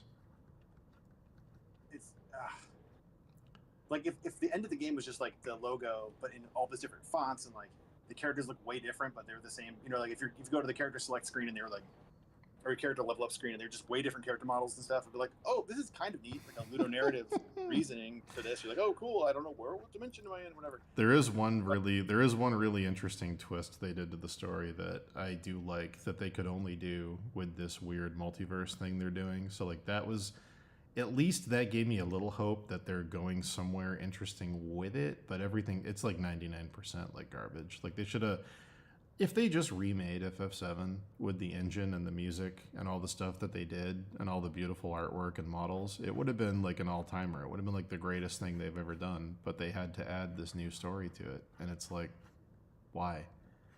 Like, man, it's so close to could have been perfect. It's so close. And like where you're gonna fall is gonna be person to person. Some people are gonna play it and go, you know what? It's so close to the original that I love it, and other people are gonna go, it's so close to the original that I hate it even more because it's not the original. It's like, I don't know. You ever get like, you ever cook something really delicious and you're like very excited to sit down and eat it, and you spent all this time making it, you've been looking forward to it the whole time, like you slow cook something, and then you put it on a plate and you take a bite and it turns out that plate didn't have all the dish detergent off of it. And you're like, oh, this beef bourguignon that I made now tastes a little bit like soap. And it's like, yeah, it's 99% good, but that 1% of soap basically ruins the whole experience. You know what I'm talking about? Yeah, I can understand that metaphor. Yeah, it's that. For me, it's that. Where it's like, wow, this is so close to being exactly what I want, but right at the end. Right at the end. But yeah. Anyway. Well, dang. What else is going on? I still have these Final Fantasy VII remake polygon figures, and I got the rare Cloud with the dress on. Proud of you. I got them all still unopened. Well, like I opened the box, but I got the figures. I did take them out of the bags, and I keep trying to sell them in my head, but then I can't. I'm like, but they released a second set, and then they have other characters and stuff. If it's any consolation, in another universe, you did sell them all, and you're very happy. So don't worry about it. Either have to commit to opening them all up or just sell it, because I guess that Cloud figure is not included in the second set. Oh, geez. So like, I guess these like ultra rare by itself is like $140 or something. Like that. I thought about getting the new Hardy Daytona one. That one looked pretty good.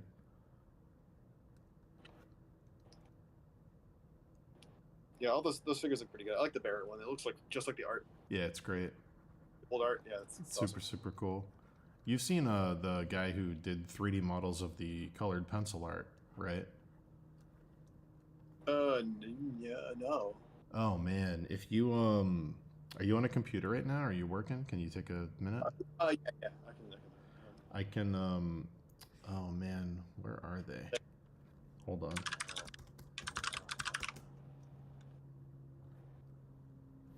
Let's see. Oh, is this like the PC mods and stuff? I think someone used them in a mod, but the models are on Sketchfab, and they're like really, really good. They're like, I would love for them to make a game with these specific like shaders. But let me go ahead and find it if I can. If I can, if it's not too late, if they're not gone. I love all these bad ones from ArtStation. Wow, this Cloud looking like he just is insane. He just looks like a Shrek. Gotta love that. I'll just. Oh, here it is. I'll send it to you. I think I'm this. surprised Google search isn't showing like mostly vor and stuff after like 3 seconds of scrolling. That's actually a very good point. It's mostly just the actual artwork, which is cool. I'm gonna send it to you on Discord. Is that cool? Yeah. Here you go. Check this out, dude. Like rotate it around and look at it. Look how good that looks. I would pay $100 for a remake of the original with these graphics. Actually, I don't know how to get out of the call. Oh shit. Closing. How do I send it to Well, you? I'll look after. Don't worry about it. What's the best way to send it to you? I need your live reaction. I see it. Okay. I'd pay $100 to play the game with these graphics, just a remake wow. of the original. Yeah, These look great. yeah, looks awesome. Yeah, that's great. Looks so good. Here you go, chat. Throwing the That link. looks really. Here you go, chat. The other characters are in his, I believe, in his profile. Yeah, these are great. These are So these are good. Really, really. Yeah, Wow. yeah. It's fucking nuts. So I was thinking, if they ever remake Tactics, I want it to look like those. I want it to look like the colored pencil concept art for Final Fantasy Tactics on PlayStation with those kinds of low poly 3D models. It would look so fucking good. It would look incredibly So this good. just. Yeah, that Tactics remake just got canceled. It did? Yeah. Well, a lot of they're refocusing a bunch of shit. Apparently, that was just canceled. I thought they were refocusing shit to focus on surefire sellers, and how is that not a surefire seller? Yeah, that and the 9 remake I think are also canceled. What, dude? Where'd you hear that? I don't know. Probably some. It's probably not real, but it's what I read. Do you think the Chrono Trigger is dead? Chrono Trigger is probably more alive than ever because Bird Studio probably is like, oh crap, what do we do? You know. Yeah. I'm wondering if that Chrono Trigger remake, I figured they were going to rush that after Toriyama died. I figured they were going to be like, oh, in honor of, like, let's get this out. But, Yeah. damn. so. Who do you think got the rights to all of his stuff? He probably has like an estate, like his family or something. Yeah. I mean, he's successful. He has to have kids and stuff, right? Like. He must. I'm just wondering because he very specifically, like, the reason they couldn't move forward on making new Chrono games is because they called it like the big three had to sign off. It was like the Dragon Quest guy, Toriyama, and Sakaguchi all own like a third of the rights. Yeah. But man, And Sakaguchi's probably doesn't really care too much. I don't think so. No, I mean they did bring him back for some stuff, but I think he's pretty checked out at this point. He just wants to like surf and be old. Yeah, I can't blame him. Man's done enough. He's done enough. He said he would have come back from the 9 remake. If they really canceled that, that's like heartbreaking because I was really looking forward to that. But I mean, I don't know.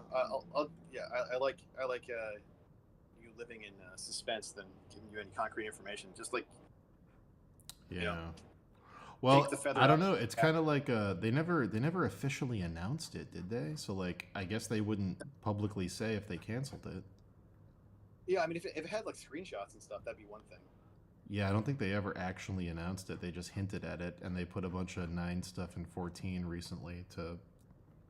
That's usually what they do. Is they just like promote the game in other ways. But damn, I hope it's not canceled. But you're right. I wonder what they're gonna focus on. I wonder what their like money maker is. I know they lost a shitload of money. Well, yeah, their projections are like stupid high for everything. So Yeah. that's why all their like Western studios died because they expected it to sell like crazy gangbusters. But I don't know. Those are Jeez. I know. I don't touch that stuff usually. Video games. Brutal. I wonder if Dragon Quest 13 is still happening. It must be, right? Or Oh, the one 12. for grown Yeah, with the lava. They're the grown-up one. Yeah. Yeah. This time it's personal. It's just Dragon like, Quest Z. it's just like what is the what's the chromosome that men have? Is it a double XY chromosome? or It's something? an XY, and I only know that because of a song in the cartoon Daria where her dad says, "I'm proud to be the home of a Y chromosome." It's the only reason I know that. So go ahead. That's it. Yeah, Dragon Quest XY, and it's just like nothing but dudes, That'd be very Oh. good, actually. dudes only. Dudes only. I wonder if it's gonna be because it's 12, right? It's not even 13. They should have waited for the 13, so it's edgy. They should have waited for a cooler number than 12. Maybe 12 in Japan has some significance. I don't know. I have no idea. Maybe that's true. Maybe it does. Man, Yeah. is there a way to jailbreak 10 and play it? The MMO. Is there a way to do that? 10? Oh, Yeah. 11? No, the MMO 10. Oh, right. Didn't that get released in English? I don't think so. No. I don't Offline. think. Oh, maybe. Is there an offline version? I'd play that today. I don't focus on that series too much, so I don't really know. Dang. Yeah, that's like the big one everybody wanted that we never got because it wouldn't have made them any money. Yeah, I don't know. I just really I got to the part in that game where I was like seconds away from getting all the slot machines and stuff. Sure. But I bring up like video and screenshots of that at work like all the time, and I'm like, we have to make it look at least as fun as this.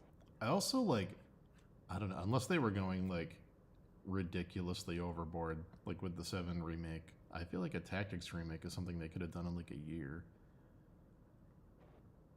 Like that didn't need to be like high budget.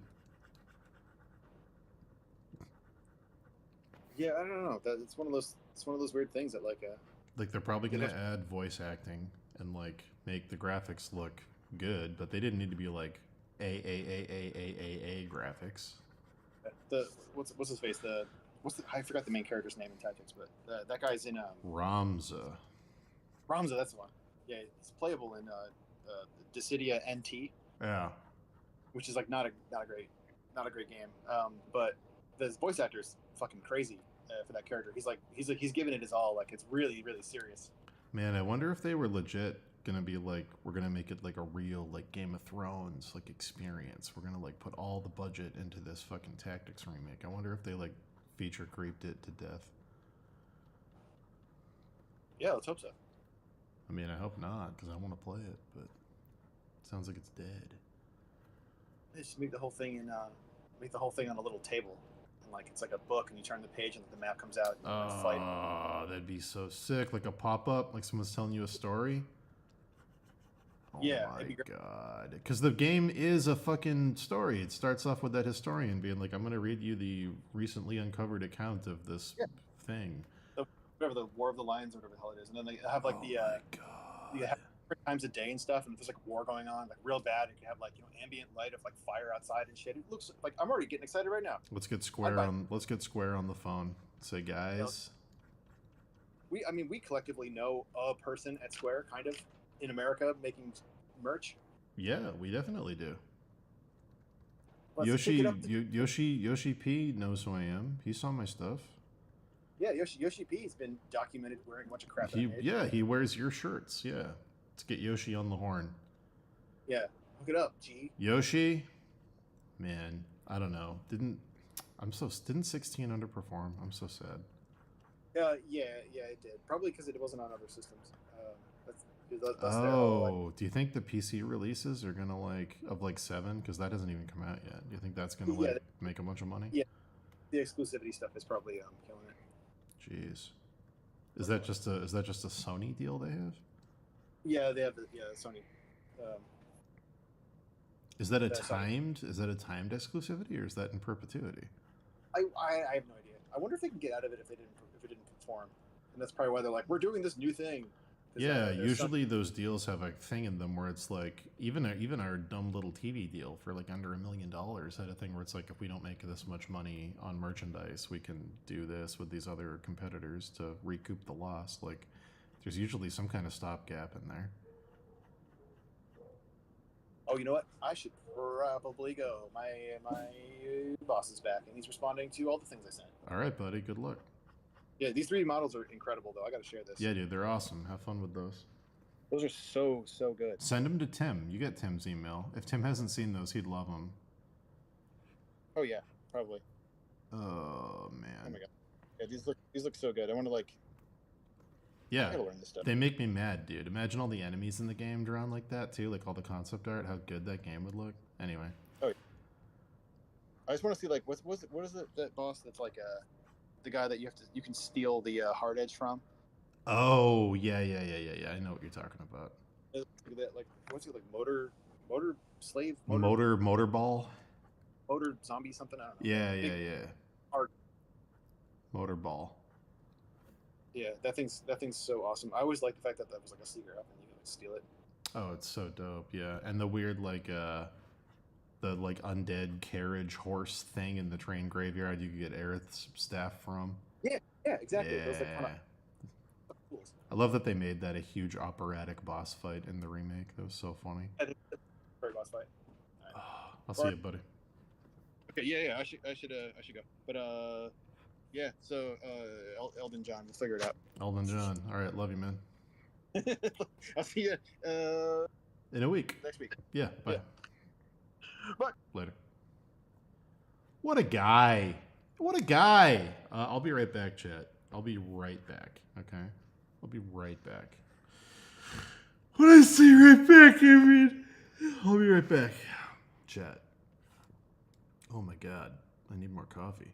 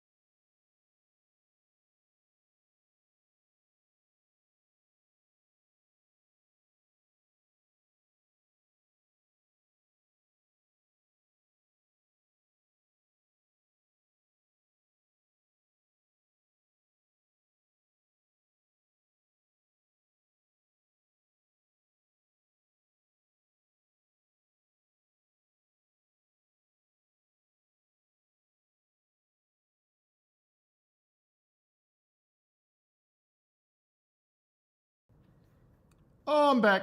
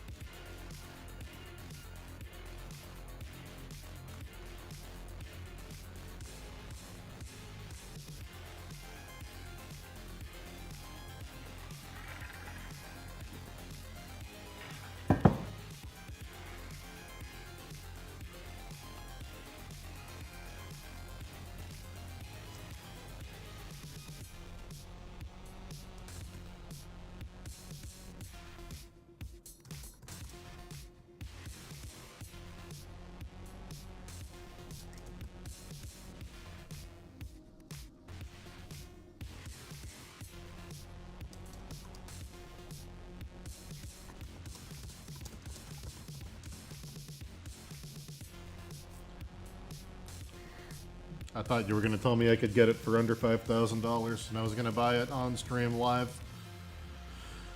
But alas, that did not happen.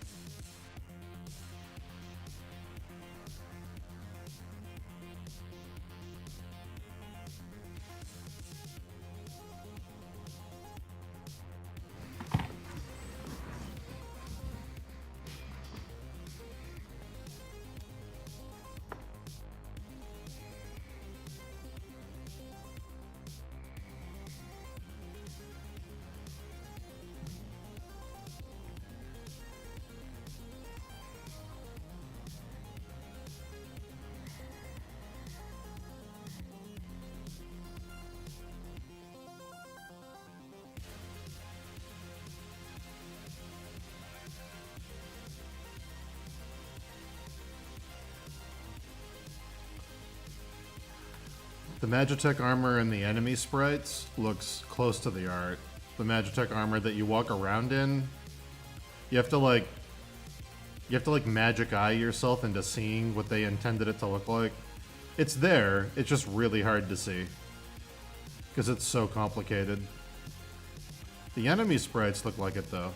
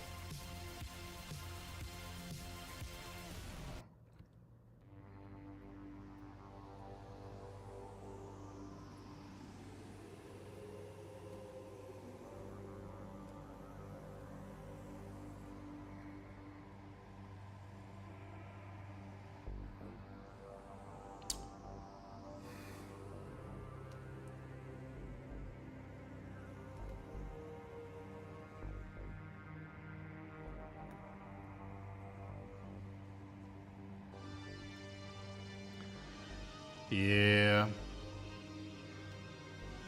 Magitech. The 6 designs are my favorite. Back when Nomura and Amano were like an unstoppable design team.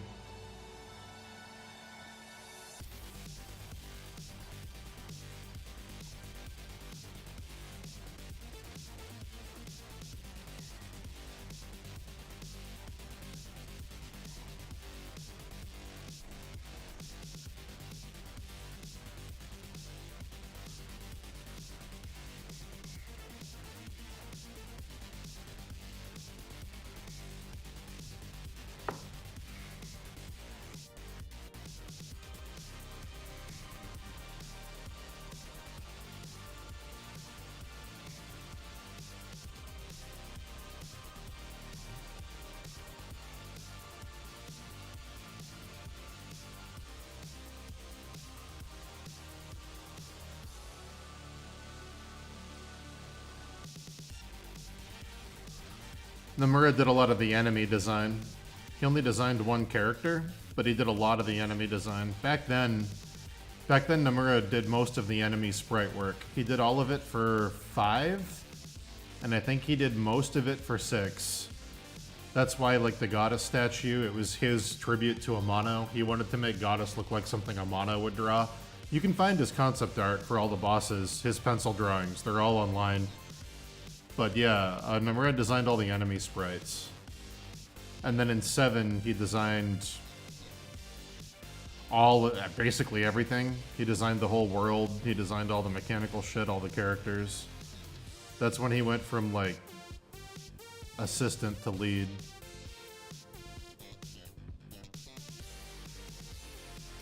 But yeah, Nomura did all the sprite work in 5 and 6, or almost all of it.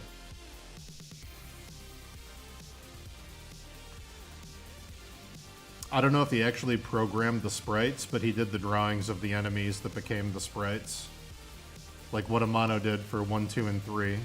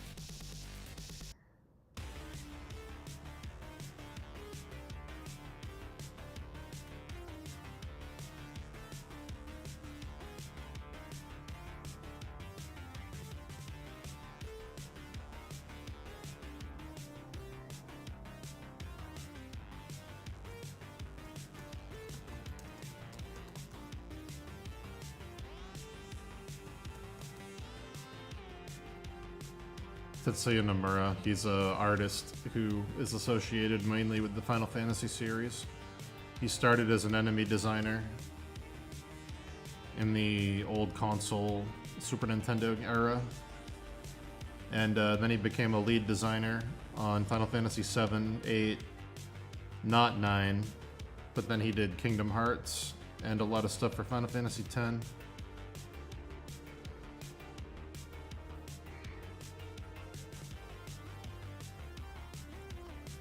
I think Nomura was best when he was in his early career, when he was doing enemy designs. He had a really cool style for that. All the really awesome stuff in 5 and 6 is all from him.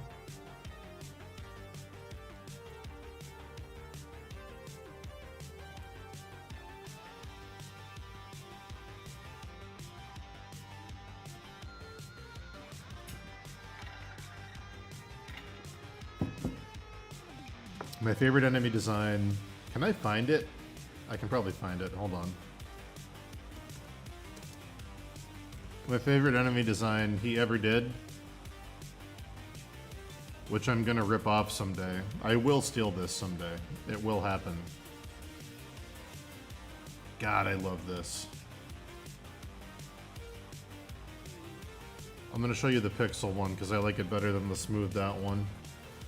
He did an enemy in FF6 called Oversoul, which was like a lich.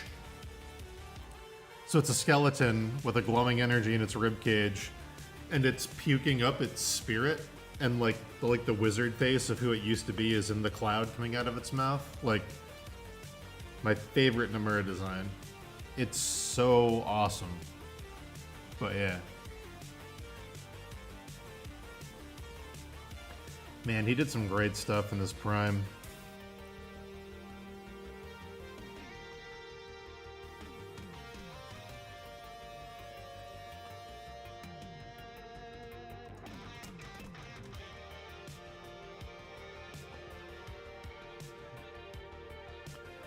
This is the one he designed to be like a tribute to Amano. This was his concept art for it. So what would happen is he would draw tons of stuff like this, and then he would give it to the pixel art team, and they would make an in-game sprite based on it for the video game. So he would just design these cool things, and then they would, yeah, turn it into an enemy in the game.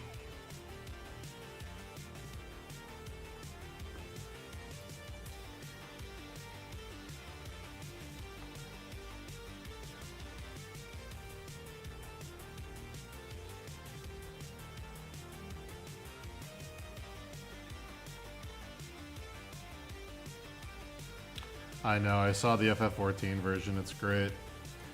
Dude, the Japanese art always goes hard. It's the best.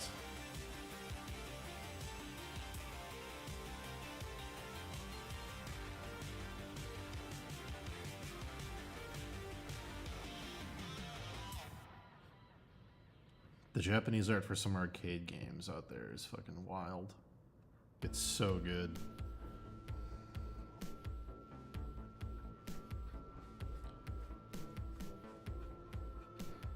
Comes from the same school of thought as like book cover art in like the pulp era, where it's like just make an image that someone will see from across the room and walk up to it. Like just get people's attention. So they would just do really awesome, flashy, super designy, like the images feel like they're like assaulting you with like how cool they are. They're like yelling at you, like come look at me.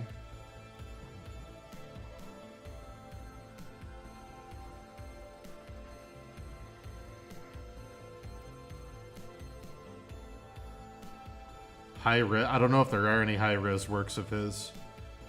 Of the old artwork he did for the... I don't think any of it exists. I think it's lost media. You can find high-res work he's done for everything after Final Fantasy VII.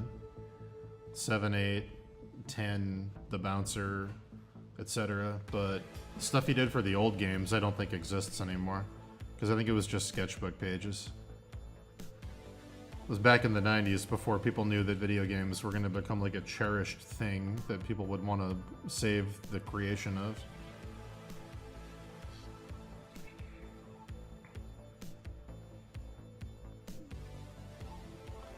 As far as I know, there's no like, outside of the Ultimanias, but those aren't art books. I don't think there's like a Final Fantasy... There's a Mono ones. You can get like Final Fantasy 1 through 4, all the artwork Amano did for those games. You can get art books of his stuff. I don't think there's any Nomura art books of any of his pencil stuff. Some of it's in the FF7 Ultimania to like show how areas were drawn or like the concept art for Genova, but like I don't think there's anything with his enemy designs.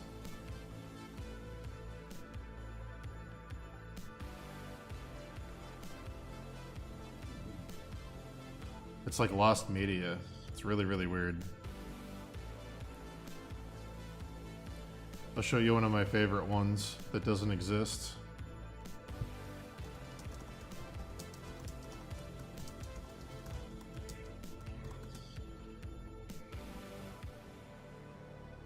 There it is. This is... Dan, I know I sent you this when I found it. I couldn't believe it was real when I saw it. I fucking... God, I love this so much. This fucking poster, dude.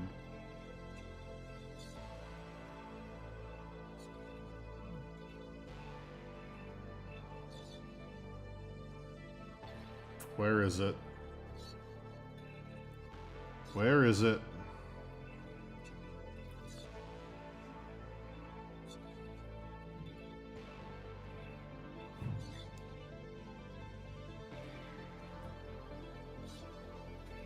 Give me it.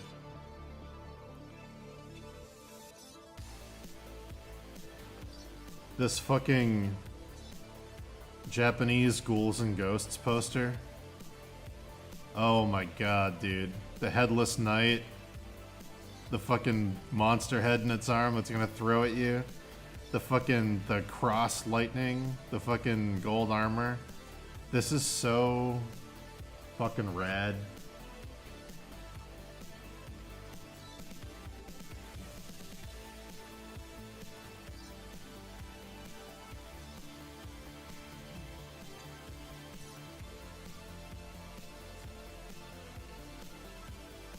Oh, it's so good. It's so good.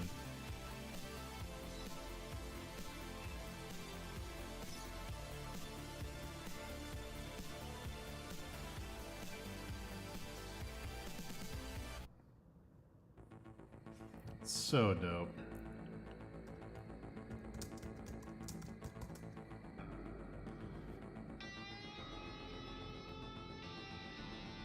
It's by one of the old Godzilla artists. It's so good.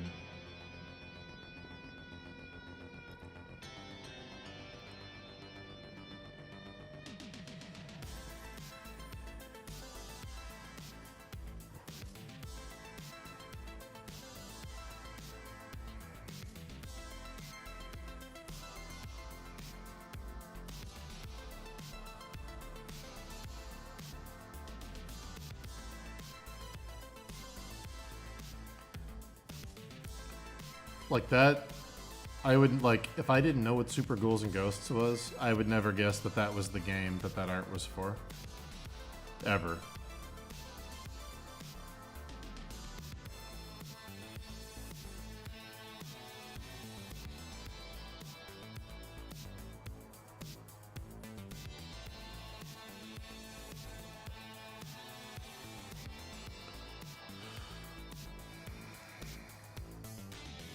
Dan, the last party we had that I invited you to, I know you couldn't make it, but we stayed up till 3 in the morning playing Capcom's Quiz and Dragons as a drinking game.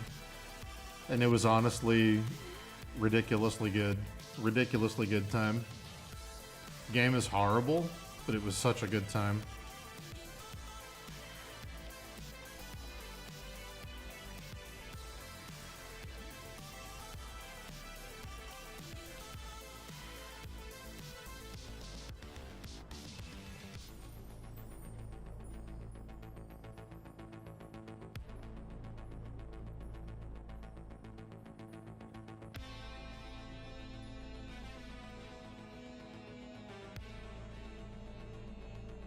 Quiz and Dragons is also hard because some of the answers in the game are wrong. Like whoever programmed it like fucked up.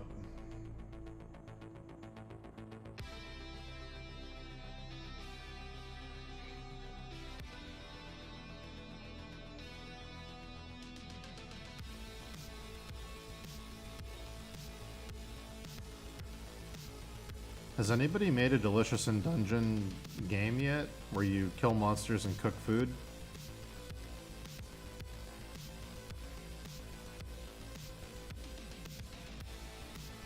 Like a Cooking Mama meets, I don't know, Shadow over Mystara or something? Zelda 2? Dragon Quest?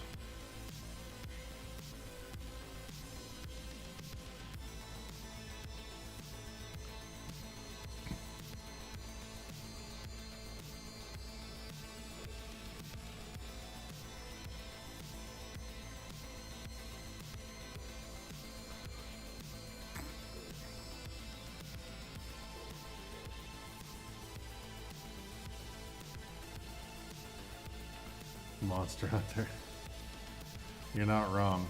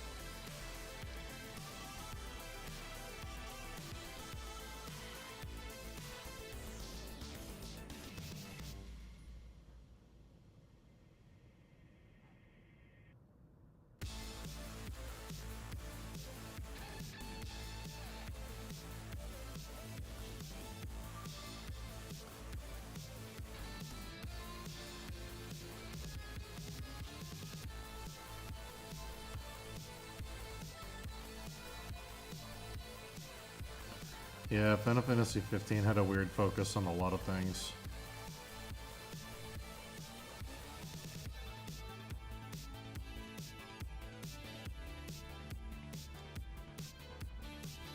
What a strange game.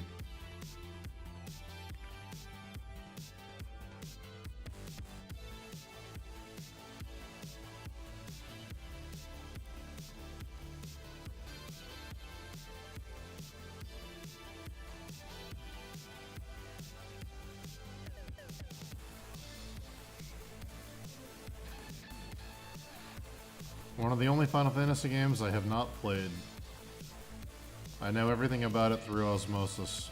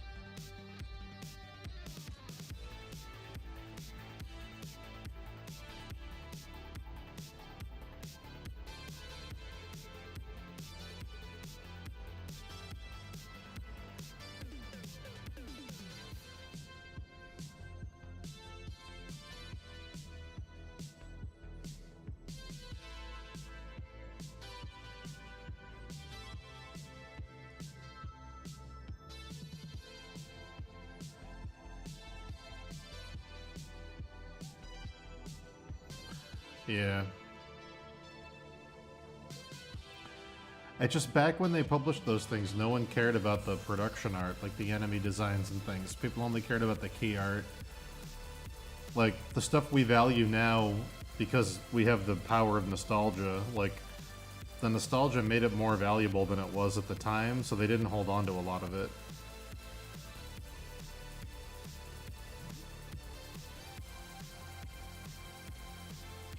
They definitely didn't publish it. Like, maybe Nomura still has some of it?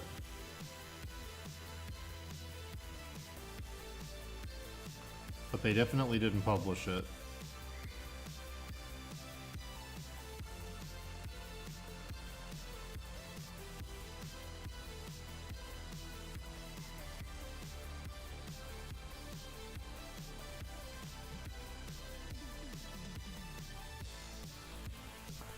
I've got all of Amano's books with all the pen and ink drawings he did of all the enemies for the first 3 games. And the 4th game.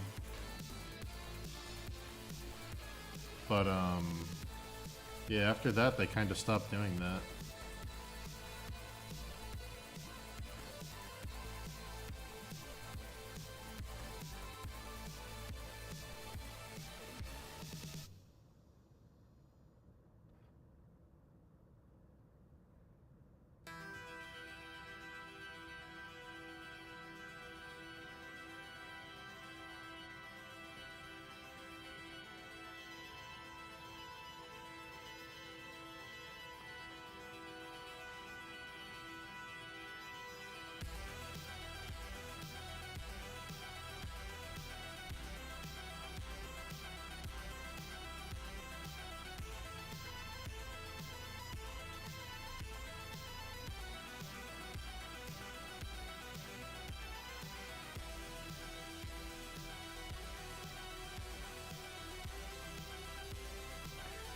I'd say maybe 1 in 30 answers is wrong, Gross Girl.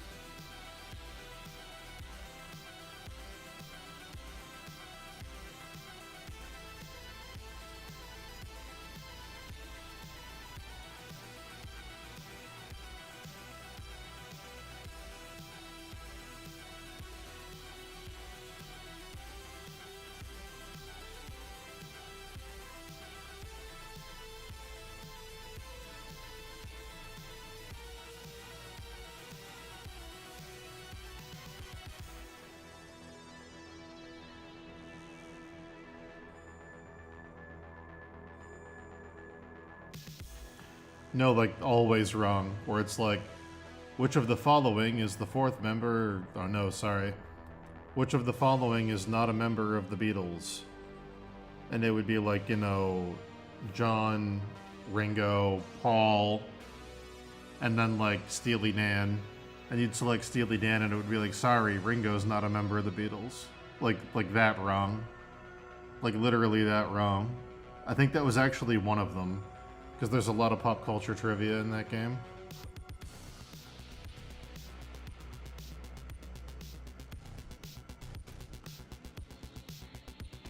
Like the answer is just incorrect. Those are the funniest ones.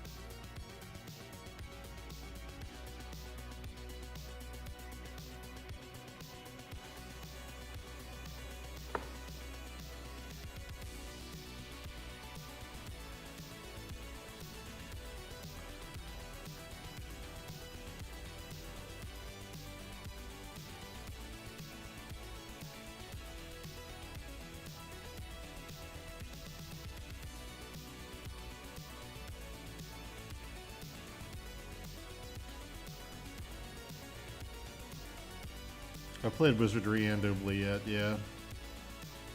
They don't hold up super great, but they were mega popular in the 80s. Wizardry is like what inspired like everything. It inspired Dragon Quest, it inspired Final Fantasy, it inspired a ton of games. Inspired Zelda.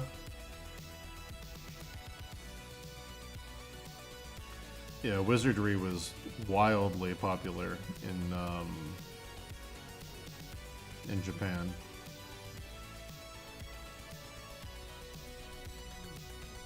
Yeah. Yeah, the Tirada Wizardry book is so good.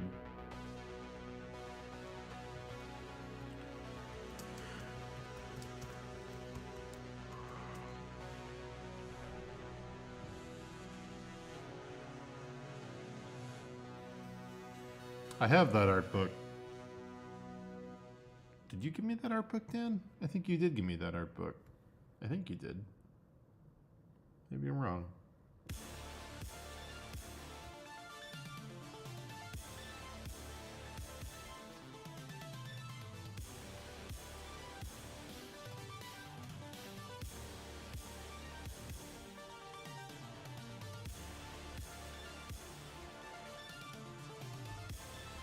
Yeah, you did.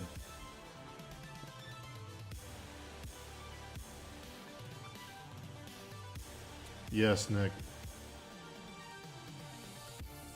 Wizardry is like the proto fantasy game.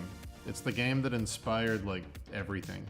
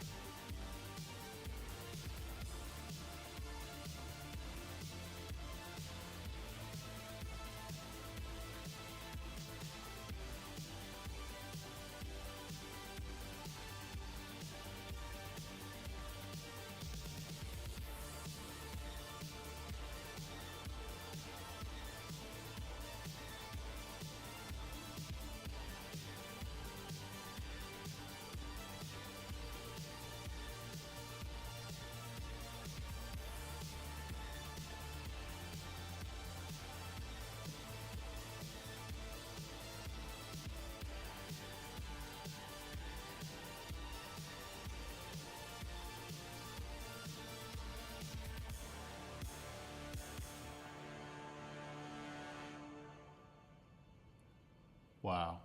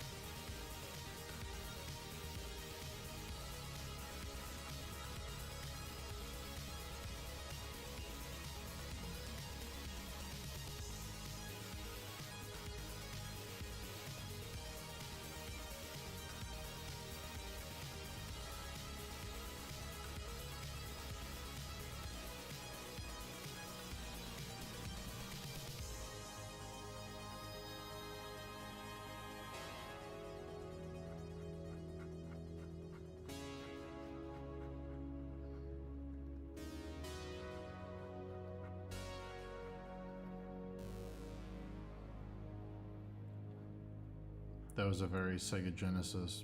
That was like the beginning of Streets of Rage. When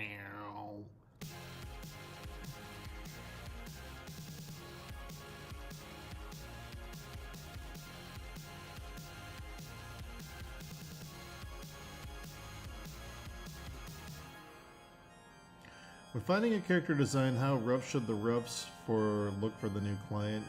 Example you can show, because I kind of spent 4 hours exploring pencil and angle invariant. I mean, it depends on the client. Like, me and the client I'm working for now have a very close working relationship, and he's seen my final work enough to know that when I submit a sketch, he can sort of see what it's going to be. If you're working for a new client, you probably want them to look a little more finished than usual. Be my best guess on how to explain it.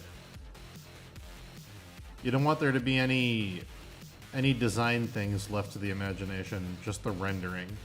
Like, I should know, like, let's say I hired you to design like a knight, and in the description he's going to be having a sword and armor, his helmet, stuff like that. I should have a rough idea what the armor and the helmet and the sword and all that look like. It might not be polished, but I should be able to see the style. If you're bringing in any, like, design motifs, like if you wanted to incorporate animal features or anything, I should see those in the sketch. It's, like Gross Girl said, it's mostly about the clarity.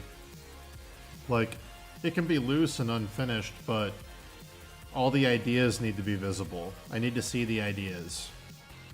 I have to know what it's going to look like. Stop, Dan. Don't do it. Don't do it to me. That was the job where I decided I didn't want to be an illustrator.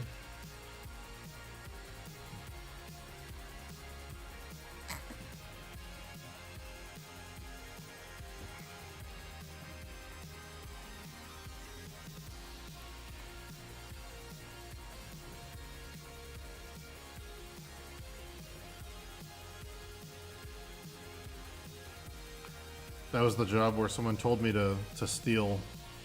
They told me to just pull images off Google and photo bash them into a piece, and I quit.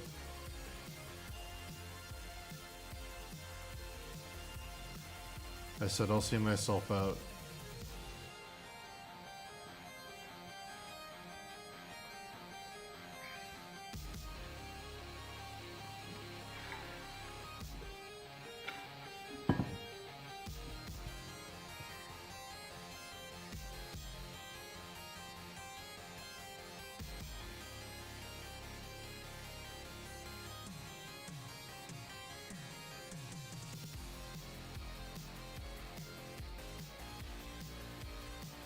Yeah, I quit. I said I don't want to work for... I told the guy... What happened was, he said, I want you to copy this other artist we have on the team whose art I like more than yours. And I said, that art looks really bad because that artist is pulling images off Google and warping them into each other. They're not painting anything. And he said, that's not true, you're just jealous because you're not as talented as them. And I said, this has nothing to do with jealousy. Trust me. If my art looked like this artist's work, I would quit and I would put a bullet in my head because this is the worst looking shit I've ever seen. It looked like early AI before AI was a thing. Like, it looked very, very bad. So essentially, he was like, you can't prove that they stole anything though. You're just jealous. So I reverse image searched the stuff he gave me, found the source images that the guy was stealing from, and I put them next to each other and then sent it back to him. And I said, here's all the stuff your guy copied. All I did was crop the image down and reverse image search it on Google, and I found all of it in 3 seconds. And then he said, okay, we'll do that then. And I said, do what? And he said, go find stuff on Google, photo bash it together, make it look like this other guy's work. And I said, no, and I quit.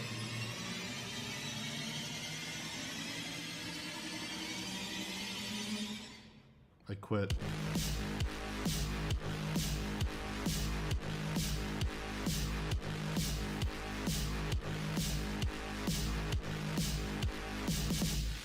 Yeah, I Googled handsome man and found the reference.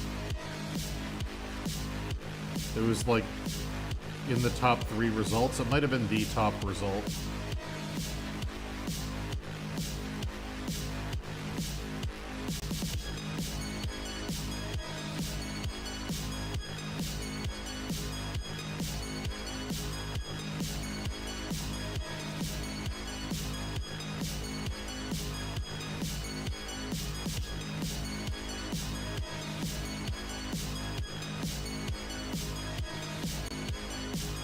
I didn't hear the bass drop. That's pretty funny if it did, though.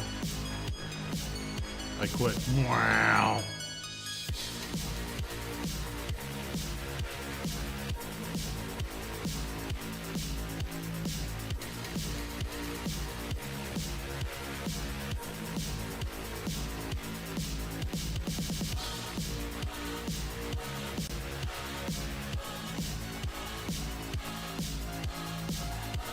Cave fly. Now that's a deep pull.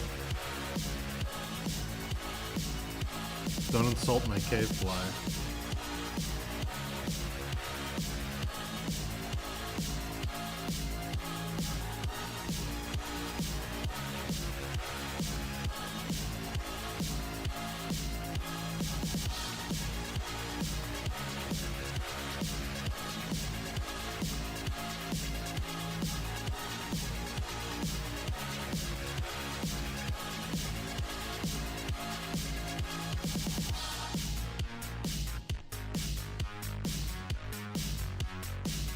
The fact somebody paid me to do cave fly,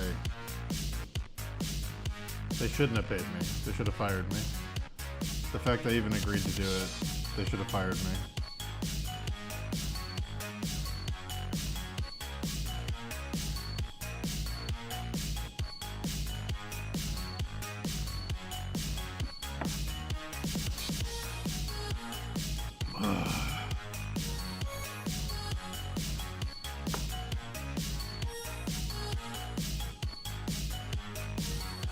Yeah, cave fly was one of my first breakdowns.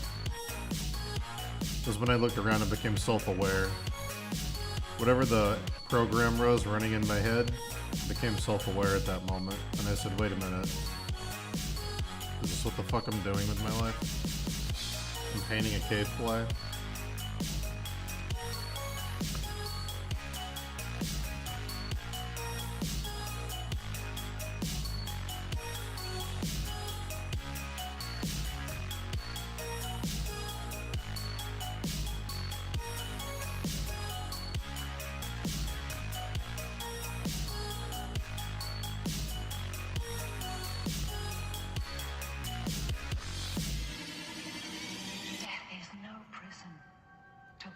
Who have given their souls to the Prince of Darkness.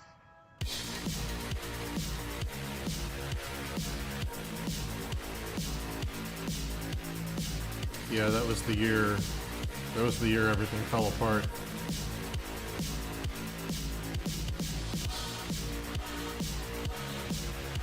That was the turning point in the hero's journey.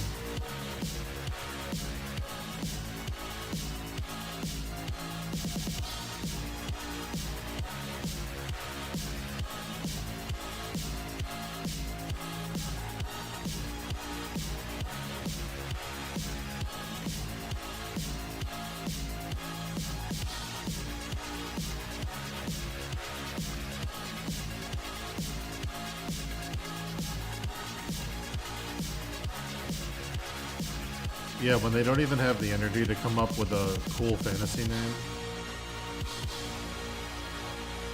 When they just go, it's not like Thracian Darkness Fly or like, you know, Elder Korgath Mosquito.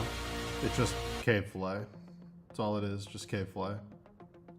They don't even have the energy to make up a cool name for it. It's just, Cave Fly.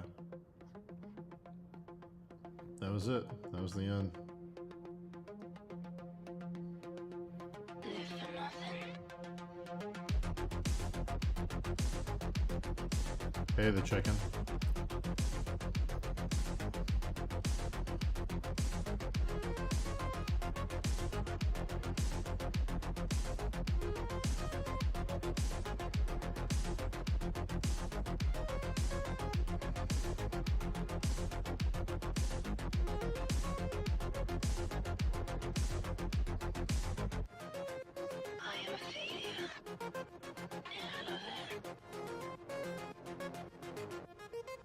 Dear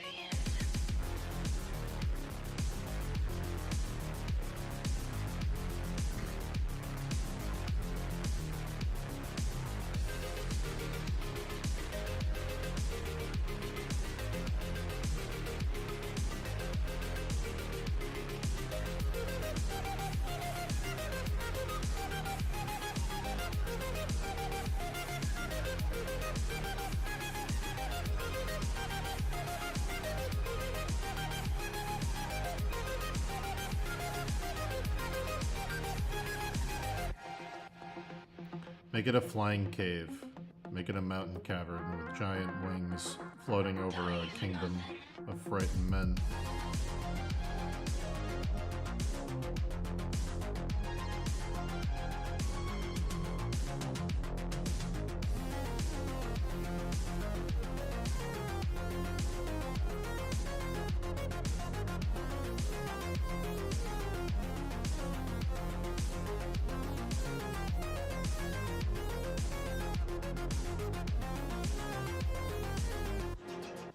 I am my own friend. I don't need anyone else. I'm just like you. Deviant.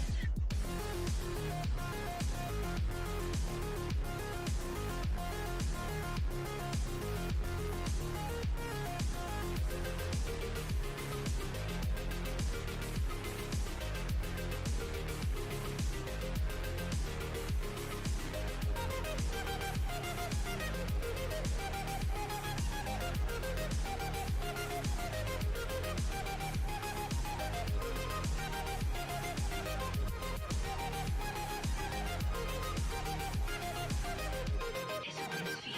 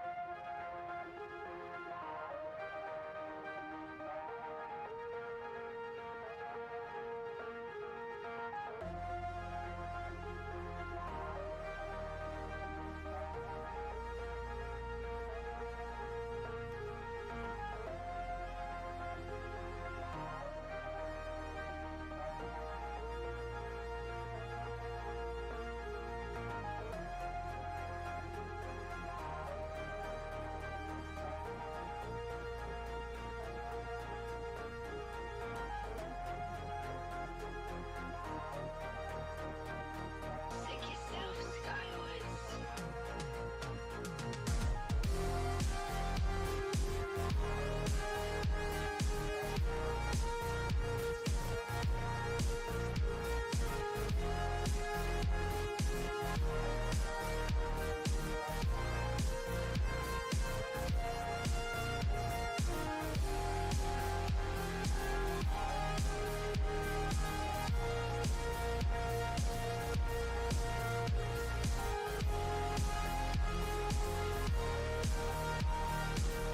And maybe it's like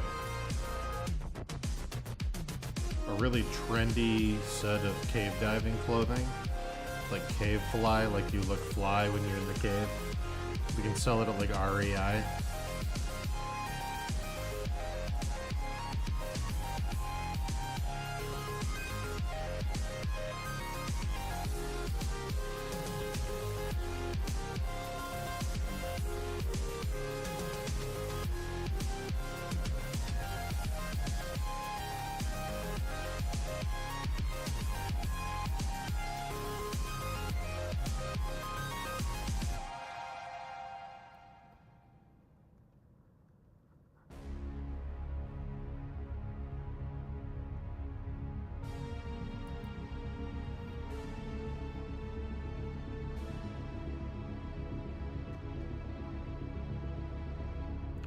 Any best practices for affordably building a house?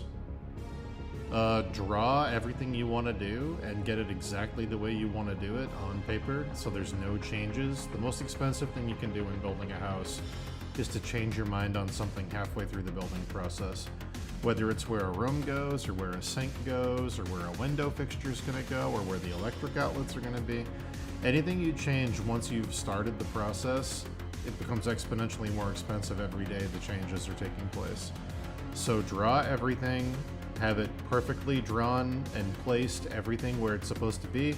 Once you have it all drawn, source all the materials with what's called a cut sheet. So like all my toilets were picked out before we even did the foundation. All my sinks were bought. All of my fixtures for all of my doors were bought. All of the window frames were bought. Everything, all the appliances were bought. I had a sheet from every single seller of every single thing with all the measurements, the wattage, all of it. Have everything assembled and ready to go. And then you can look at the total price. You can get contractors to quote you with no wiggle room because everything is right there. You know exactly what you're doing, and then only then start building. And then you can start getting into, like, I did a prefab post and beam. I hired a post and beam company to do a prefab house that I scaled up. So I took one of the things they already had, which was cheaper, and I said just scale it up from a 20 by 30 to a 30 by 40. So they did that. The only thing that I had to change here to save money, I didn't want posts, and steel was cheap at the time. So I did steel beams with wood wrapped around them to look like big wooden beams. That way there's no vertical post to hold it up. The steel carries the weight. So, like, you can start cutting corners on materials after, but the most expensive thing in building a house is going to be your contractors. It's going to be your electricians, it's going to be your plumbers, it's going to be your people building the house and framing it. It's going to be wiring everything, putting the floors down. All that shit adds up so fast. And if you change your mind on anything halfway through the process, all the shit they already did has to get torn up and has to get redone. And it just costs so much money to do that. So have everything finalized on paper. Everything. But yeah. Do all the work.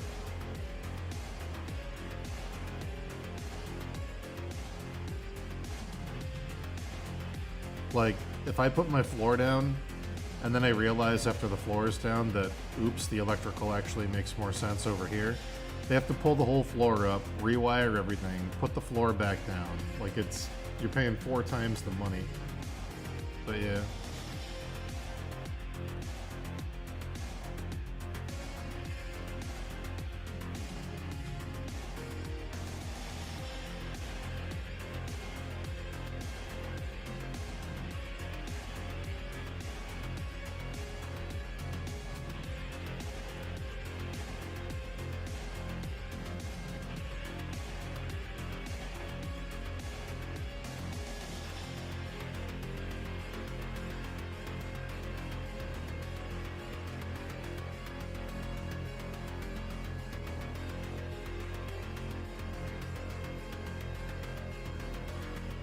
There goes you.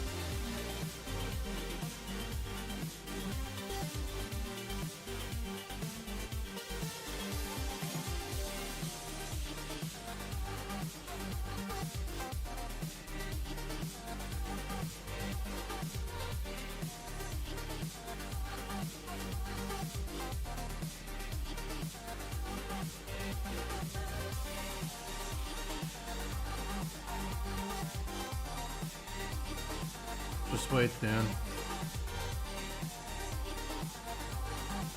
There's an election coming up. Just wait, there's an election coming. It's gonna change the whole market. No matter who gets elected, the whole market will change for better or worse, so just wait.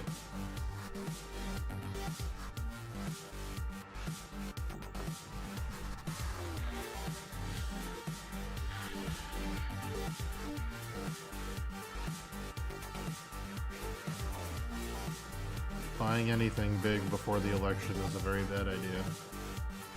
So...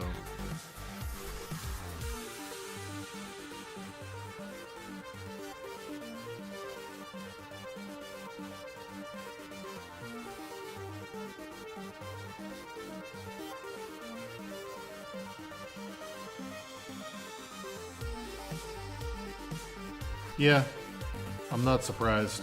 We've been in like a phantom recession for a while. Or like on paper it's not a recession, but it feels like one because the inflation's getting so ridiculous.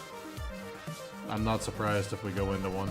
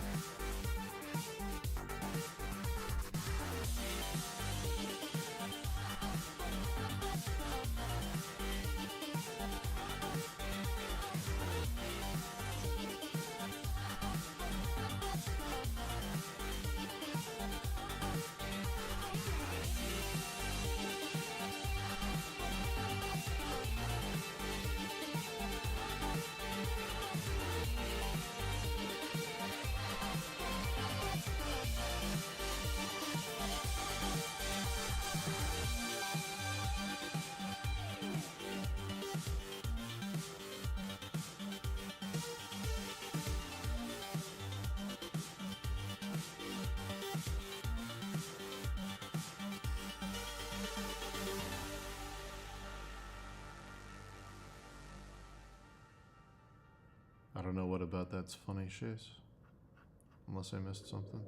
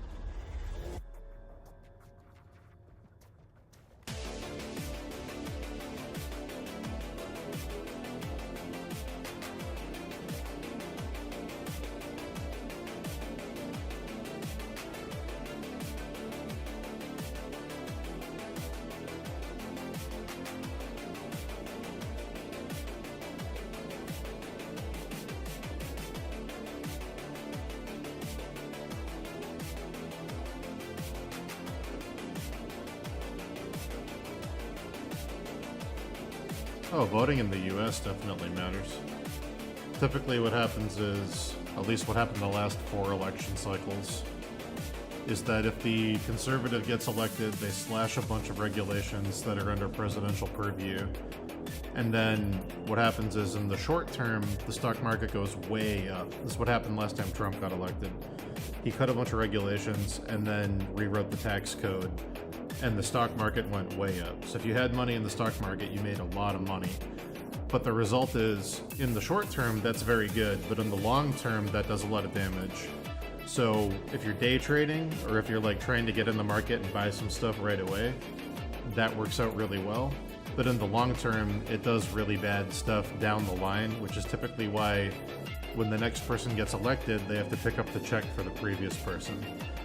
Typically, when a Democrat gets elected, they don't fuck with regulations as much. They tend to do aid packages and things, so they usually give money out. That's what happened last time Biden got elected. So it's a balance of what you're gonna get in the short term versus the long term. With conservatives in the last few elections, at least in the US, I can't speak for voting mattering anywhere else, but in the US, it's basically a difference between a big stock market boom followed by a slow drop-off over the course of a few years, or a bunch of free money in the interim right when the person gets elected, and then paying off that money that was given out over the course of the presidency. So it's, neither of them are great. They both have downsides. But if you're trying to buy a house, or if you want some kind of asset in the United States, typically you want the former and not the latter, because it makes rates go down. But we'll see what happens. But yeah, it definitely matters. Like, I want to say... So the big thing we got when Trump got elected was the new tax code, which, love it or hate it, it's a new thing that he made. The big thing we got when Obama got elected was he tried to make public health care happen. It didn't quite work, but it did change the status quo on health care. Like, those two things never would have happened without the elections happening the way they did. So they do matter. You do get stuff, especially with our Supreme Court. Like, we just lost, Roe v. Wade here in the United States, the abortion case, because the president gets to elect Supreme Court justices that get to interpret the law. So your vote has a very direct influence here. If Trump hadn't been elected and those Supreme Court justices hadn't been put on the court, the abortion law never would have been overturned. So it definitely matters. I can't speak for it mattering where you are, but it definitely matters here.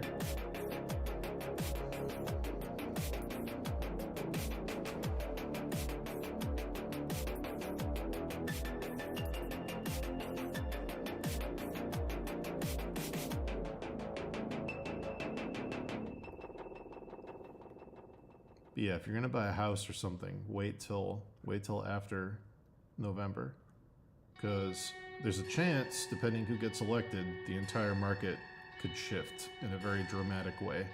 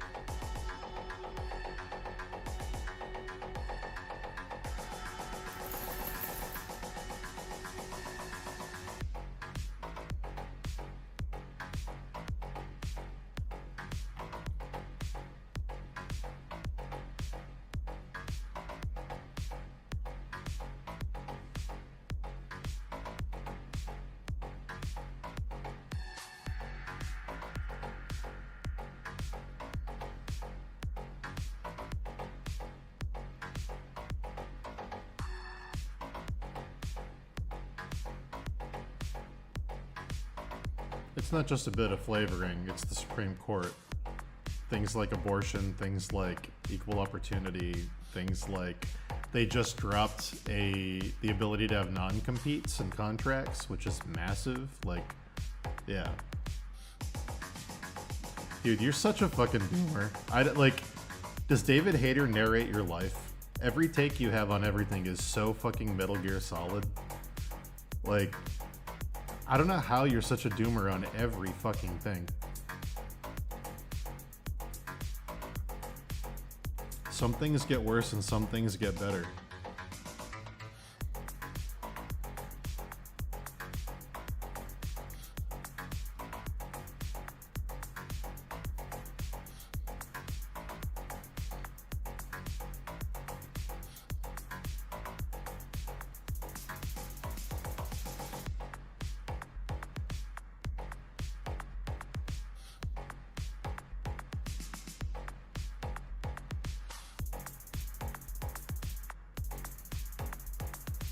some things get better and some things get worse.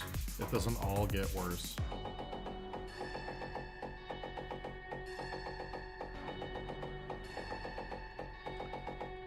But it's also a direct reflection of who's voting and what they're voting for, at least in the United States, because the Supreme Court is the real power. Congress is usually in a deadlock. It's usually 50-50 with some people on the margins, so they don't get a lot done. The president has some executive power, but not much. He can decide what we do with certain things, but not everything. The real thing that matters is who gets on the bench on the main court, which we've seen in the last, 8 years pretty dramatically.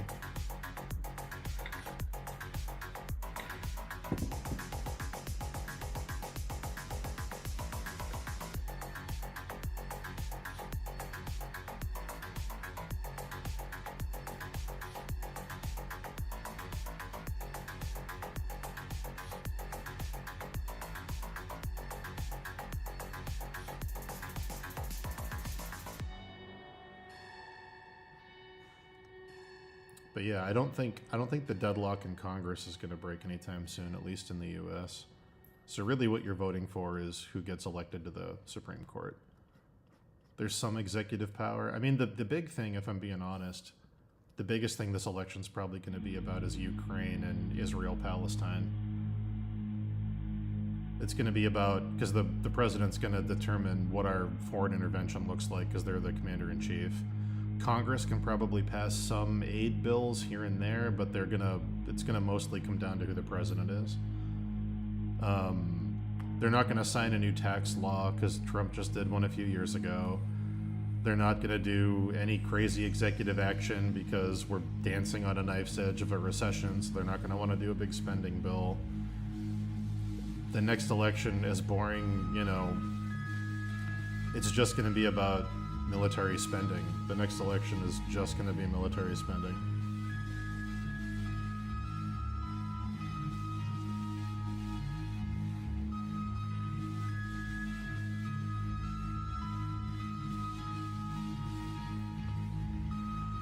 Dan, if you posted links,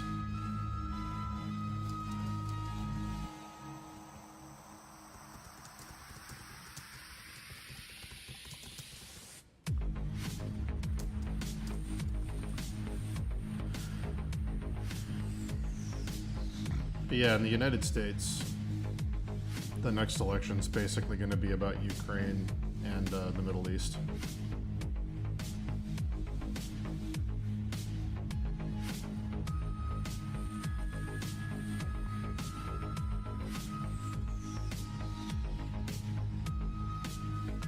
But it will affect the economy. If a conservative gets elected, the economy will be better in the short term and worse in the long term. And if a Democrat gets elected, it's going to stay about the same. Things won't get dramatically better or dramatically worse, but people have what's called like a recency bias. So like, if something gets really good today and then the next week it's terrible, or you can choose everything being kind of whatever for 2 weeks, most people are going to choose the first one because they just see the better. They don't care about the crash.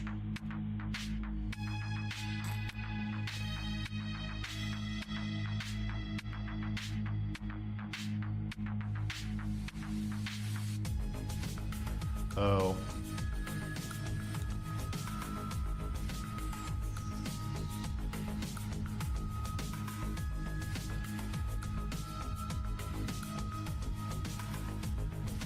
It was a good time for him to do it. I mean, I'm not defending what Putin did. I'm giving an unbiased take on what I'm assuming happened. I think Putin's wanted Ukraine for a while. Obviously, he's been chipping away at it, like with Crimea. He's been trying to do it for ages. 2014, and even before that, he was moving in there. But, I mean, America just pulled out of its probably longest international engagement. The only person who could stop him from doing it is NATO, which isn't going to happen because that's a nuclear war. Or it's America, which isn't going to happen because America is tired of war.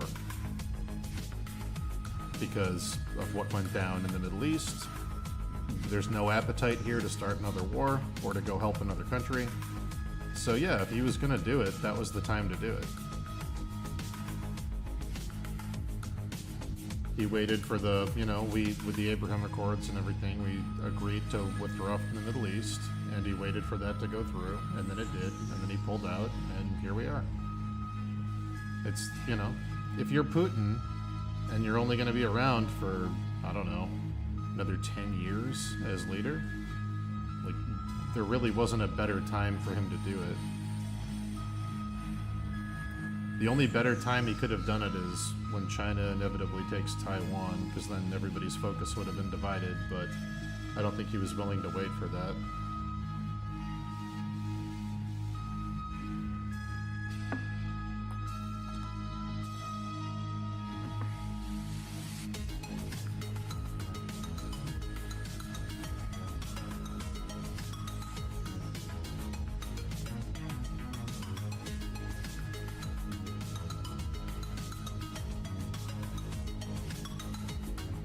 Well, yeah, I'd want to weaken Russia too, because Putin's a bad actor.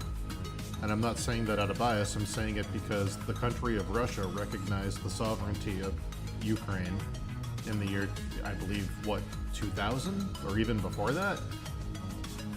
They recognized it as a sovereign state, and then Putin decided to go in and start taking chunks of it away. You can't do that. So yeah, Russia, it doesn't matter what Putin wants to do. It doesn't matter. If that's what he's gonna do, then NATO should be expanded. Because that's fucking wild. You can't recognize a country's sovereignty and then just go take a piece of it. It doesn't matter what Putin thinks, the country of Russia recognized Ukraine.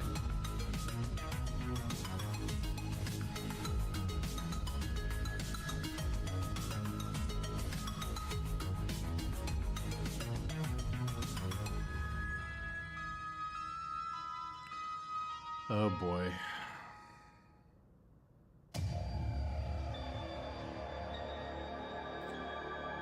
Oh boy. I'm gonna go ahead and say believe whatever you want to believe.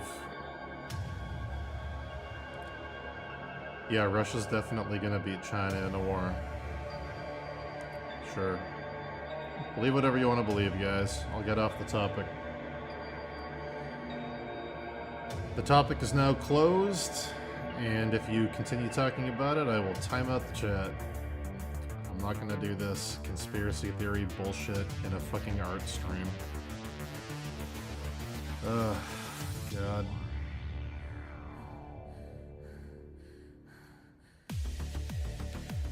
Everybody believe what you want to believe. I'll stick to American politics, or maybe just no politics.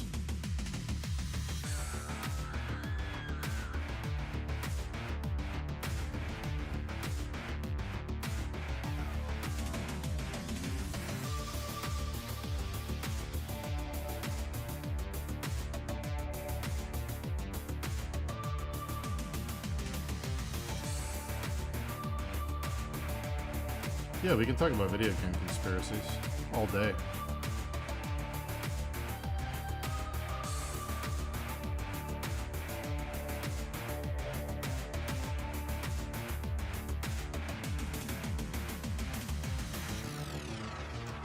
Yeah, Kyle, don't worry. Topic's closed.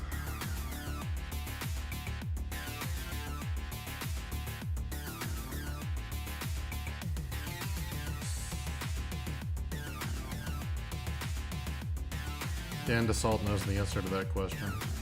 If he says Acumen, it's Acumen.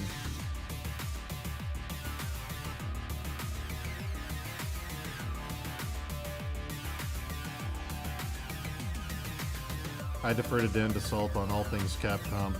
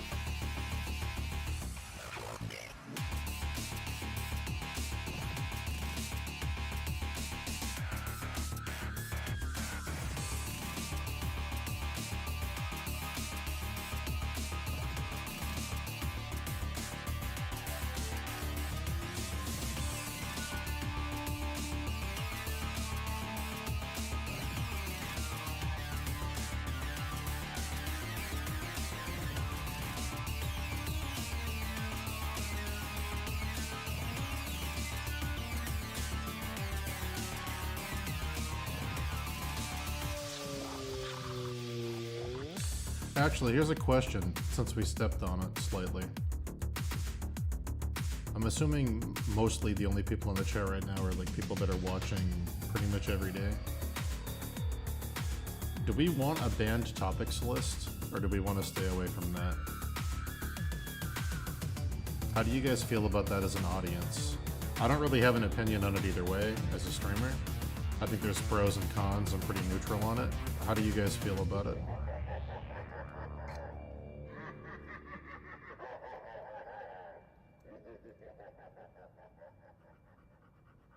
Like, should we have parameters if the stream gets bigger for stuff that we do and don't discuss? Or should we just leave it open and go case by case? Like, what do you guys as viewers prefer?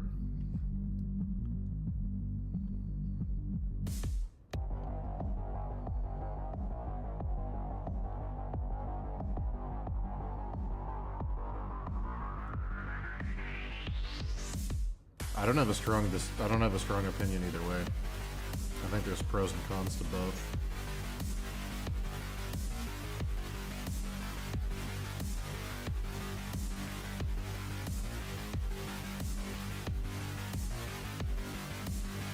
Well, it's not a Western thing, Shays. It's trying to prevent arguments from happening with people on the internet that get a little too passionate. So, like, if the stream grows to a certain point, eventually there will be people in here that will really freak out when we talk about certain things. And that can take the drama off the stream and start, you know, spiraling. I've seen it happen with, definitely not just a Western thing, I've seen it happen with Chinese activism and stuff too in the video game scene. It's just an everywhere thing. It's wherever people's biases are. But yeah, we can go case by case. But everyone has something that, you know, crosses a line, I guess. I've seen it happen with all kinds of things.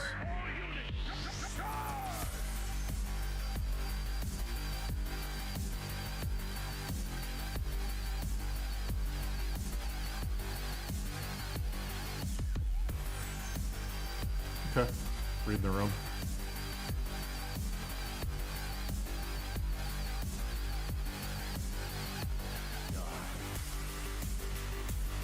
Like, I'm pretty neutral about most things. But I've definitely seen shit go insane on the internet.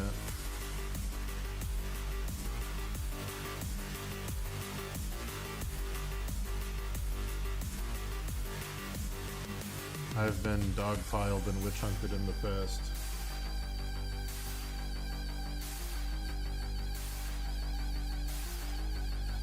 Gotcha.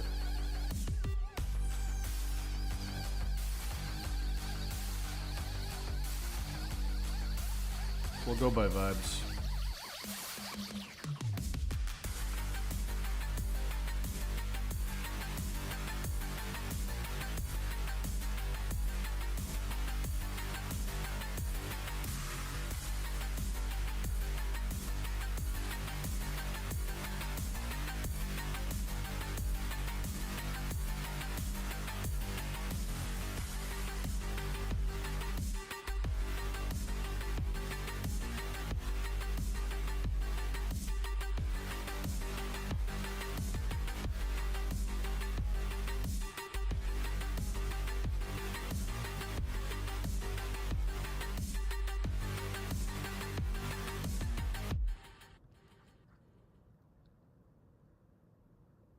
True. Yeah, we have mods.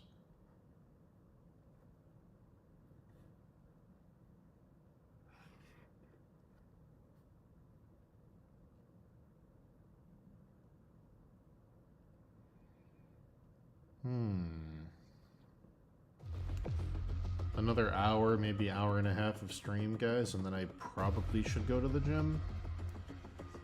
We're at 7 hours right now. Wow. That went by much faster than I thought it would. We're at 7 hours already? Holy shit.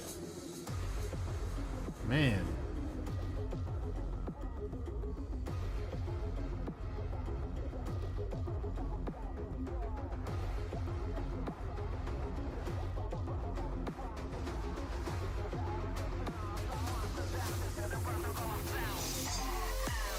Man, man, this waking up early thing is so much better.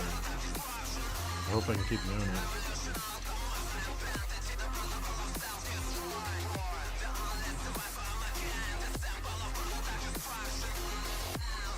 I don't like this song at all. I don't like that song at all. That is the cringiest. The cringiest.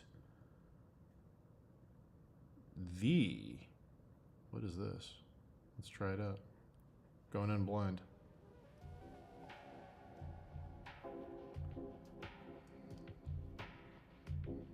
You're totally right about the Capcom question. Yeah, you always are. That's why I defer to you in all matters Capcom.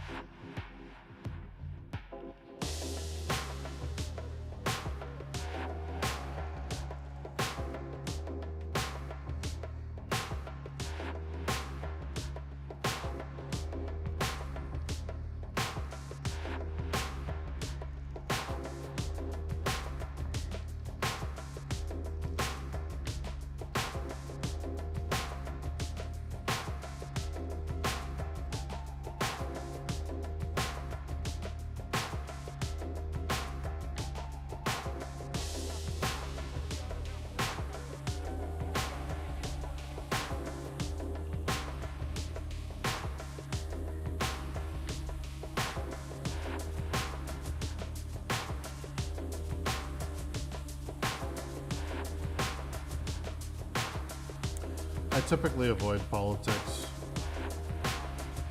Unless it's some crazy, like, this thing just happened, like that guy got assassinated. Or shot. But yeah, talking about politics is usually pretty useless. People's minds very rarely get changed.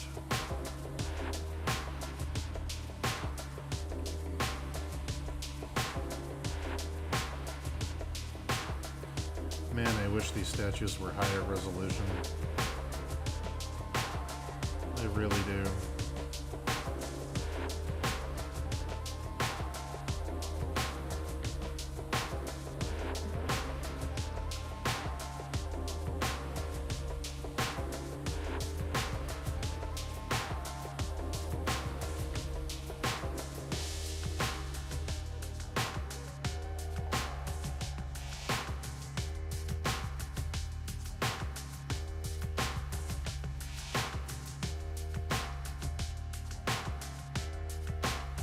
Knights of the Round was fucking rad, dude.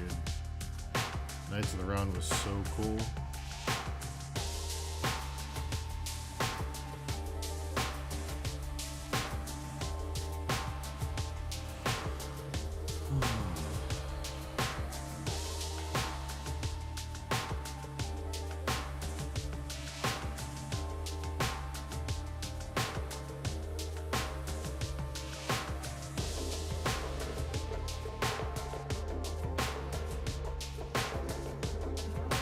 Thanks, Anubis.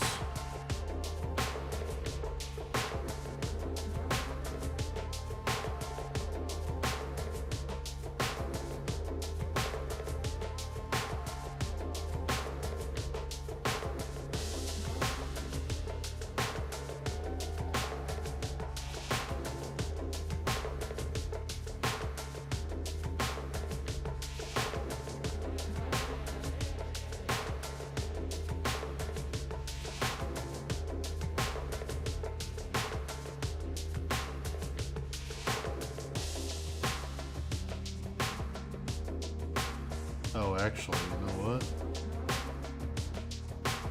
I gotta check if the pool is even open.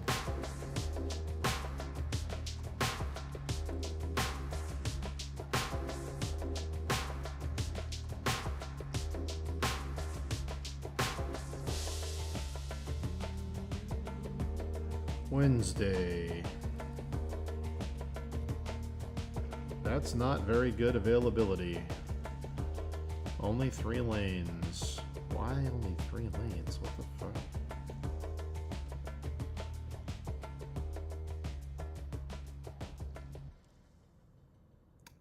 I'll try, I guess. That sucks. I wonder why 3 lanes are closed.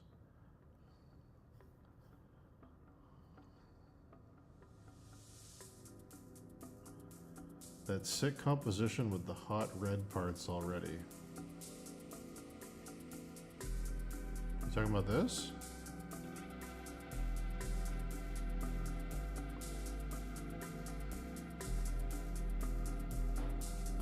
I don't know what you mean.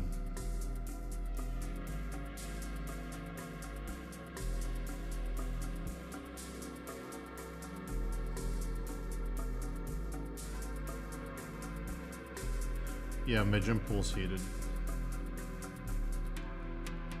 I mean, couple weeks I'll be able to swim here. If the lake will be warm enough, I'll just swim here. Save a bunch of time.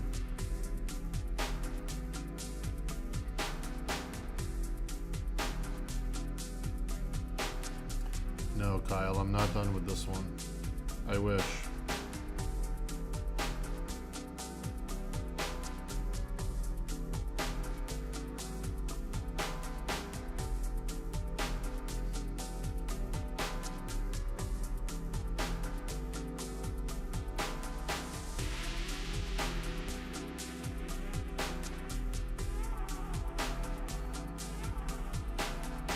No. Nothing deadly here. I mean, I guess bears. That's recent, though. We haven't had bears for more than a year. But they're migrating down here.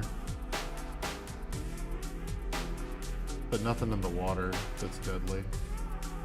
Snapping turtle might bite your foot. That's about it.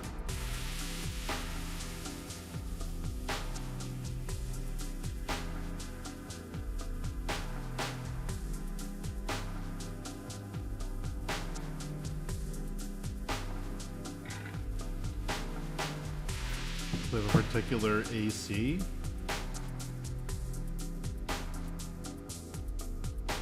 I have an LG mini split, the big one.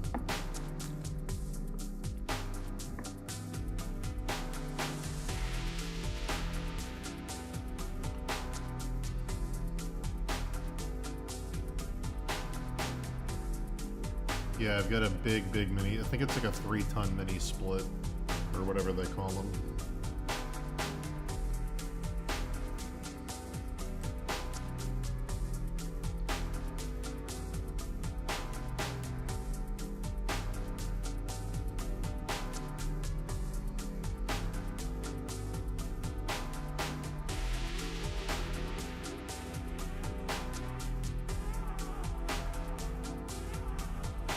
The Bears are too busy with the women, you're right.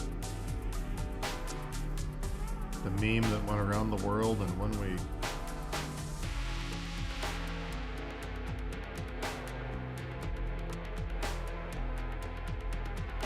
It's gotta suck to be a person who creates a meme that goes around the entire planet in a matter of days, and you don't get any money for it. You just make some dumb TikTok where you ask a question and then everyone in the entire world is using it, and you get nothing.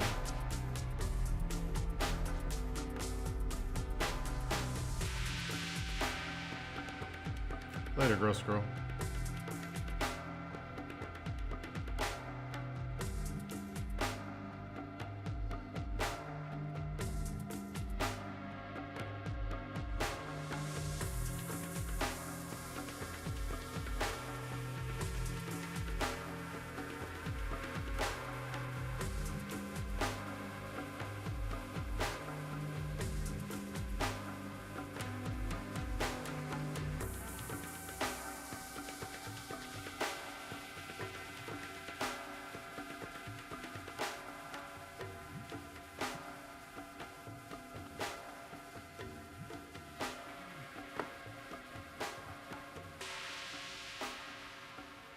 The story of Pippi. It's true. The guy who made Pepe should be a billionaire for how many fucking Pepe posts there are. But no. His stuff got used by hundreds of millions of people on the news. Got nothing.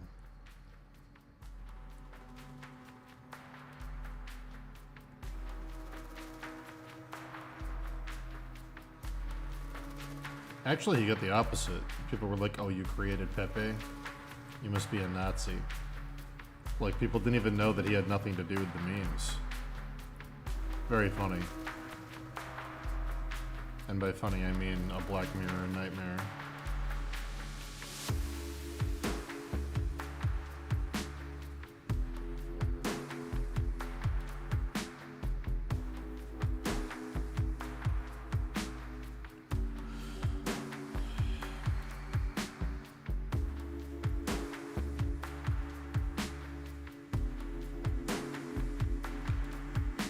Isn't the guy who designed Barbie? No. Victoria's Secret. The guy sold Victoria's Secret for like $100,000. And then a year later it was Victoria's Secret and he jumped off a bridge.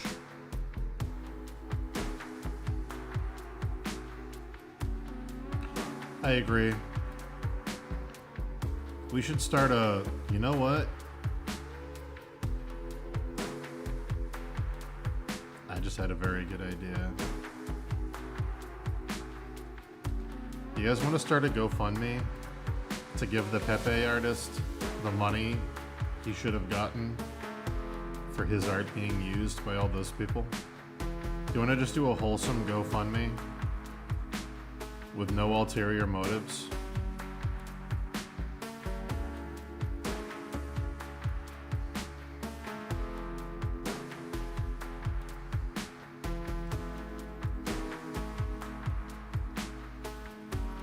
I'm saying this knowing nothing about the guy as an individual. If he's secretly horrible, I have no idea. I just know that if I designed a character and it got used that many times by that many people and I didn't see a dime off it, I would lose my goddamn mind. Okay. If he's making good money, then good.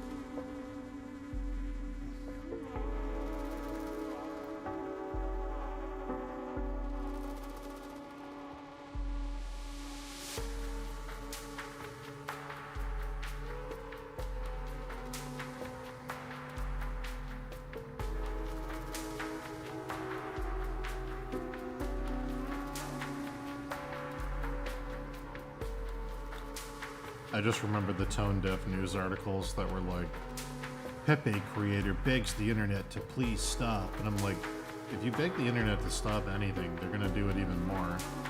Like, how does anybody not understand that? The worst thing you can do, especially when it's like weird, like forum people, the worst thing you can do is say, please stop.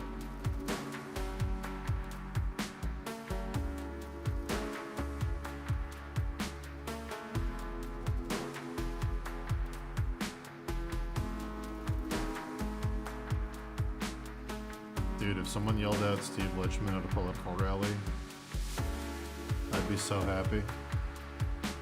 Because it would lead to more book sales. They'd be like, why'd this person yell it out? And they'd have me on the news as the co-creator. And I'd be like, I don't know. There's a lot of good reasons why they called it out. You're gonna have to read the book to find out, though. It's too much for me to summarize here on The View.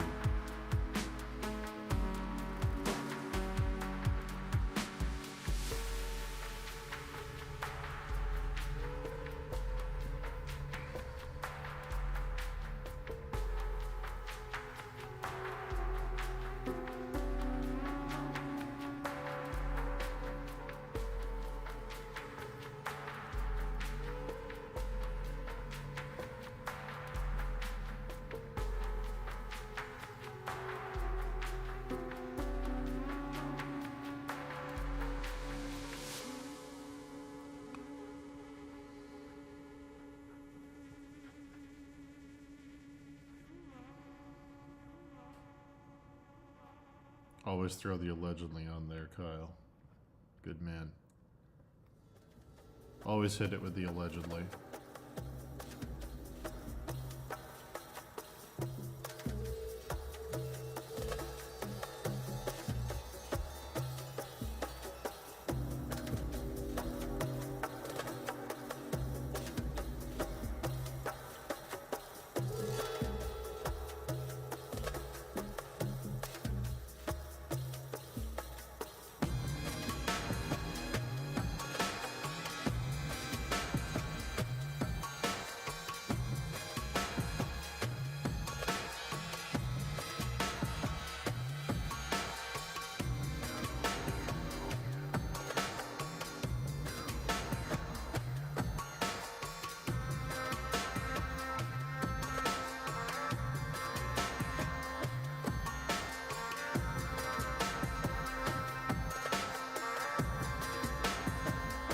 So anyways, back to the King of England.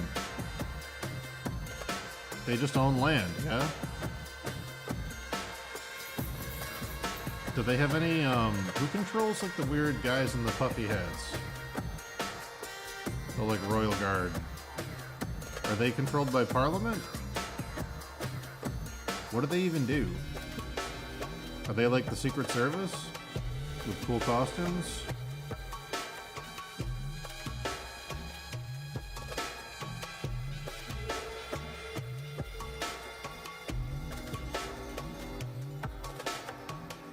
Oh, dude, if we ever got to do TV interviews, I love Trey Parker and Matt Stone. Fucking heroes. Oh.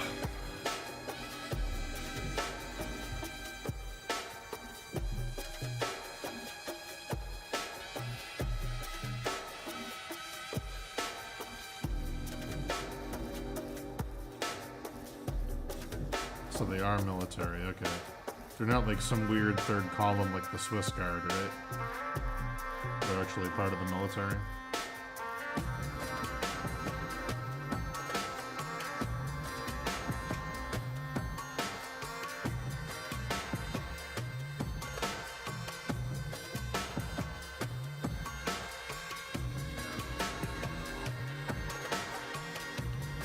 Oh my god, what happened to the Queen's corgis? I didn't even think of that. Are they still? Oh no.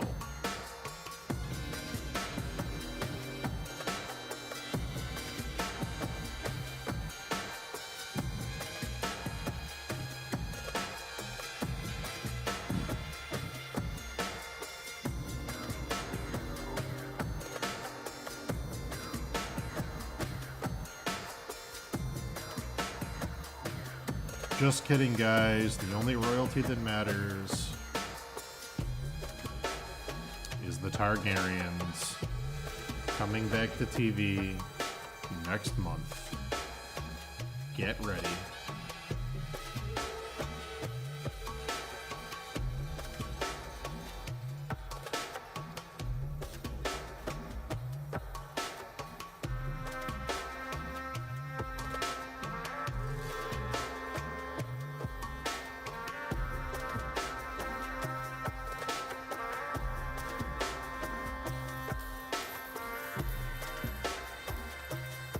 Bro, those dogs did nothing wrong. Those dogs are subjects, just the way we used to be subjects. If anything, I should care about them more. For anyone to live under the iron boot of the monarchist, be it dog or man, beast or brother, is it not our solemn duty to welcome them with open arms into the fields of freedom?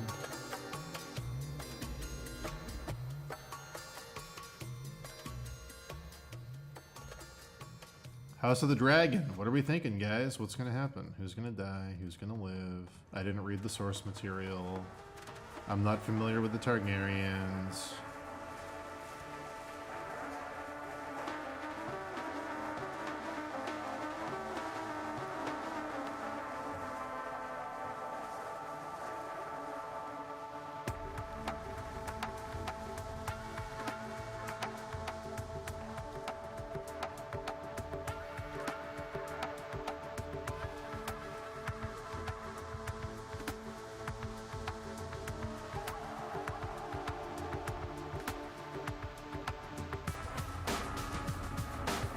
I read Game of Thrones. I didn't read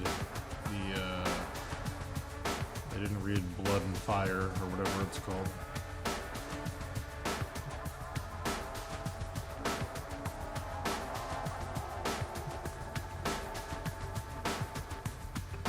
You know what's really funny? For a Middle-earth adaptation, the Rings of Power Season 2 trailer looks not great. But if they just made a D&D show with the same budget, that trailer would have been the greatest thing that ever happened in the history of trailers. Isn't it weird if you just shift the lens a little bit? Like, it's not great as Middle-earth, but man, if it was like Faerun or something, people would be so happy.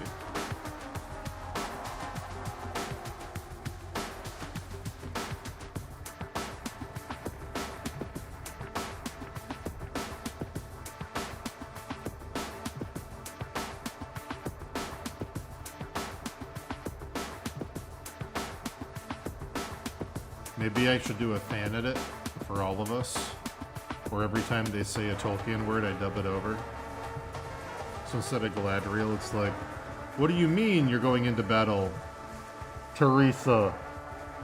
You can't possibly win against the forces of Greylock. We have to fight to save the people of Narnia. Maybe then I'll enjoy the show.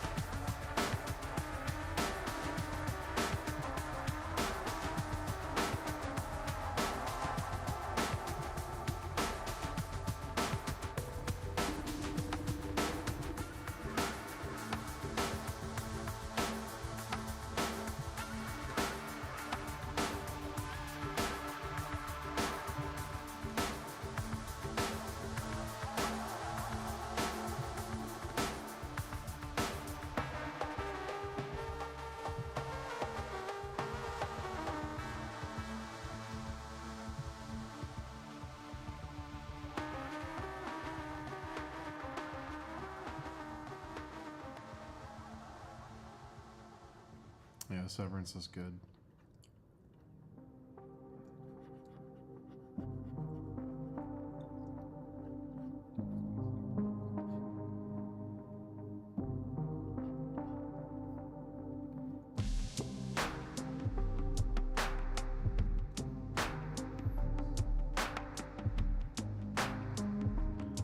You guys ever randomly think about how high pitch?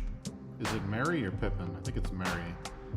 You ever think about how high pitch Merry goes when he says, Baggins, eh? Frodo Baggins. He's my cousin. Frodo. Pops into my head at least once a week.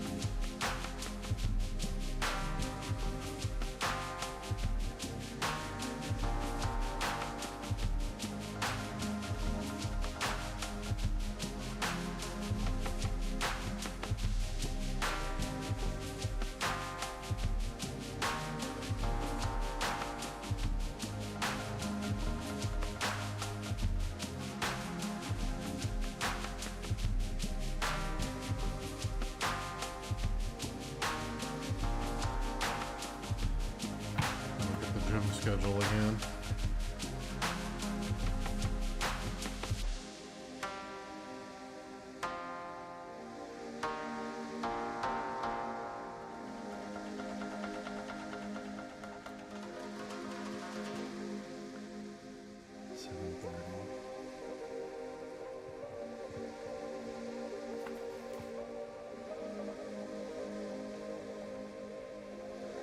Here's my question about the Rings of Power Season 2 trailer.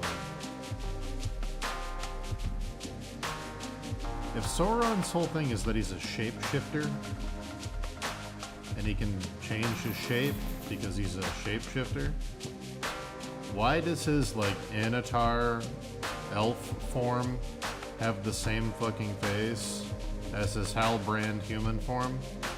Isn't that, like, a very dumb thing to do?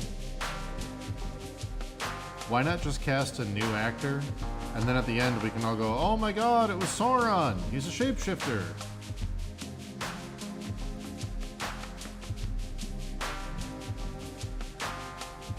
Anyway.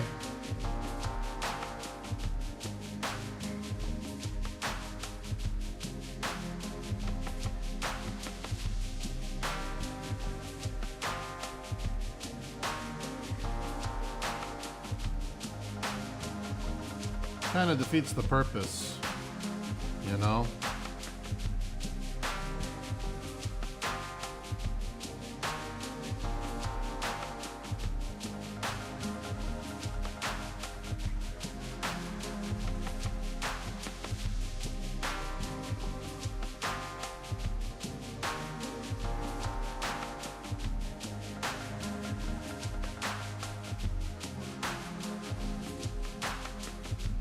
Genuine question, what is it you enjoy about England and the UK? To me, when I think of countries I want to visit or cultures I find fascinating, Britain in particular has always been among the least appealing. I don't find the UK, Britain appealing. I find Ireland and Scotland appealing. England, for England's sake, like, there's a certain charm to the countryside of England. Like, I've been to the English countryside and London and all that stuff, like, there's a certain charm in that, seeing the castles and the medieval shit, but Scotland and Ireland have those things, but better. The countryside looks cooler in Ireland and Scotland. I think it looks coolest in Ireland. Scotland's got a lot of charm, though. The castles are cooler, the culture's cooler. A lot of the stuff that they believed before England came in is still there, and like the folklore and shit. England doesn't have a ton of folklore. Most of the folklore that England had came overseas on the Mayflower with the Pilgrims and got transformed into American folklore. Like weird things like the Unseelie fairy courts and stuff in Ireland and Scotland, and like there's just a lot of the old culture, even all the way back to like there's stuff from like the only stuff in England that I am fascinated by is like the Welsh. Like there's some Welsh stuff that's really cool, like their Christmas tradition of like making a puppet of that demon ghost thing where it's like the skull of an animal on a stick with like a robe and they parade it down the street. Like that shit's really cool to me. But England proper, like Great Britain, isn't that interesting outside of like the Tower of London and like, you know, I like cathedrals, I like churches and shit. Seeing all the Tudor stuff, like all the shit associated with Henry VIII and, you know, Elizabeth, that stuff's cool just because I'm a history nerd for that shit. But outside of that, I think Ireland is top for me.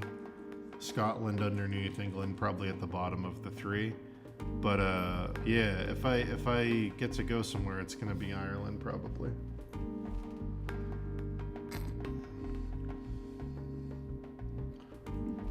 Well, if you go to England, it's different enough that you're gonna feel it feels like you kind of didn't travel. It's different enough that you know you're in a new place, but it's not so different that you get like culture shock. It's not like when I went to like Bali. It's not even like when I went to like Paris. Like Paris felt like I was abroad. It felt like I was okay. I'm not in America at all. But like it still felt kind of familiar, but like the language barrier at least made it feel further away. England just kind of feels like a different version of Boston in a weird way. But yeah, I don't know. What I really should do for cathedrals is go to like Milan or something, but for some reason I just really want to go to Ireland. I want to see the forests and all the cool old stuff. But yeah. But no, like I don't have like a love for like England. I like England. I've traveled there a few times and I think it's, you know, I think it's an interesting place with some cool stuff to see, but it's not like fascinating to me. Like if I had to choose between living in London or Edinburgh, it's like the easiest choice in the fucking universe. It's Edinburgh all day, every day. I've never seen much of Dublin though, so I can't really say. But the Irish countryside is just stunningly beautiful.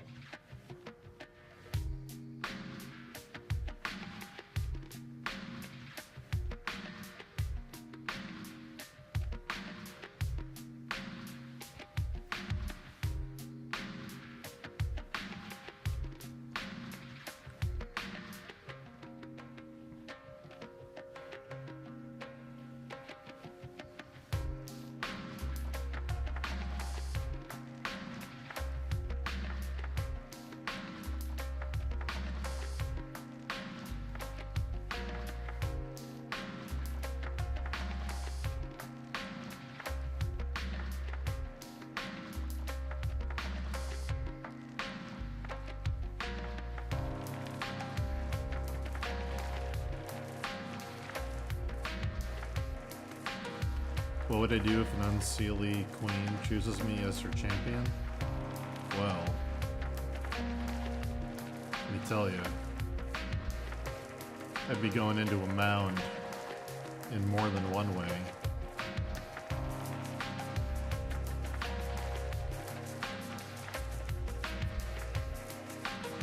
Only some people will get that joke.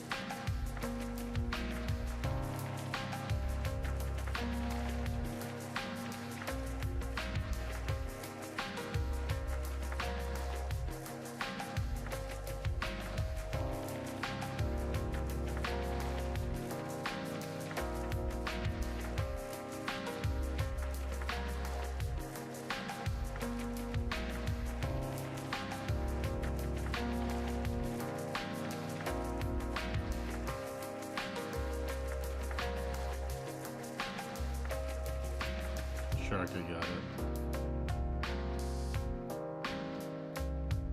As I always knew he would.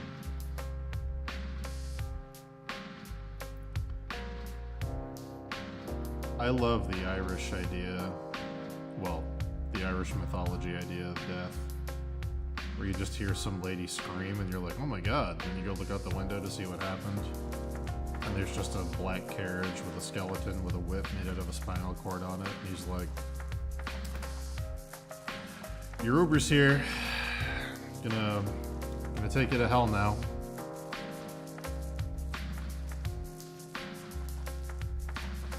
Give me a good rating.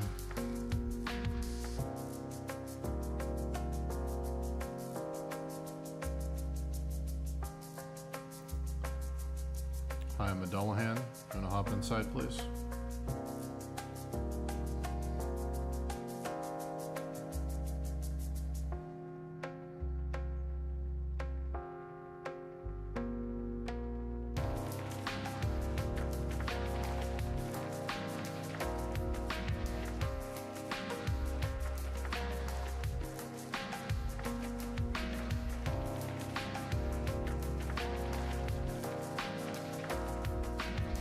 I'm actually not sure where the delineation line is between, like, this is Irish mythology and this is Scottish mythology. It's gotta be slightly different, right? They're not exactly the same. Ireland is like the Tuatha De Danann and the Firbolg and all that shit, and Tir na Nog and all that shit. Is the Unseelie court and all that shit part of Irish, or is it more Scottish, or is it both? I know there's a lot of cross-pollination. I just don't know.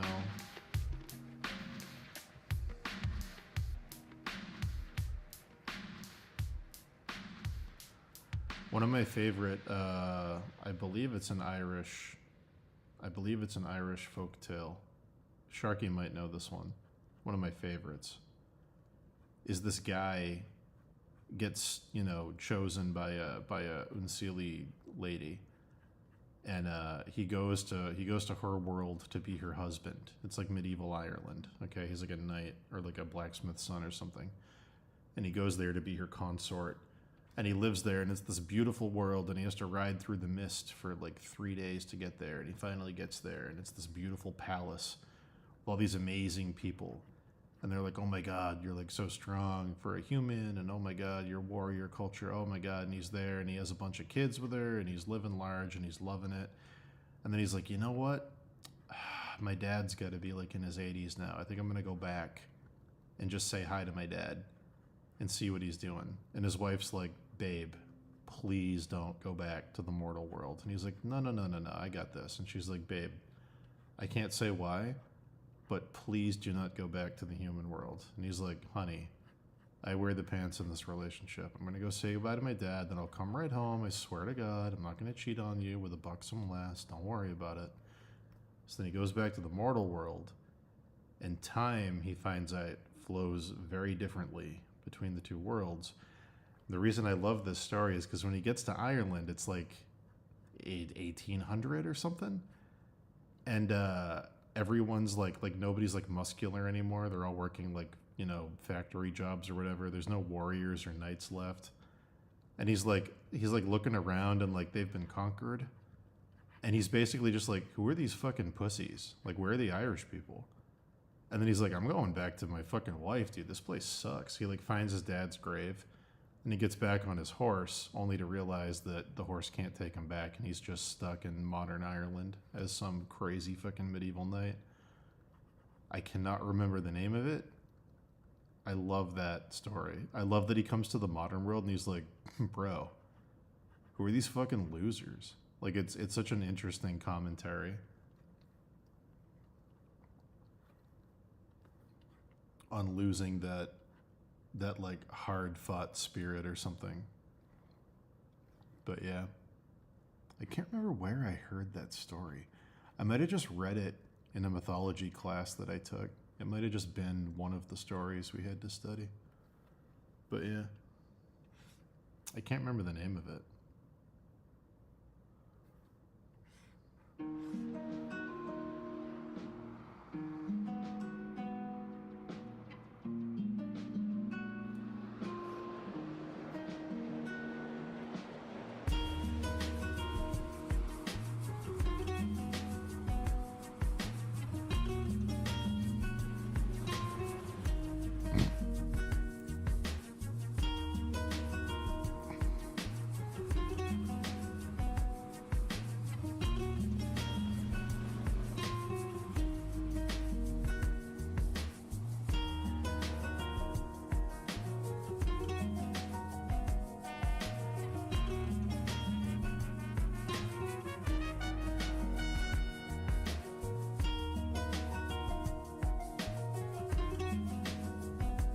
I hope there's no vocals in this. I really like this so far.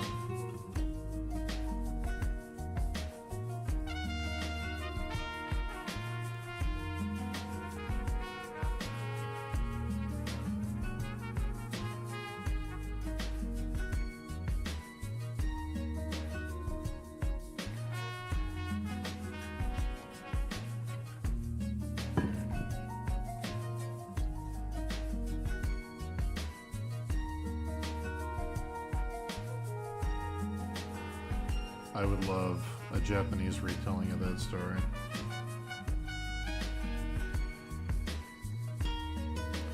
Where a samurai goes to lay with a concubine, and he sticks his dick in her, and then he realizes it's a waifu pillow. And then he slashes it to pieces with his katana, and feathers go everywhere. Ever thought about doing mentorships? I don't think I'm really good enough to be thrown around mentoring. I've done paint-overs and tutorials and shit. Well, no, actually, no, I haven't done tutorials. I've done paint-overs, and I've done portfolio reviews. Yeah, I don't know. I don't think I'm at a level with my skill that I would charge for a mentorship. But thank you for asking.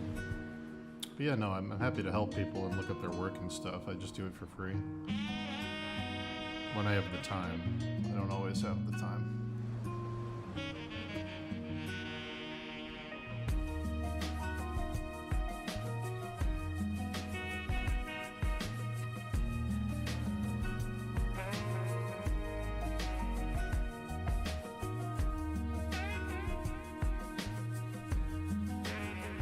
That's actually a very good idea.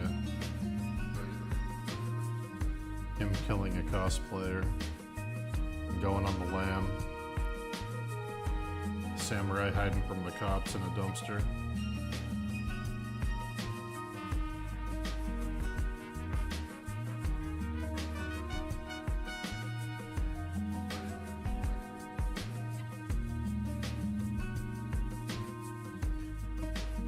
Listen.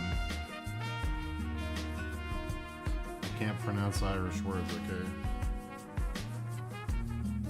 Is the Unseelie, is it like Unseed? Is that what it is? Like seed?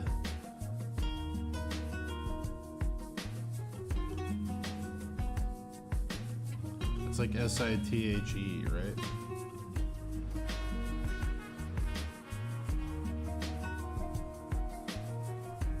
Well, thank you, Gondo. It's very kind of you. I appreciate that feedback.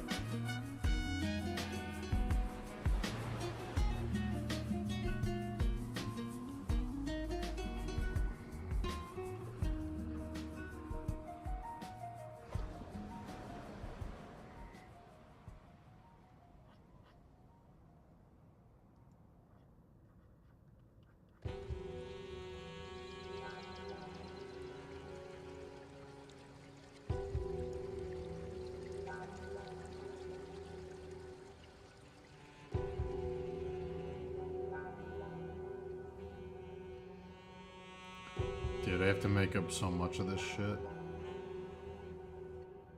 There's like nothing. There's like nothing in these 3D models.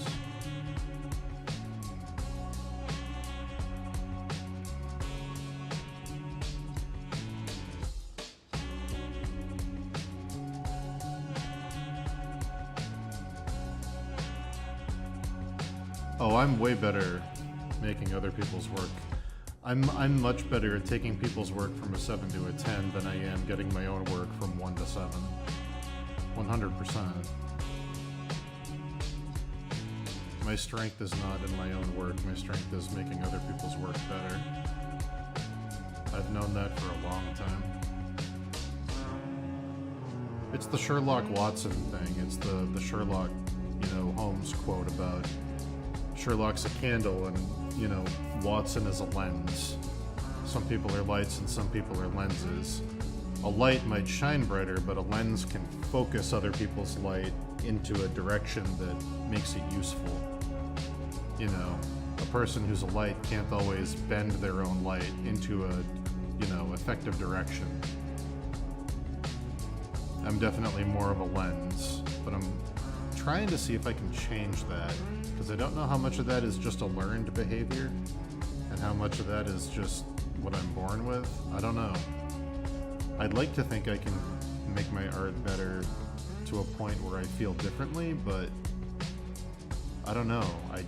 I don't think I'm ever going to be like a luminary or something. Like, I think it's not really in the cards for me at this point, but yeah, I don't know.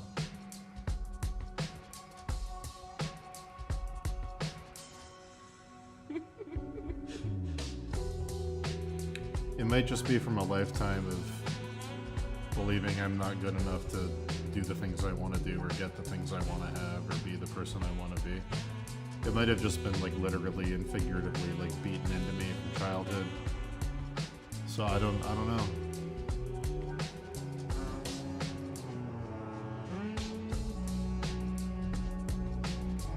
Yeah, I have zero confidence.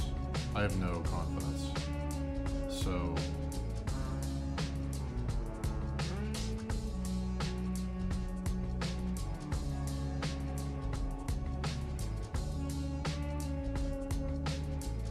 like I've seen people with half my skill feel 3 times as good about their work. And I don't know what that is. I want it. Like I want to, like, even if your drawings aren't great, you should be able to feel good about them. I don't know what that, whatever that is, I've never had that.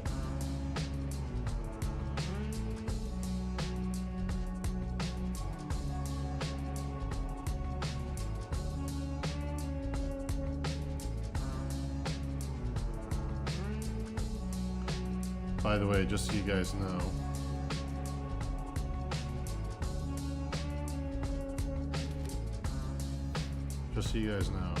this is what I'm fucking working with, okay? This is the highest resolution version of this in the game, okay? And I'm just like, I guess I'll make up a face. I can kind of see some lips down here. I really don't know, so I'm just flying blind, okay?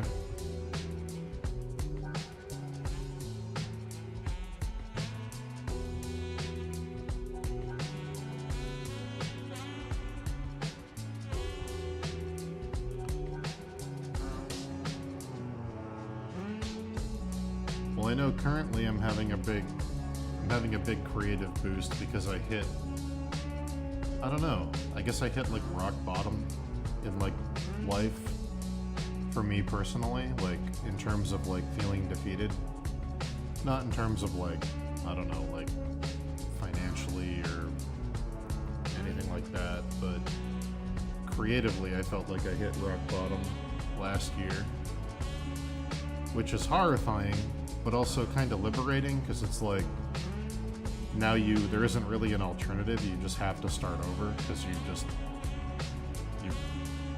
you're wiped out, you know?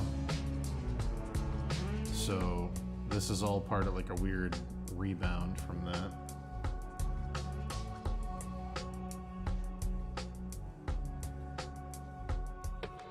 It's weird to, I don't know, it's weird to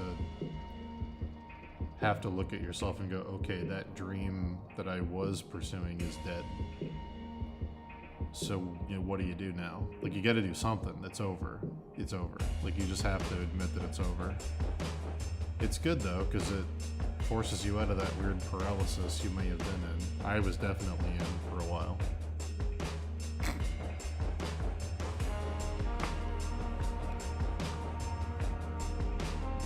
Oh. Sharky, I'll agree with you that I'm passionate. I don't think I'm one of the best, but I love you. I appreciate you. I think best is a little too far, but I love you.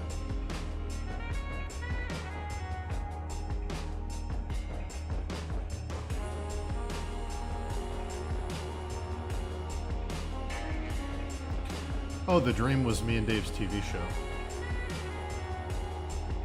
I never wanted something so bad in my entire life. I didn't know what it meant to want something until that happened. I wanted that so badly, and it was so close, and then it all fell apart.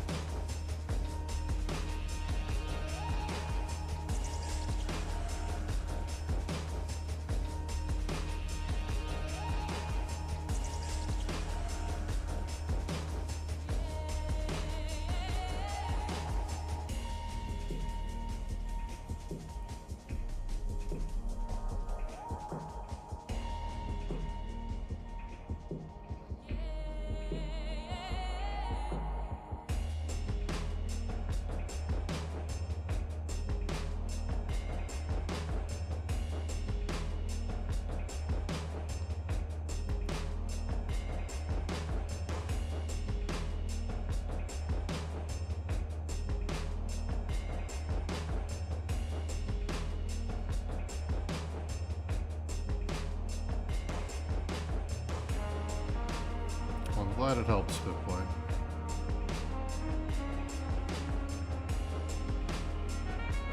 The only thing I can promise any of you is that I will never bullshit you about stuff you ask me.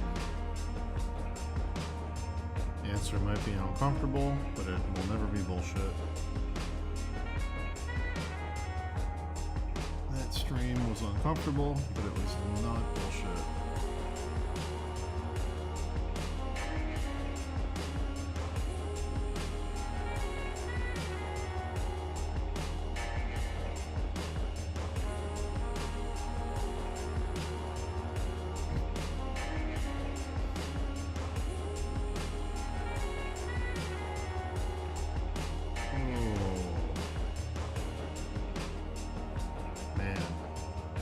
Can't believe it's been 8 hours already. What a wild stream. It's insane how much quicker it goes by when I have a full night's sleep. My god. Full night's sleep, woke up at 7:30, had my coffee, went for a walk, ate some food. Started around 10, you know? Wild. Wild times. Wild how much more productive and positive the day is.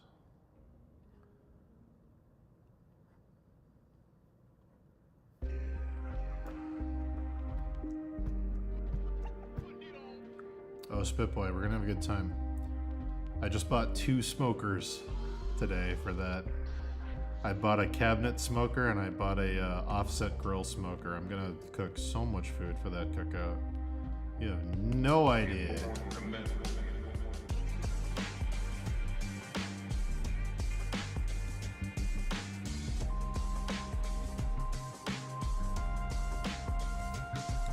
You can meet Dan DeSalt, and I think James Zapata is gonna drive up from Jersey. He'll be here. A few more people from Hasbro, some other artists will be here. My good friend Adam, who back in Crimson Daggers, his name was Wizards and Warlocks. He's now a video game designer. He created a great pinball game called Demon Tilt. Yeah, he'll be here. It'll be great.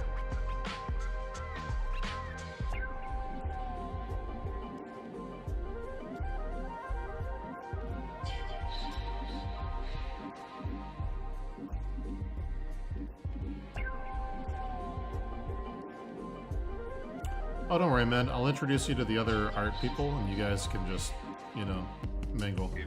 Once you get introduced to Dan, he can introduce you to everybody else, because he's been doing enough of these that he knows everybody.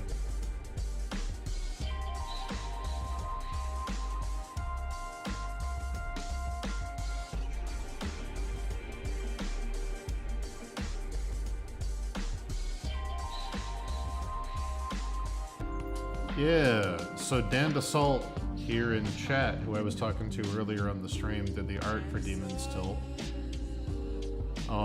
And my buddy Adam, Wizards and Warlocks, is the creator of it. I've had him on to talk on streams a couple times in the past, but yeah.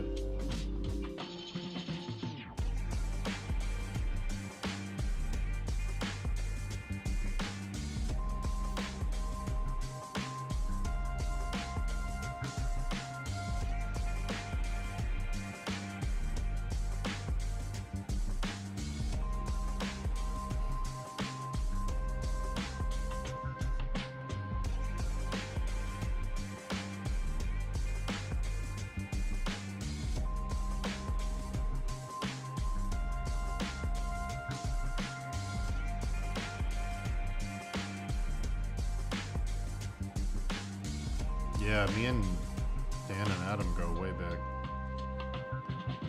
Adam was like in the OG Crimson Daggers, like forever ago.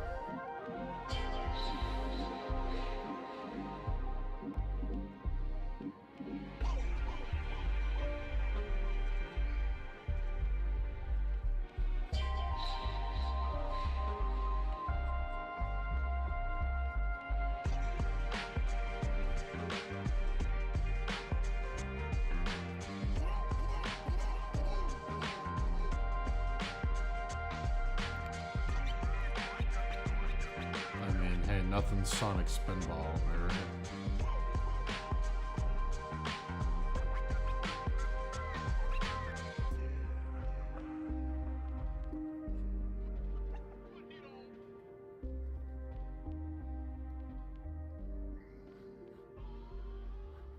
I thought for sure I was gonna be sore today after that training session yesterday, but I don't feel it.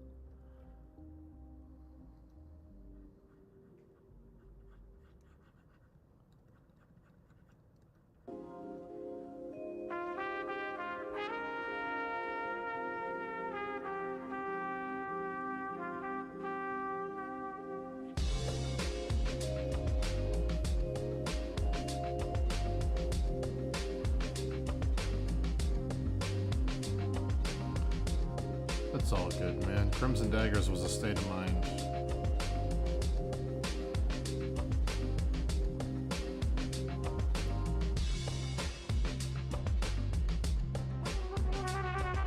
If you're on me and Dave's Discords today, it's essentially the same mindset. We just aren't doing the guest challenges with like pro artists coming on. But the daily streams and the challenges and everything are, you know, very similar to what it was back then.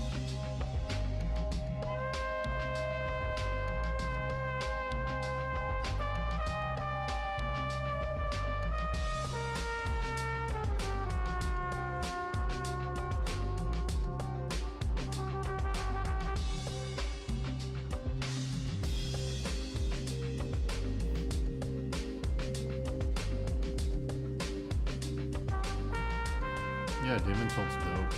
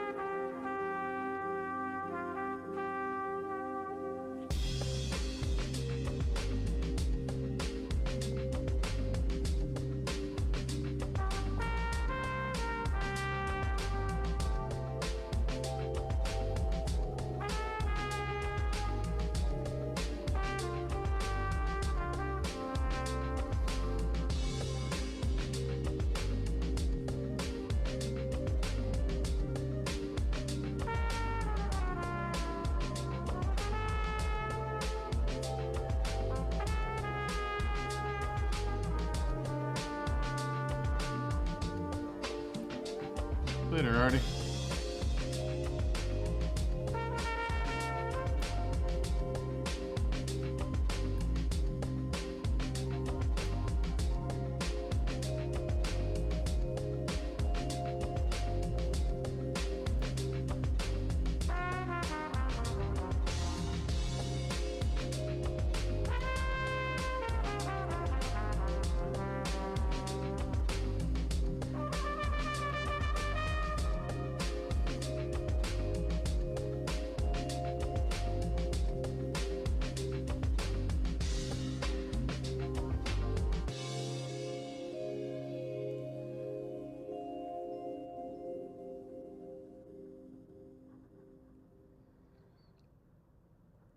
Oh boy.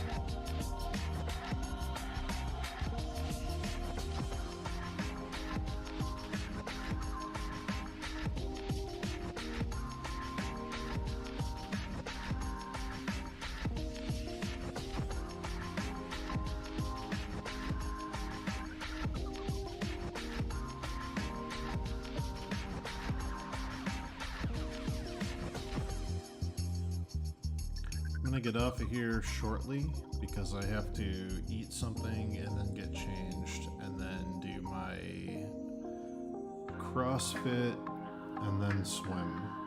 So, got a lot to do. I don't think I'm gonna be alive enough to stream when I come back, at least based on yesterday's workout, so this will be good night. But today was good. We got a long, solid stream. Got a good amount done. Tomorrow I'm gonna hopefully do the same. Assuming I wake up and I sleep through the night again. We should be on track to do this again tomorrow. Here's hoping.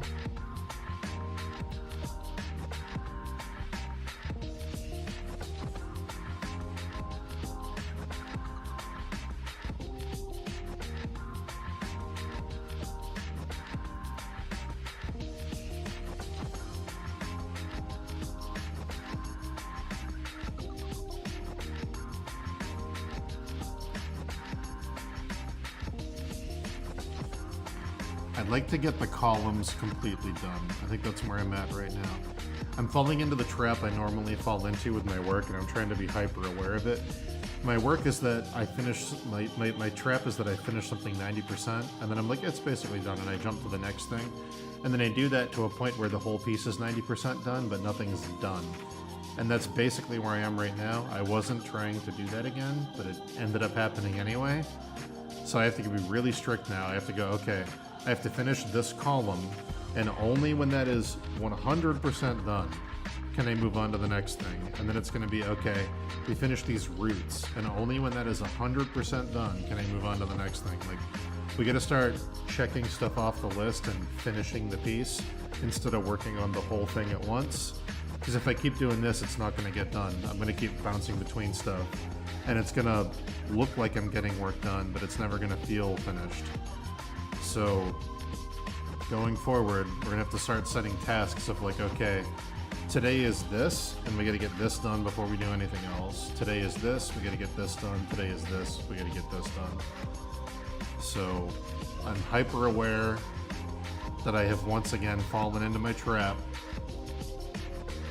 I don't know why I keep doing it, but yeah, we have to finish the piece. So yeah, it's gonna start with the border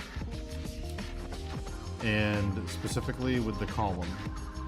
These columns have to be done, and then they have to be flipped, and then I have to break the symmetry with roots and plants.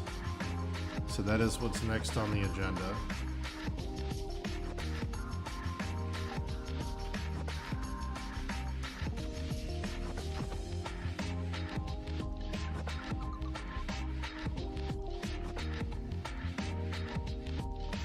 I realized I was falling into the trap when I opened the file, and I was like, why am I already working on Radahn? Why am I painting the characters if the borders aren't done yet? And I was like, oh no, I did the thing. I did the fucking thing that I always fucking do. But, yeah. Hey, you know? Whatever, we're here. We're here. We'll get out of here.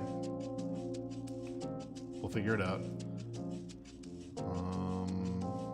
But yeah, I'm gonna go. Love you all. So yeah, this actually might be a little more rendered than the other one. So yeah, this looks okay.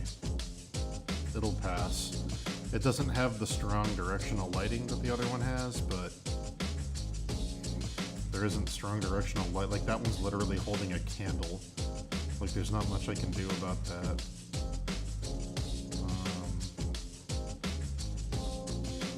It's fine. I think it's fine.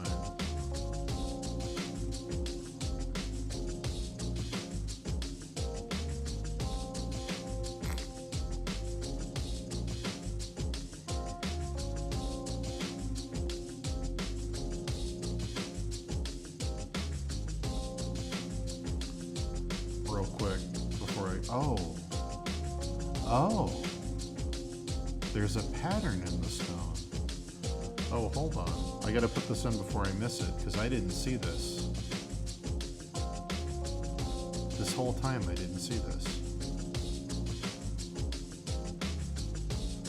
Hold up.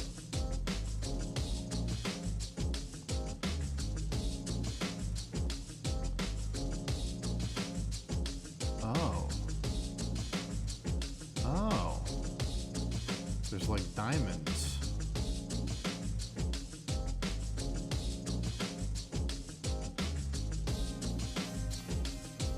Okay.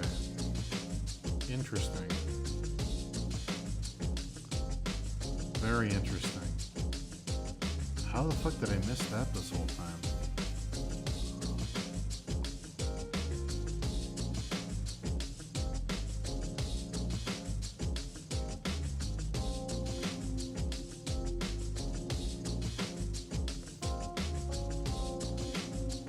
Alright.